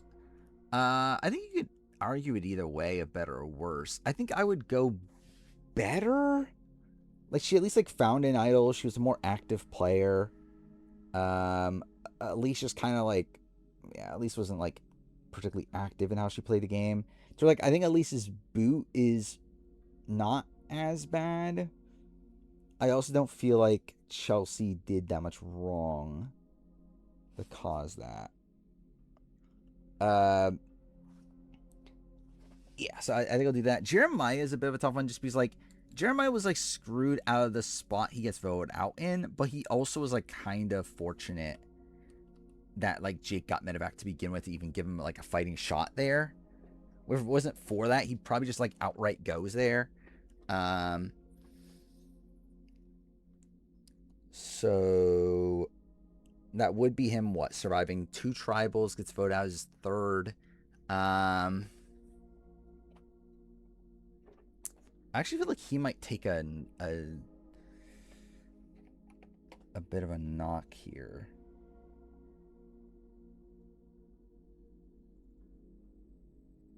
Like, I feel like that might be more like Sarita level. Just because he was, like, playing for an alliance he was on the bottom of. And again, like, his ultimate elimination is, like, kind of unlucky. But again, he was fortunate to be in that to begin with.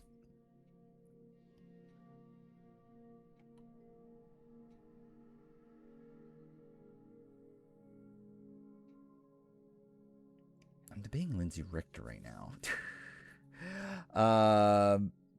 With Jeremiah.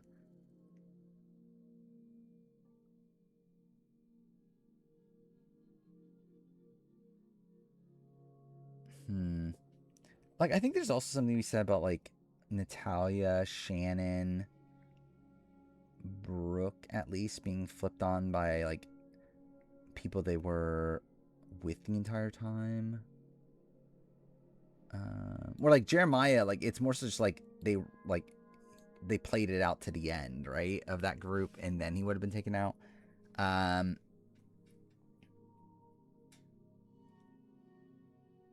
But that still isn't that different from a Sarita, though.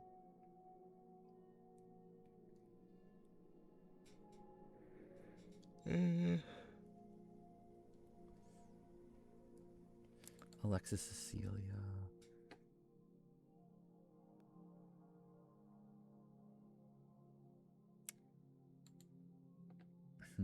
Okay, I think an issue also comes from the fact that, like, these are people that, like, didn't even have alliances. Or, like, didn't have, I mean, these people are people that have alliances. These are people that, like, I guess they were more screwed, though. I think would be the argument.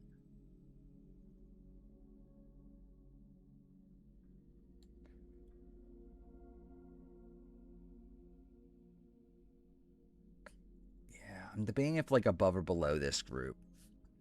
Let's see. I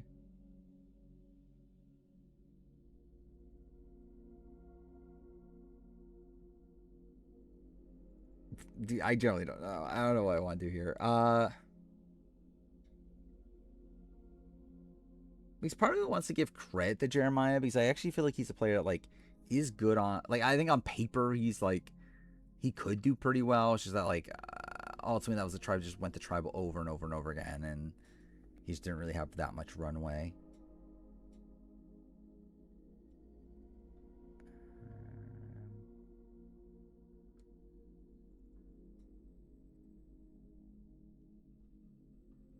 Part of me is actually moving. Like, is he better than Jenny Kim?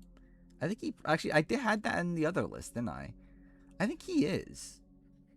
Where's my top 10 pre-juror list? Like, I'm pretty sure he made the top 10. Jenny Kim didn't, right? Yeah. It's like that would put him above.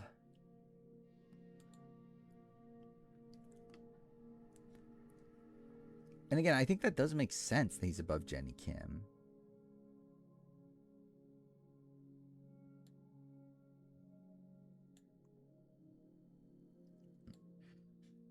Maybe he's, like, in this ballpark?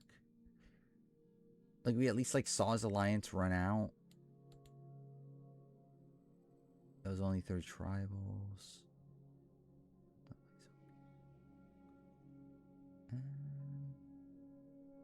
Maybe actually, what am I? Maybe he is just here. Maybe he's like Elliot level. Taking into account the pre-gaming too. I mean, like, I feel like for someone like Jeremiah, I don't know if that's a pro or a con. Or like, I mean, I guess it's a con in the sense that, like, yeah, I guess like Jake, Sophie, Alex pre-game more than him. But also, from what I understand, that entire like Alliance of 4 was like a pre-game thing. So it's like, I don't know.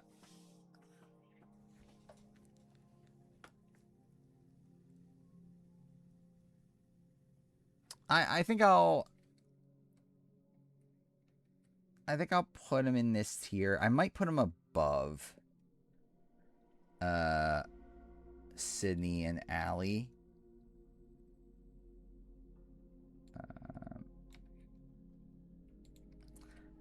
Okay, I just realized something. Is him being below Jason even?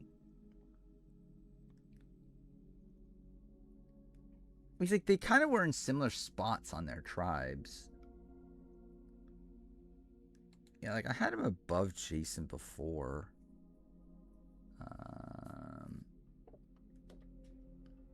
Why isn't production care that Sophie cheated? She's fun and hot, sure. Let's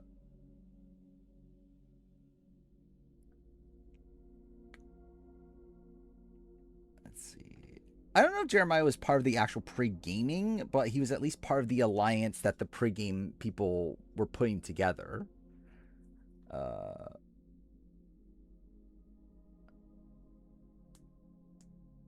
Like, I don't know if he was, like, involved in, like, talking to, like, Jake and Sophie and them. But at least, like, when Jake and Sophie were creating the Alliance pregame, like, he was a part of it, at least. Mallory's BB Comics gonna be Pipe Queen? Yeah, that's gonna be pretty funny, isn't it? Again, I do love Pipe Queens. Those are my favorite.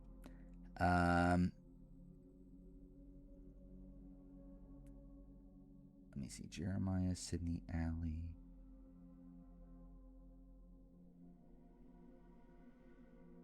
Yeah, I'm debating Jason's spot at this point. Like, do I really get... Like, okay, I'm debating, like, these two people in particular. Like, Lyrsa and Jason. Like, I think an issue comes from the fact that... Like... these people, like essentially went to, well, I guess, like, more so Sydney and Jeremiah. But still, like, they went to, like, so many premium tribals that they eventually, like, ran out of numbers, obviously. But, like, Jason, someone that, like, had he gone to his premium tribals, he would have, like, been, like, he would have just been in the Jeremiah spot.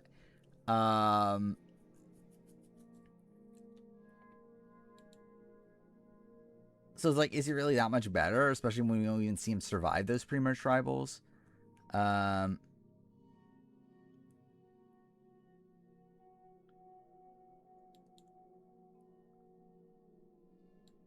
So yeah, I think that's a tough thing to reconcile with Jason here.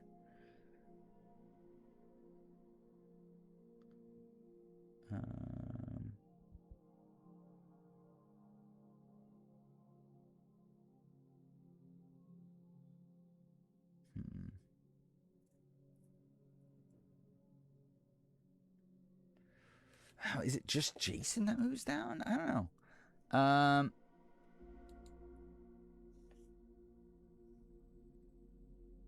Like, is Jason move here, maybe?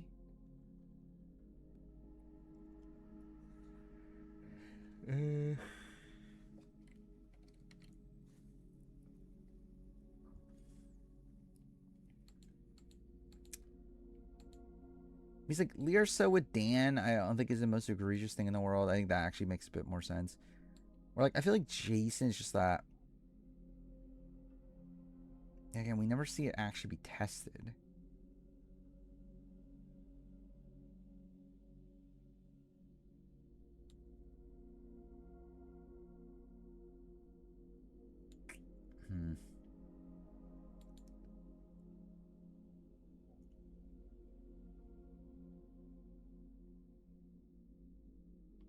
What did I have? Oh yeah, erase it. But still, it's like, yeah, I think my gut is that Jason maybe should be closer to here. There's like, he is screwed out of his spot. Tom,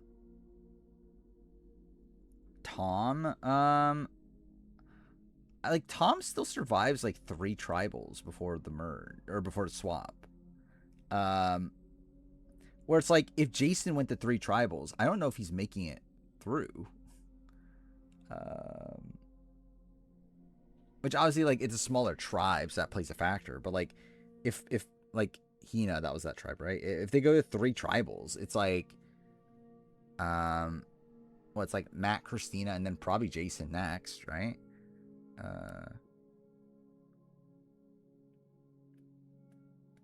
Which, like, I guess it's like maybe a bit unknown, but like, so it's like I feel like he was in the Jeremiah spot, and it's like we at least see Jeremiah be tested. We don't really see Jason be tested.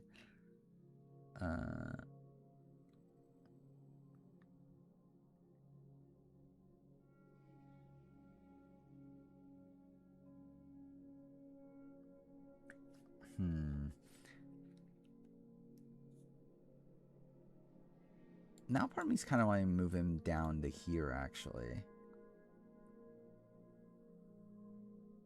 And yeah, a lot of it just based around the fact that he wasn't tested.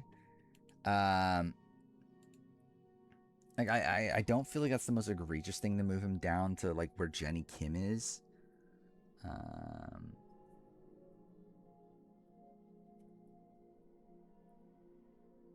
His MC showed Jason, Steven, her idol. I believe she showed Sophie S too, right?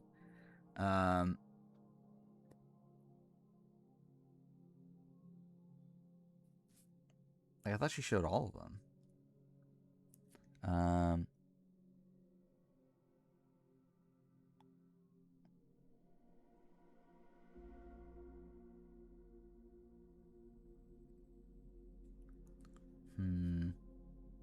What time I should be, what stream through? Yeah, probably like 1-ish. I don't know, late, probably.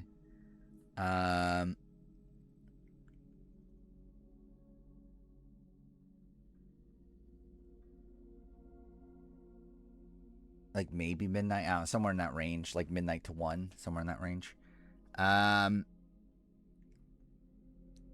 again, the stream will just be this. Like I won't, I mean, obviously, like, I'll answer questions about Big Brother if it comes up, but like,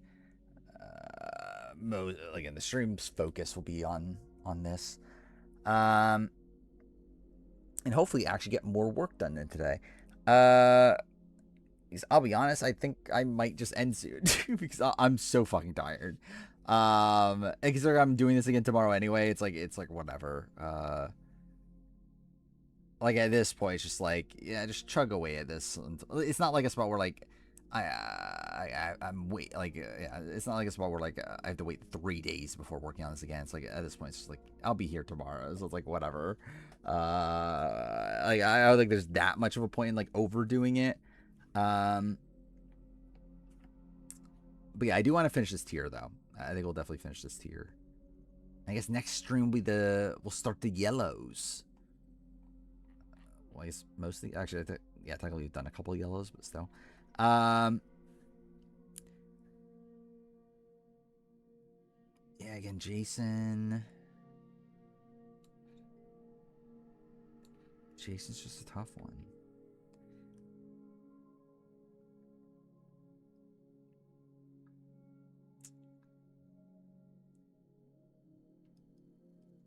Oh, maybe this is where these people go up.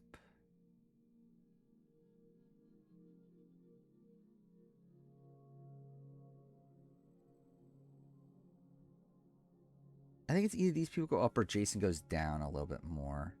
Yeah, thank God we got to the yellows. Isn't Lyrsa just a Jenny Kim who stayed?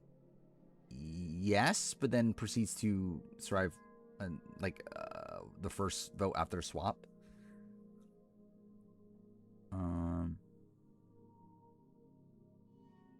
But yeah.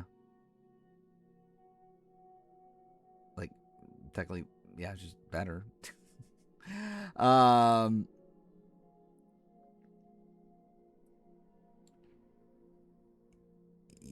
I'm leaning towards doing it, moving him down.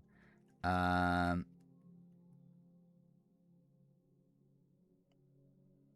mean, Jason never went to tribal. Like, he never went to a pre-merge tribal. Like, we ultimately don't really know. It's like, yeah, it seems like he was in a good spot, but like it's again just a spot where he's untested. Which I guess is like I think that's like probably like, yeah, like still above Jenny.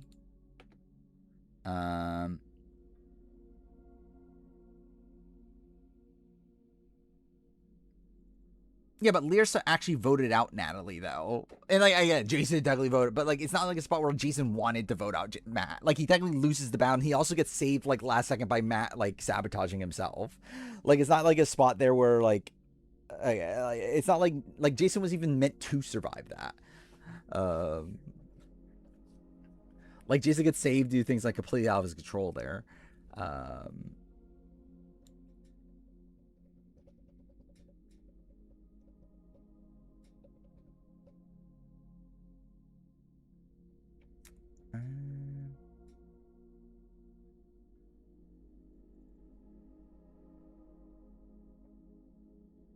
I'm leaning towards doing this. I guess kind of what my gut is telling me.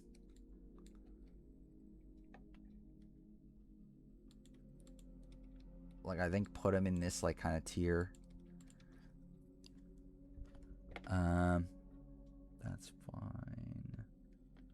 This is still probably fine. Jeremiah above Sydney and Allie? Do I stand by that?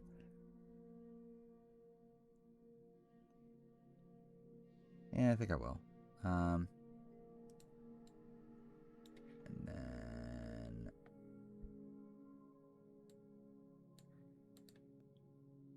Wait, what was I even doing to even cause this guy? Oh, it was, where's Jeremiah land? Okay.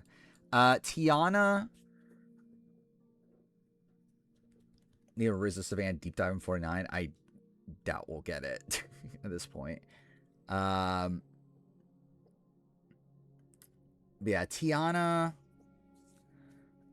might just be higher. I don't know. Tiana's in a weird spot because, like, her early game is very rough. I do think her post-merge game is, like her early, at least her merge, I think there's not much of a post-merge game, but, like, her merge round is okay.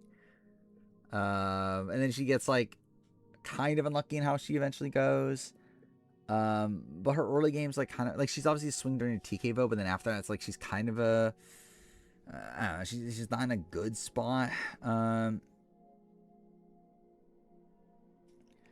like, I kind of see where I was going with her initially, which was probably, like, around, okay, cool. Like, I think the initial intention was to put her here. But yeah, I do see some Sei parallels. I think Sei was in a better initial group.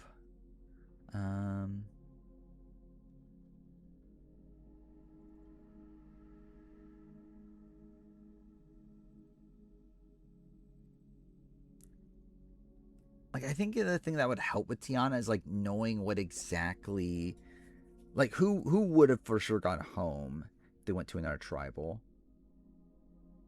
Where I don't think we have, like, a solid answer. Or I could see it really go either way. And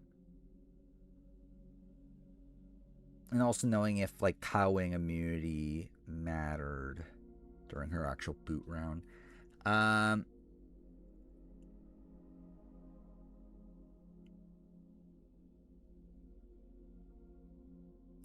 I mean, like, I think, yeah, like, I think Tiana's definitely below Sei. I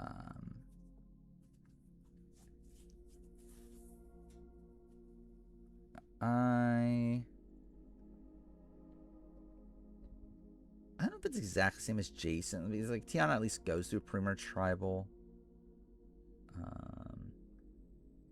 And also we see her, like, recover at the... Like, I think she's better than Jason, genuinely.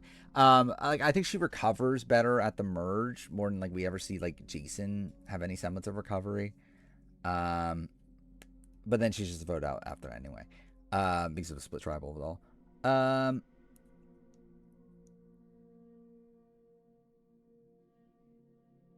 I'm thinking somewhere in this range. I'm thinking like either maybe the top of this or the bottom of this.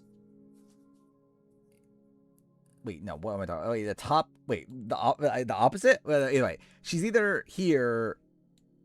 Wait, no, I think I was saying okay. No, she's the top of this or she's the bottom of this. I think was what I meant to say.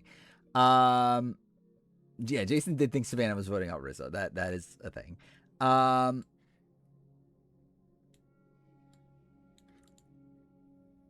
So yeah, it's like one of these two spots, I think, for Tiana.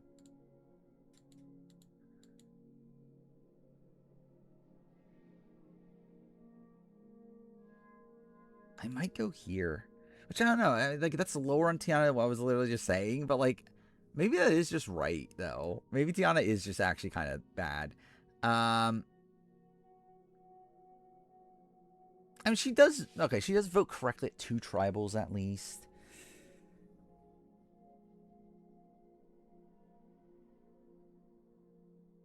But, I mean, like, everyone here does, right?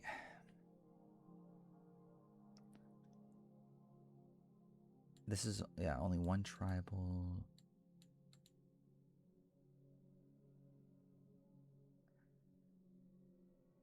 Like, generally, I feel like Tiana probably is a better player than these two, but, like, based on resume, I think she leans below.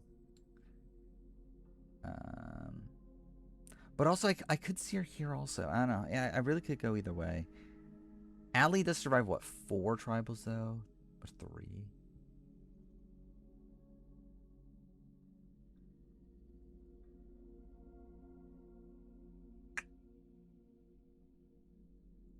Maybe I do go here. They have Tiana. I don't know, as honorable mention. Okay.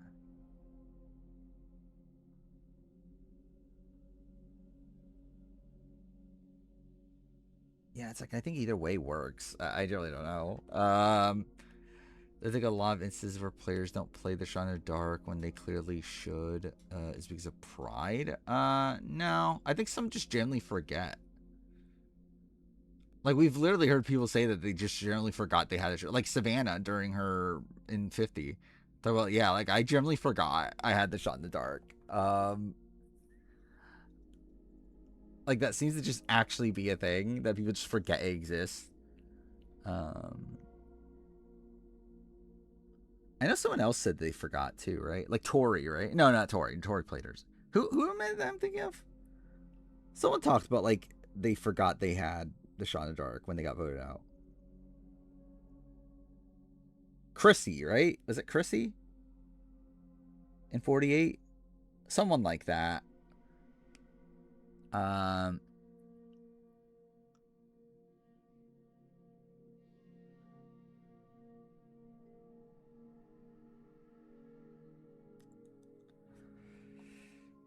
think I'm going to settle on here. I think that's kind of where... I think, like, logic-wise, it makes most sense to land her here.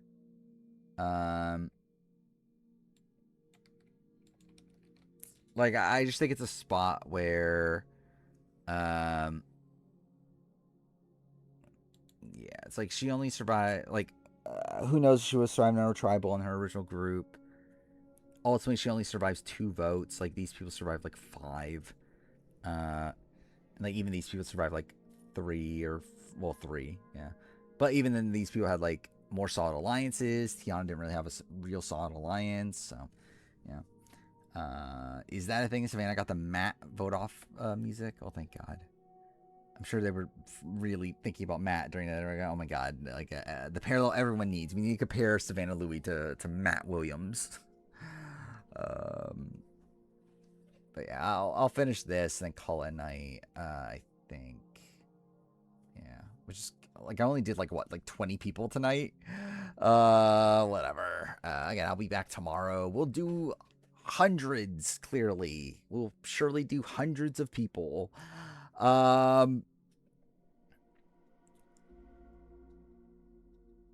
Yeah, I'm debating on where to put these people. I'm kind of feeling like maybe here.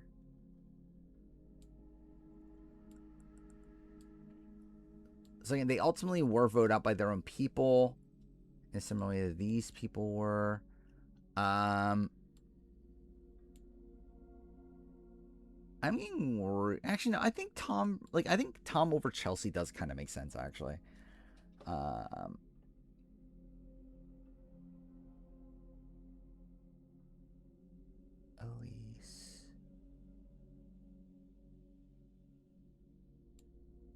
Yeah, I think this is fine. Or like, I think they are just a better Jeremiah. Or Jeremiah is like someone that has like, feels like he has a wonky boot, but ultimately doesn't really have that much of a wonky boot. These people have more like actual wonky boots, where that be like blood versus water playing a factor into things. I guess Chelsea's isn't like as wonky on paper, but just it feels wonky. And then Elise's is like a 3-2, 3-2-2, right? Yeah. Just like that's a weird vote. Yeah, I think those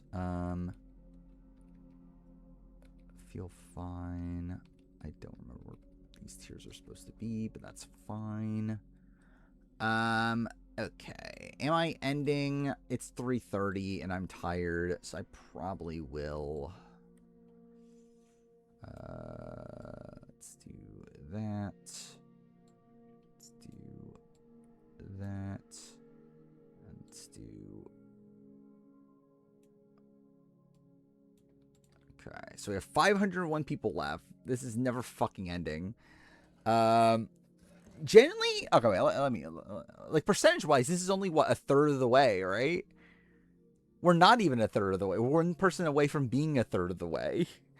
So that's great. Then again, as I said, like, I think by the end it'll become a lot easier, but, like, fuck me, dude. This is brutal. Yeah, again, I think I'll just end here. I'll be back tomorrow anyway, so... Again, I'll stream at some point tomorrow. I don't know the exact start time. Like somewhere between 12 and 1-ish.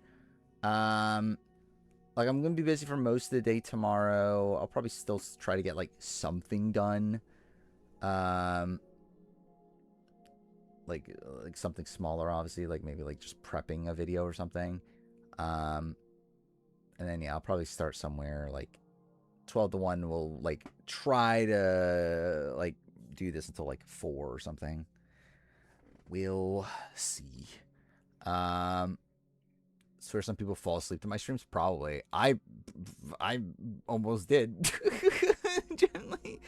But yeah. I'm fucking dead. Anyway, yeah, I'll be back tomorrow, and I'll probably be here for the next week doing this until we're done, and hopefully we finish it at some point. But anyway, that's it. See you guys tomorrow.